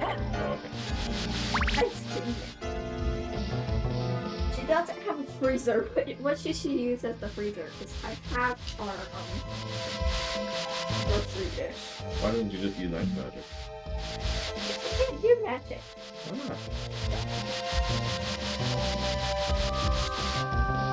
I guess. I can make it. I can make it. I can make it. What does the pentagram do? It's just to damage the whole screen and it's a decent damage thing. Oh come on, no. Spoosh. But yeah, no. I guess this blue bit would be her freezer. But yeah, I actually enjoy red licorice, but black licorice will make me vomit. It'll go all over it. Okay, I'm putting ice. She's putting ice around the ice cream. With magic, right? Thank you, Sarah. Put it in the freezer. Always appreciate that support. Much obliged. Thank you. Okay, she's taking the cup and she's just gonna put it down on the plate. Why is she putting it down there? She picks it up and she puts it on the countertop. And then she starts her big drink. I guess water would go with the ice cream? I don't know. No, well, actually, yeah. Water's a really good combo with ice cream, unironically. And I put that towards Alpha Centauri, the Deus Ex Human Revolution block, and the Zelda block, because Deus Ex Human Revolution is not a block. She died. She's fine. She fell off the cliff. Yeah, no, black licorice, I'm not actually joking when I say it'll trigger my gag reflex. Just the smell of it will trigger my big gag reflex. She gets back up. Okay. Hey, Nemesis, I've got to know, where in this game did it give you motion sickness? I'm actually curious, because I'm trying to think of a part of this game that has that issue. Gummy? She's creating her own gummy. She'll need ingredients for the gummy, though. Well, I gotta get some what's it called? I don't know. I have it.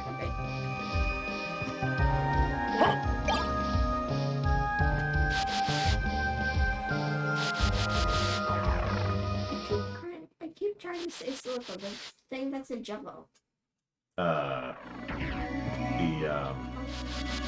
god, what's the name of the crap that makes Jello? Not the gelatin. Oh yeah, yeah. Apparently it is gelatin, never mind. I was going for the stuff that you make gelatin out of. We have our gelatin right here. We're also going to need some flavoring. We have our flavoring here. And then she has the bowls over here. The One Ring is now a bowl, if you didn't know. I did the one. Okay. And no, that's not that weird. Collagen is actually what I was looking for. She also has a small thing over here. A teeny tiny plate. Actually, let's put the water on top of that plate. Here's her bowls. Over here. She also has this. I'm not sure what it does. It's a magic thing that one of my customers requests. Something with a magic touch that she uses that. And that's the thing. She puts in her gelatin and her flavoring into the One Rings, the bowl. And she prepares it. What is she doing? She's preparing it. She doesn't have a mixer, so she uses her knife. Using her knife to mix up the bowl. She now has, no, not the bowl, the bowl's content. She now has this, which is a mix of gelatin and flavoring, which she picks up and she puts it in the oven. Interesting. I want to go there. Why is it interesting she puts it in the oven? Well, because I figured she would put it in, like, the microwave or something. She doesn't have a microwave? She uses her oven. She has a knife and an oven and nothing else. And a freezer and an oven. This is worrisome, honestly. And an entire grocery store. Why does she? Okay. It's not hers, but okay. She set the oven timer to 3. Okay, she set the oven timer for 3 days, 3 hours, 3. No. 3 minutes and no, not 3 minutes, 33 minutes. Why? Because. Okay. Okay, it's done now. I didn't actually set it for that long. I was gonna say, that's a little shorter than the time that was advertised. Going to be longer. Nope, shorter. The time that was advertised was like 50 hours. Exactly. No, not 50 hours. 100 days. That's a little bit longer, yeah. Okay, she puts together the, she forms the goop into gummy shape and then pops it in the freezer. She needs to clean this bowl. She needs a sink. Where should her sink be? Can I use this as a sink? Yes. Okay. I'll lose that. She has a receipt sink. Her sink is made of receipts. Why? She rinses off her knife in the sink and then puts it back up. And then prepares a television for herself. So now she gets to watch television until the stuff's done freezing. That might be a while.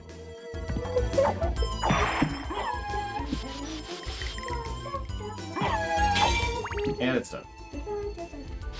Dun, dun, dun, dun, dun. Are those flying mannequins? They're marionettes, but yes. You gotta see because they're right there. Okay, so is that the one? Yep, we can finally see our damage. Finally.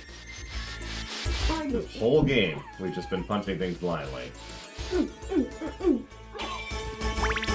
Okay. I'm No more punching punch. things blindly. I can't see it punching things. Why are you punching things if you can't see them? Don't know. Oh, I'm gonna go use the restroom, and when I get back, the stuff's going to be done freezing. okay.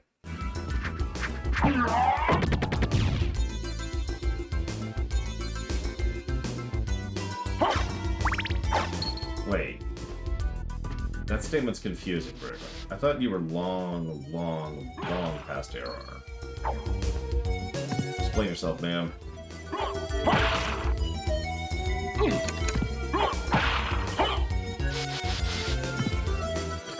Anime crazy arts. Phrasing.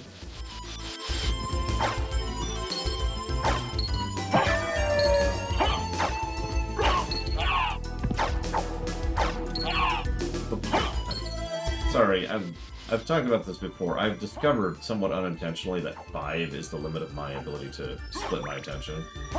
I can only, what I'm trying to say is I can actually only split my attention in 4 ways equally. Once the 5th thing enters the environment, everything else just kind of starts to go off the side. Oh yeah, we're punching Cthulhu. Like you do.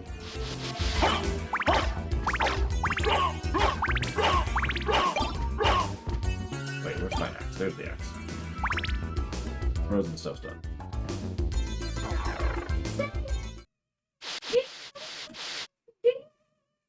Why is it dinging?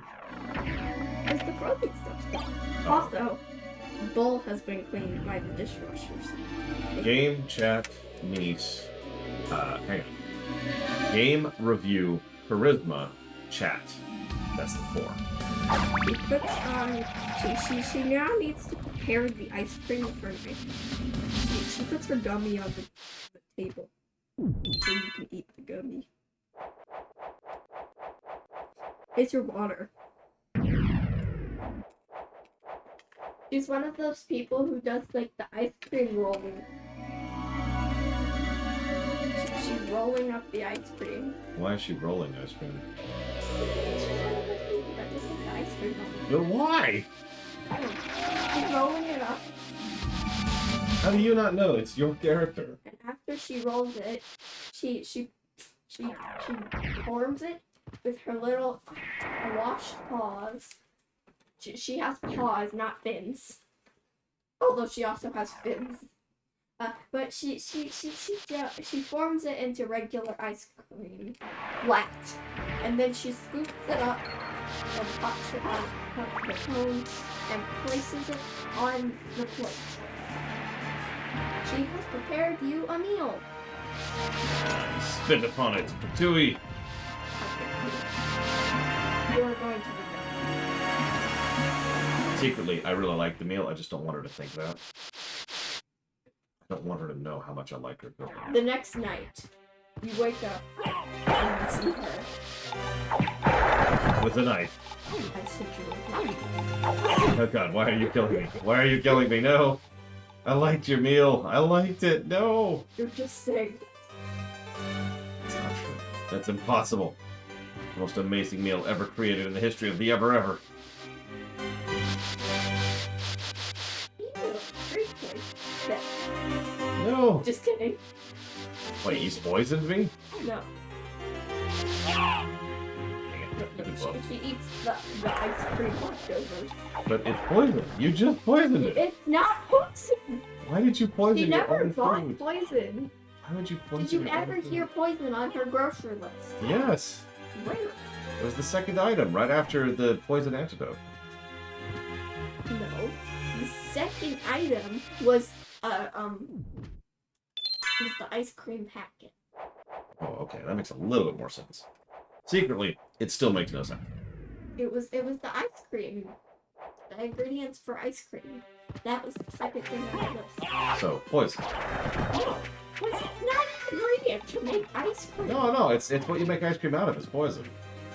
So how can we eat ice cream packets? Up or down? Oh? Yeah. Nope, you said up. Flea man. Yep, flea mans are the worst. Oh god, I can't make the no. Well, they hop around like a flea and they irritate you like a flea. Why are you sitting there? Good point. I should sit over here. Why are you sitting there?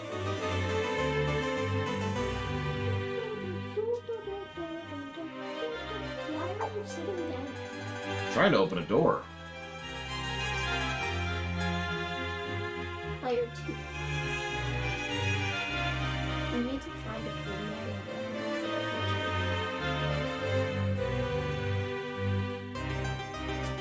Okay. And now she's cleaning up the meal mess. She washes her knife and the plate, Oh my god. and she puts away the plates. But then she decides she needs a better place to keep all her cooking supplies. And she takes them and she moves them, all her cooking supplies except for the knife. And she moves them up here onto the cooking table. Okay, what should she cook next, chat? What should she cook? Okay, so She's really excited to cook. all she can say is cook. She should make cookies.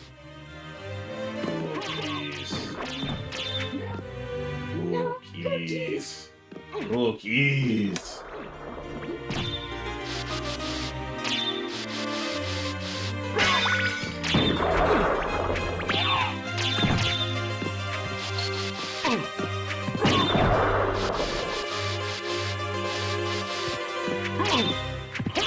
Oh my god. Oh my god. Oh my god. I don't like flea men. I don't think anybody does, but flea men suck. Do you know Let's fight. the hangnails you get? Do I know the what? The hangnails? I do not, but I just beat a boss. Well, they cut off the hangnails.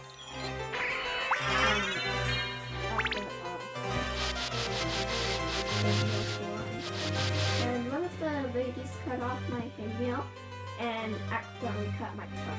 And so if you look, Oh yeah, I see it. Oof, that hurts a little. I'm sorry. actually it didn't hurt that much. It hurt like a little, it hurt like for one quick second. And then I didn't feel it anymore. and I was confused why it hurt. And eventually I looked down, and then I realized that my toe was bleeding. It's okay. We got a Frankfurter. I'm not joking. Toadstool. It's actually a corn dog. That's the best part. Yeah, it's a hot dog.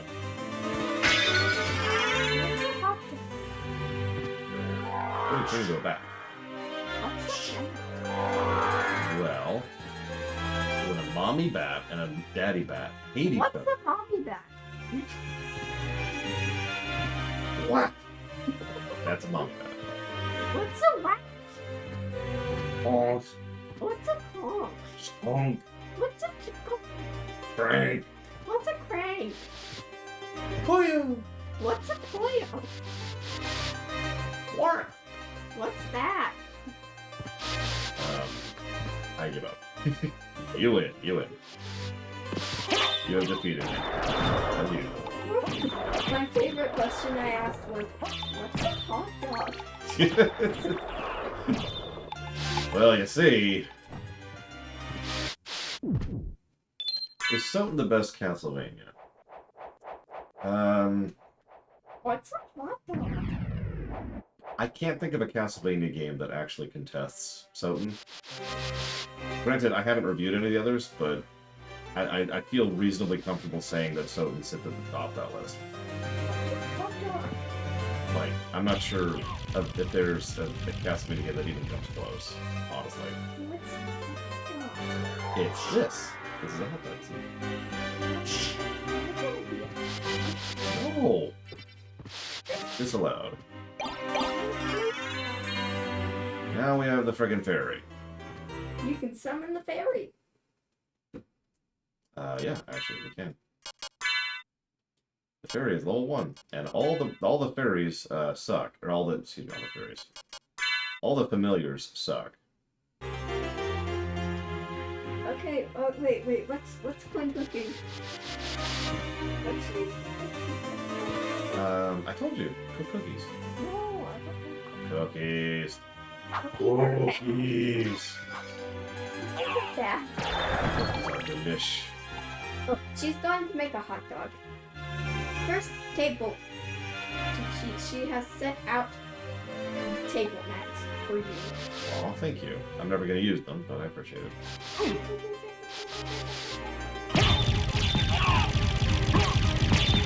What are you doing? She's making sure it's connected. Oh, well, never mind. I'll use it then. She's making sure it doesn't fly off the table. If there's a giant leaf. Could you imagine you just sit down for a meal and your table mat just whoosh, flies off? She gets a bun. It's searching for ketchup at the moment. Actually, you know what? While we're right here. She sees find it. But then she finds the mysterious bottle of ketchup. Why is it mysterious? Because it's a What black makes bottle. ketchup but red mysterious? ketchup. She also has not mayonnaise. She got cheese. Hot dogs wrong. She They did not can. get They cheese. can. She There's got nothing wrong. Hey, everyone, chat, back me up. Hot dog with cheese, yes or no? hot dogs can have cheese, but it is not cheese. She got mustard. She got mustard, mysterious ketchup, a bun, and now she found the meat I'm finally. interested in this. And then relish. She's got relish. Depends on the cheese. I mean, that still sounds like a yes to me. It's very pink at the moment. I'm not so sure she's gonna be very good at cooking it, but okay. She puts the meat in the oven because that's all she has. She doesn't have a stove or a grill. We should get her a grill. Okay. She has a grill now. Her grill's all the way up here. Why is your girl so far away? She's put it on the grill. I don't know why it's so far away. Okay, next. Like you. Bun. She needs a toaster. Like Why you. does she need a This is her toaster? So she can toast the bun. Oh, okay. That makes sense. Farewell She'll for put now. the toppings in the fridge at the moment. She's not very good at grilling. This is her first time grilling. Oh, she'll get used to it. She flipped the hot dog meat onto the ground. Why? Yeah, definitely.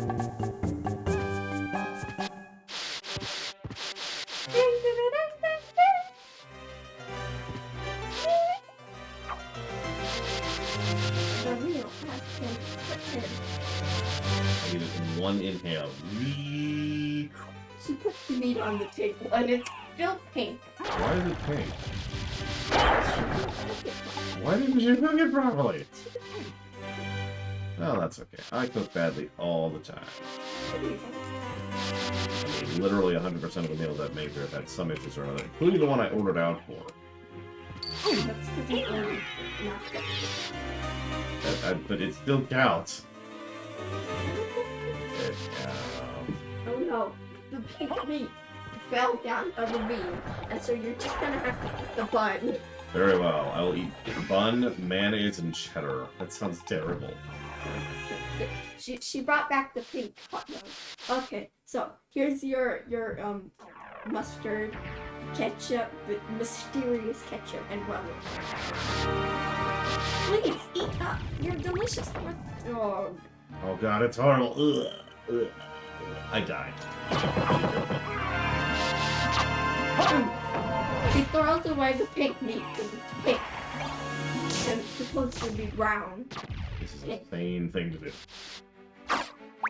What happened That's is... the bun because the meat wasn't cooked through. So what happened is I ordered the chicken tenders, but the thing is I forgot to specify on the side, which is apparently a thing with this restaurant. And so if you don't specify on the side, they dunk the chicken tenders in whatever sauce you requested. But they didn't do that with the ranch, thankfully. Yeah, thank God. But, so some of it was edible, but they dunked everything else in all the other sauce, which was not what was being requested. Some of it was edible, but not all of it. Yes, some of it was edible. That is a true statement. But not all of it. Was not happy.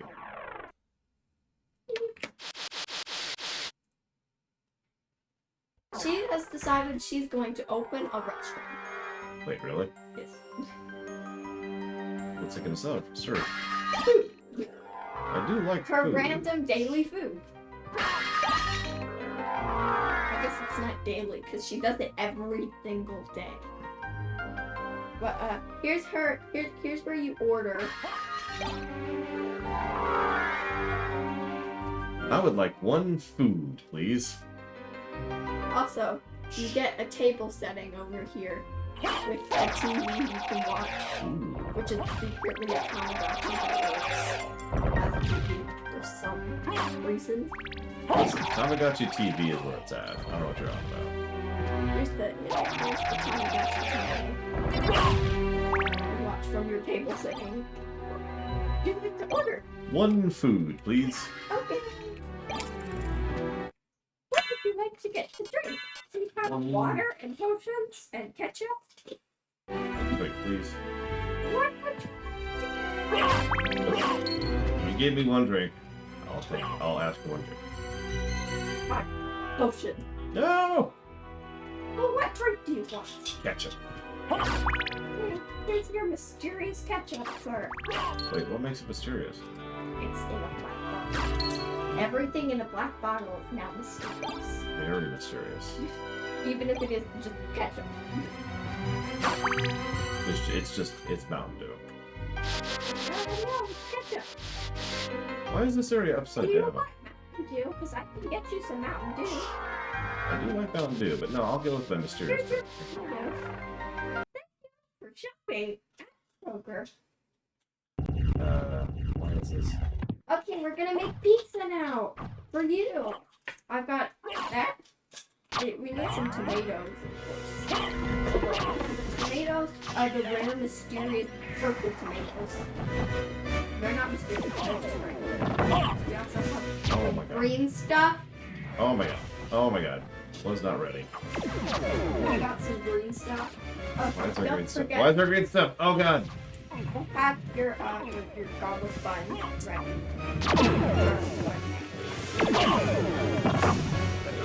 so crazy. Here's the garden appetizer.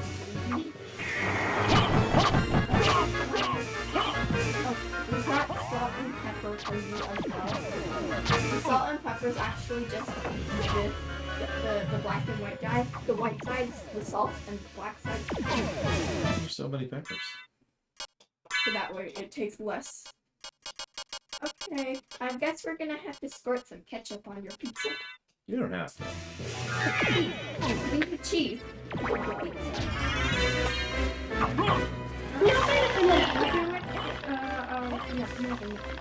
Okay, Realize this is an Italian pizza.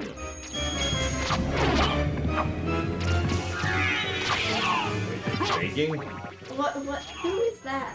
What is it? I told you this is all rocks. Slenderman would come out after all rocks, so Slenderman would have taken after all rocks in that case. Ooh, this is trouble. Let's eat some cheese. This is trouble. Let's eat some cheese. Imagine if you're in the middle of a fight with someone and you're like, hold on. You dig through your backpack and pull out some cheese. I need cheese And right then now. eat it. And it's probably been there for a while. Yeah. Don't eat the pizza. You need the pizza to duplicate it. I need it, although I might have to if this keeps up, because he is just coating the. Oh my god. He is just coating the. Why is he murdered the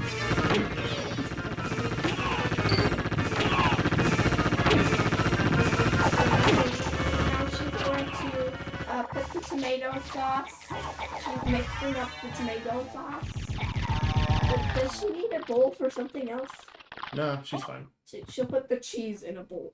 She grated the cheese on her cheese grater, and now it is in a bowl. A very small bowl. So small that the cheese doesn't even fit in it. But, okay. Please fix it. She has basil now. She's gonna put the basil in the tomato sauce. This one we're right here. Now, Why? Why is Olrak's room upside down? That's so strange. look, she puts on the tomato sauce and the cheese. Puts on lots of cheese. How much cheese? And she needs cheese. She physically cannot live without cheese. Next, she gets her delicious pizza crust, and she smears it on the pizza crust. Would you like some magical pizza? What could do? Nothing? What makes it magic then? There's deliciousness. It's not very magical, if I'm being honest. If you want it, it's No. more tasty. I do not. It's less expensive. I do like less expensive, but I would prefer actual magic pizza, please. Okay. I want You pizza. asked for it. Oh no! Pizza. It's raining pizza now. No. I wanted a pizza that was magical, not magically producing pizza. There's a big difference here. No. The magical pizza is magical because it tastes better. Its magic qualities make it taste.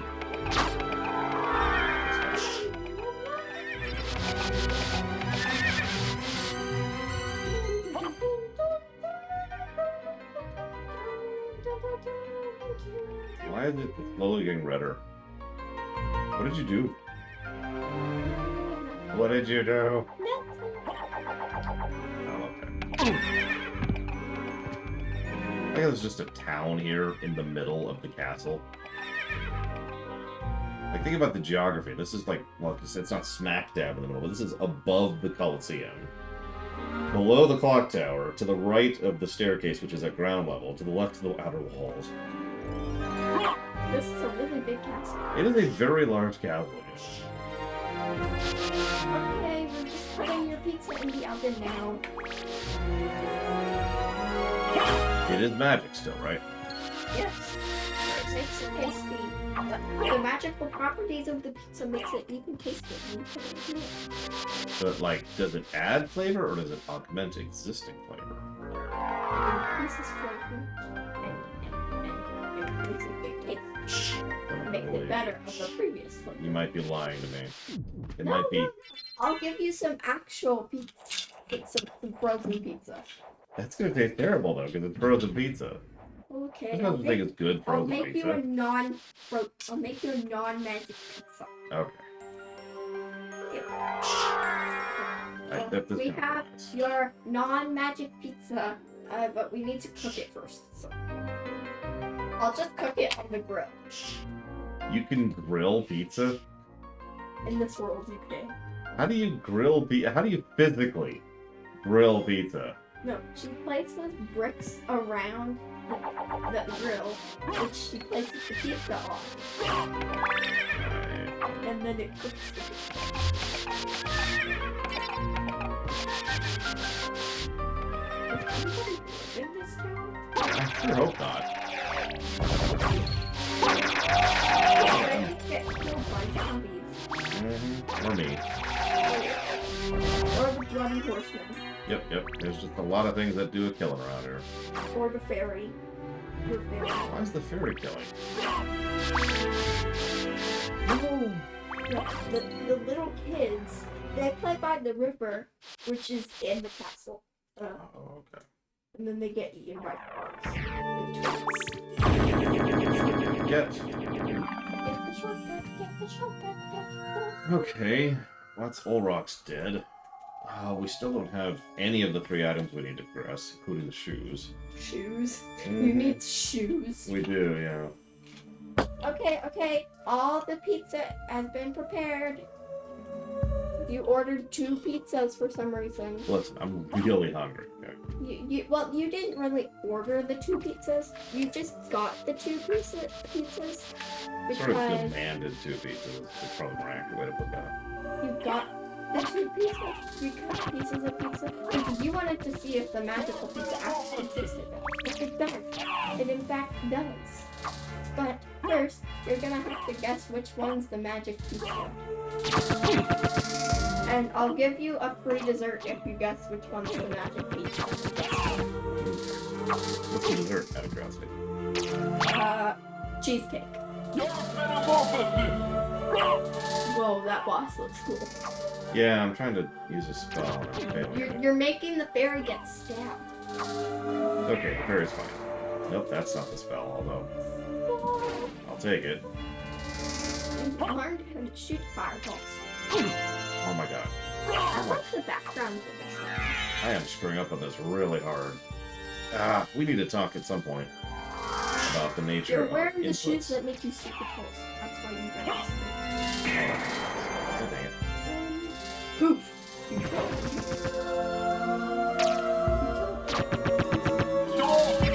There it is.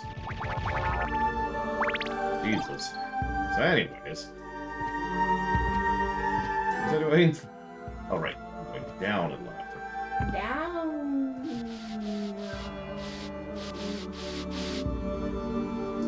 Okay, guess which one is the correct magical pizza? The left one. The one with the dice on it. You guessed incorrectly. You No. did not get a free cheesecake. But I like cheesecake. You guessed incorrectly. That means you did not get a free cheesecake. Oh, it's okay. I'll just buy the cheesecake. Here you go. Here's some money for the cheesecake. Cheesecake. Take the money for the cheesecake.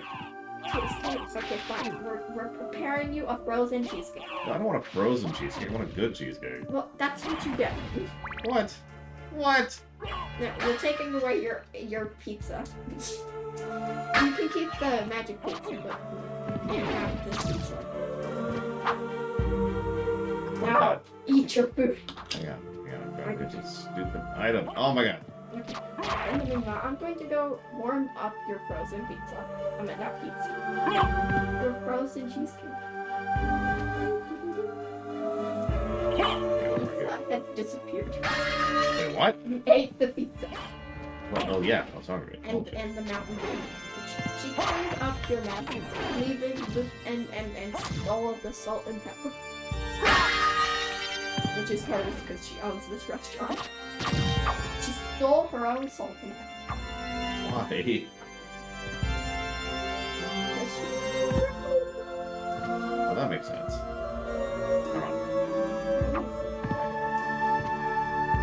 Okay. Here's what we're gonna do. We're gonna go down here. We're gonna answer Jalex's question. Who's Jax? One of my viewers. Who says, what Final Fantasy character would you take for a nice long chocobo ride in chat? Obviously the answer is Terra. But ignoring that, I'd probably go No, with I would be a chocobo, riding a chocobo. See, she would be a chocobo on top of another chocobo because Like in the Mario Kart, the like the Wiggler. The Wiggler, yeah. On top of the Wiggler. I'm gonna chop off early, so I'm gonna go do my lunch break, and I will see you guys in a bit.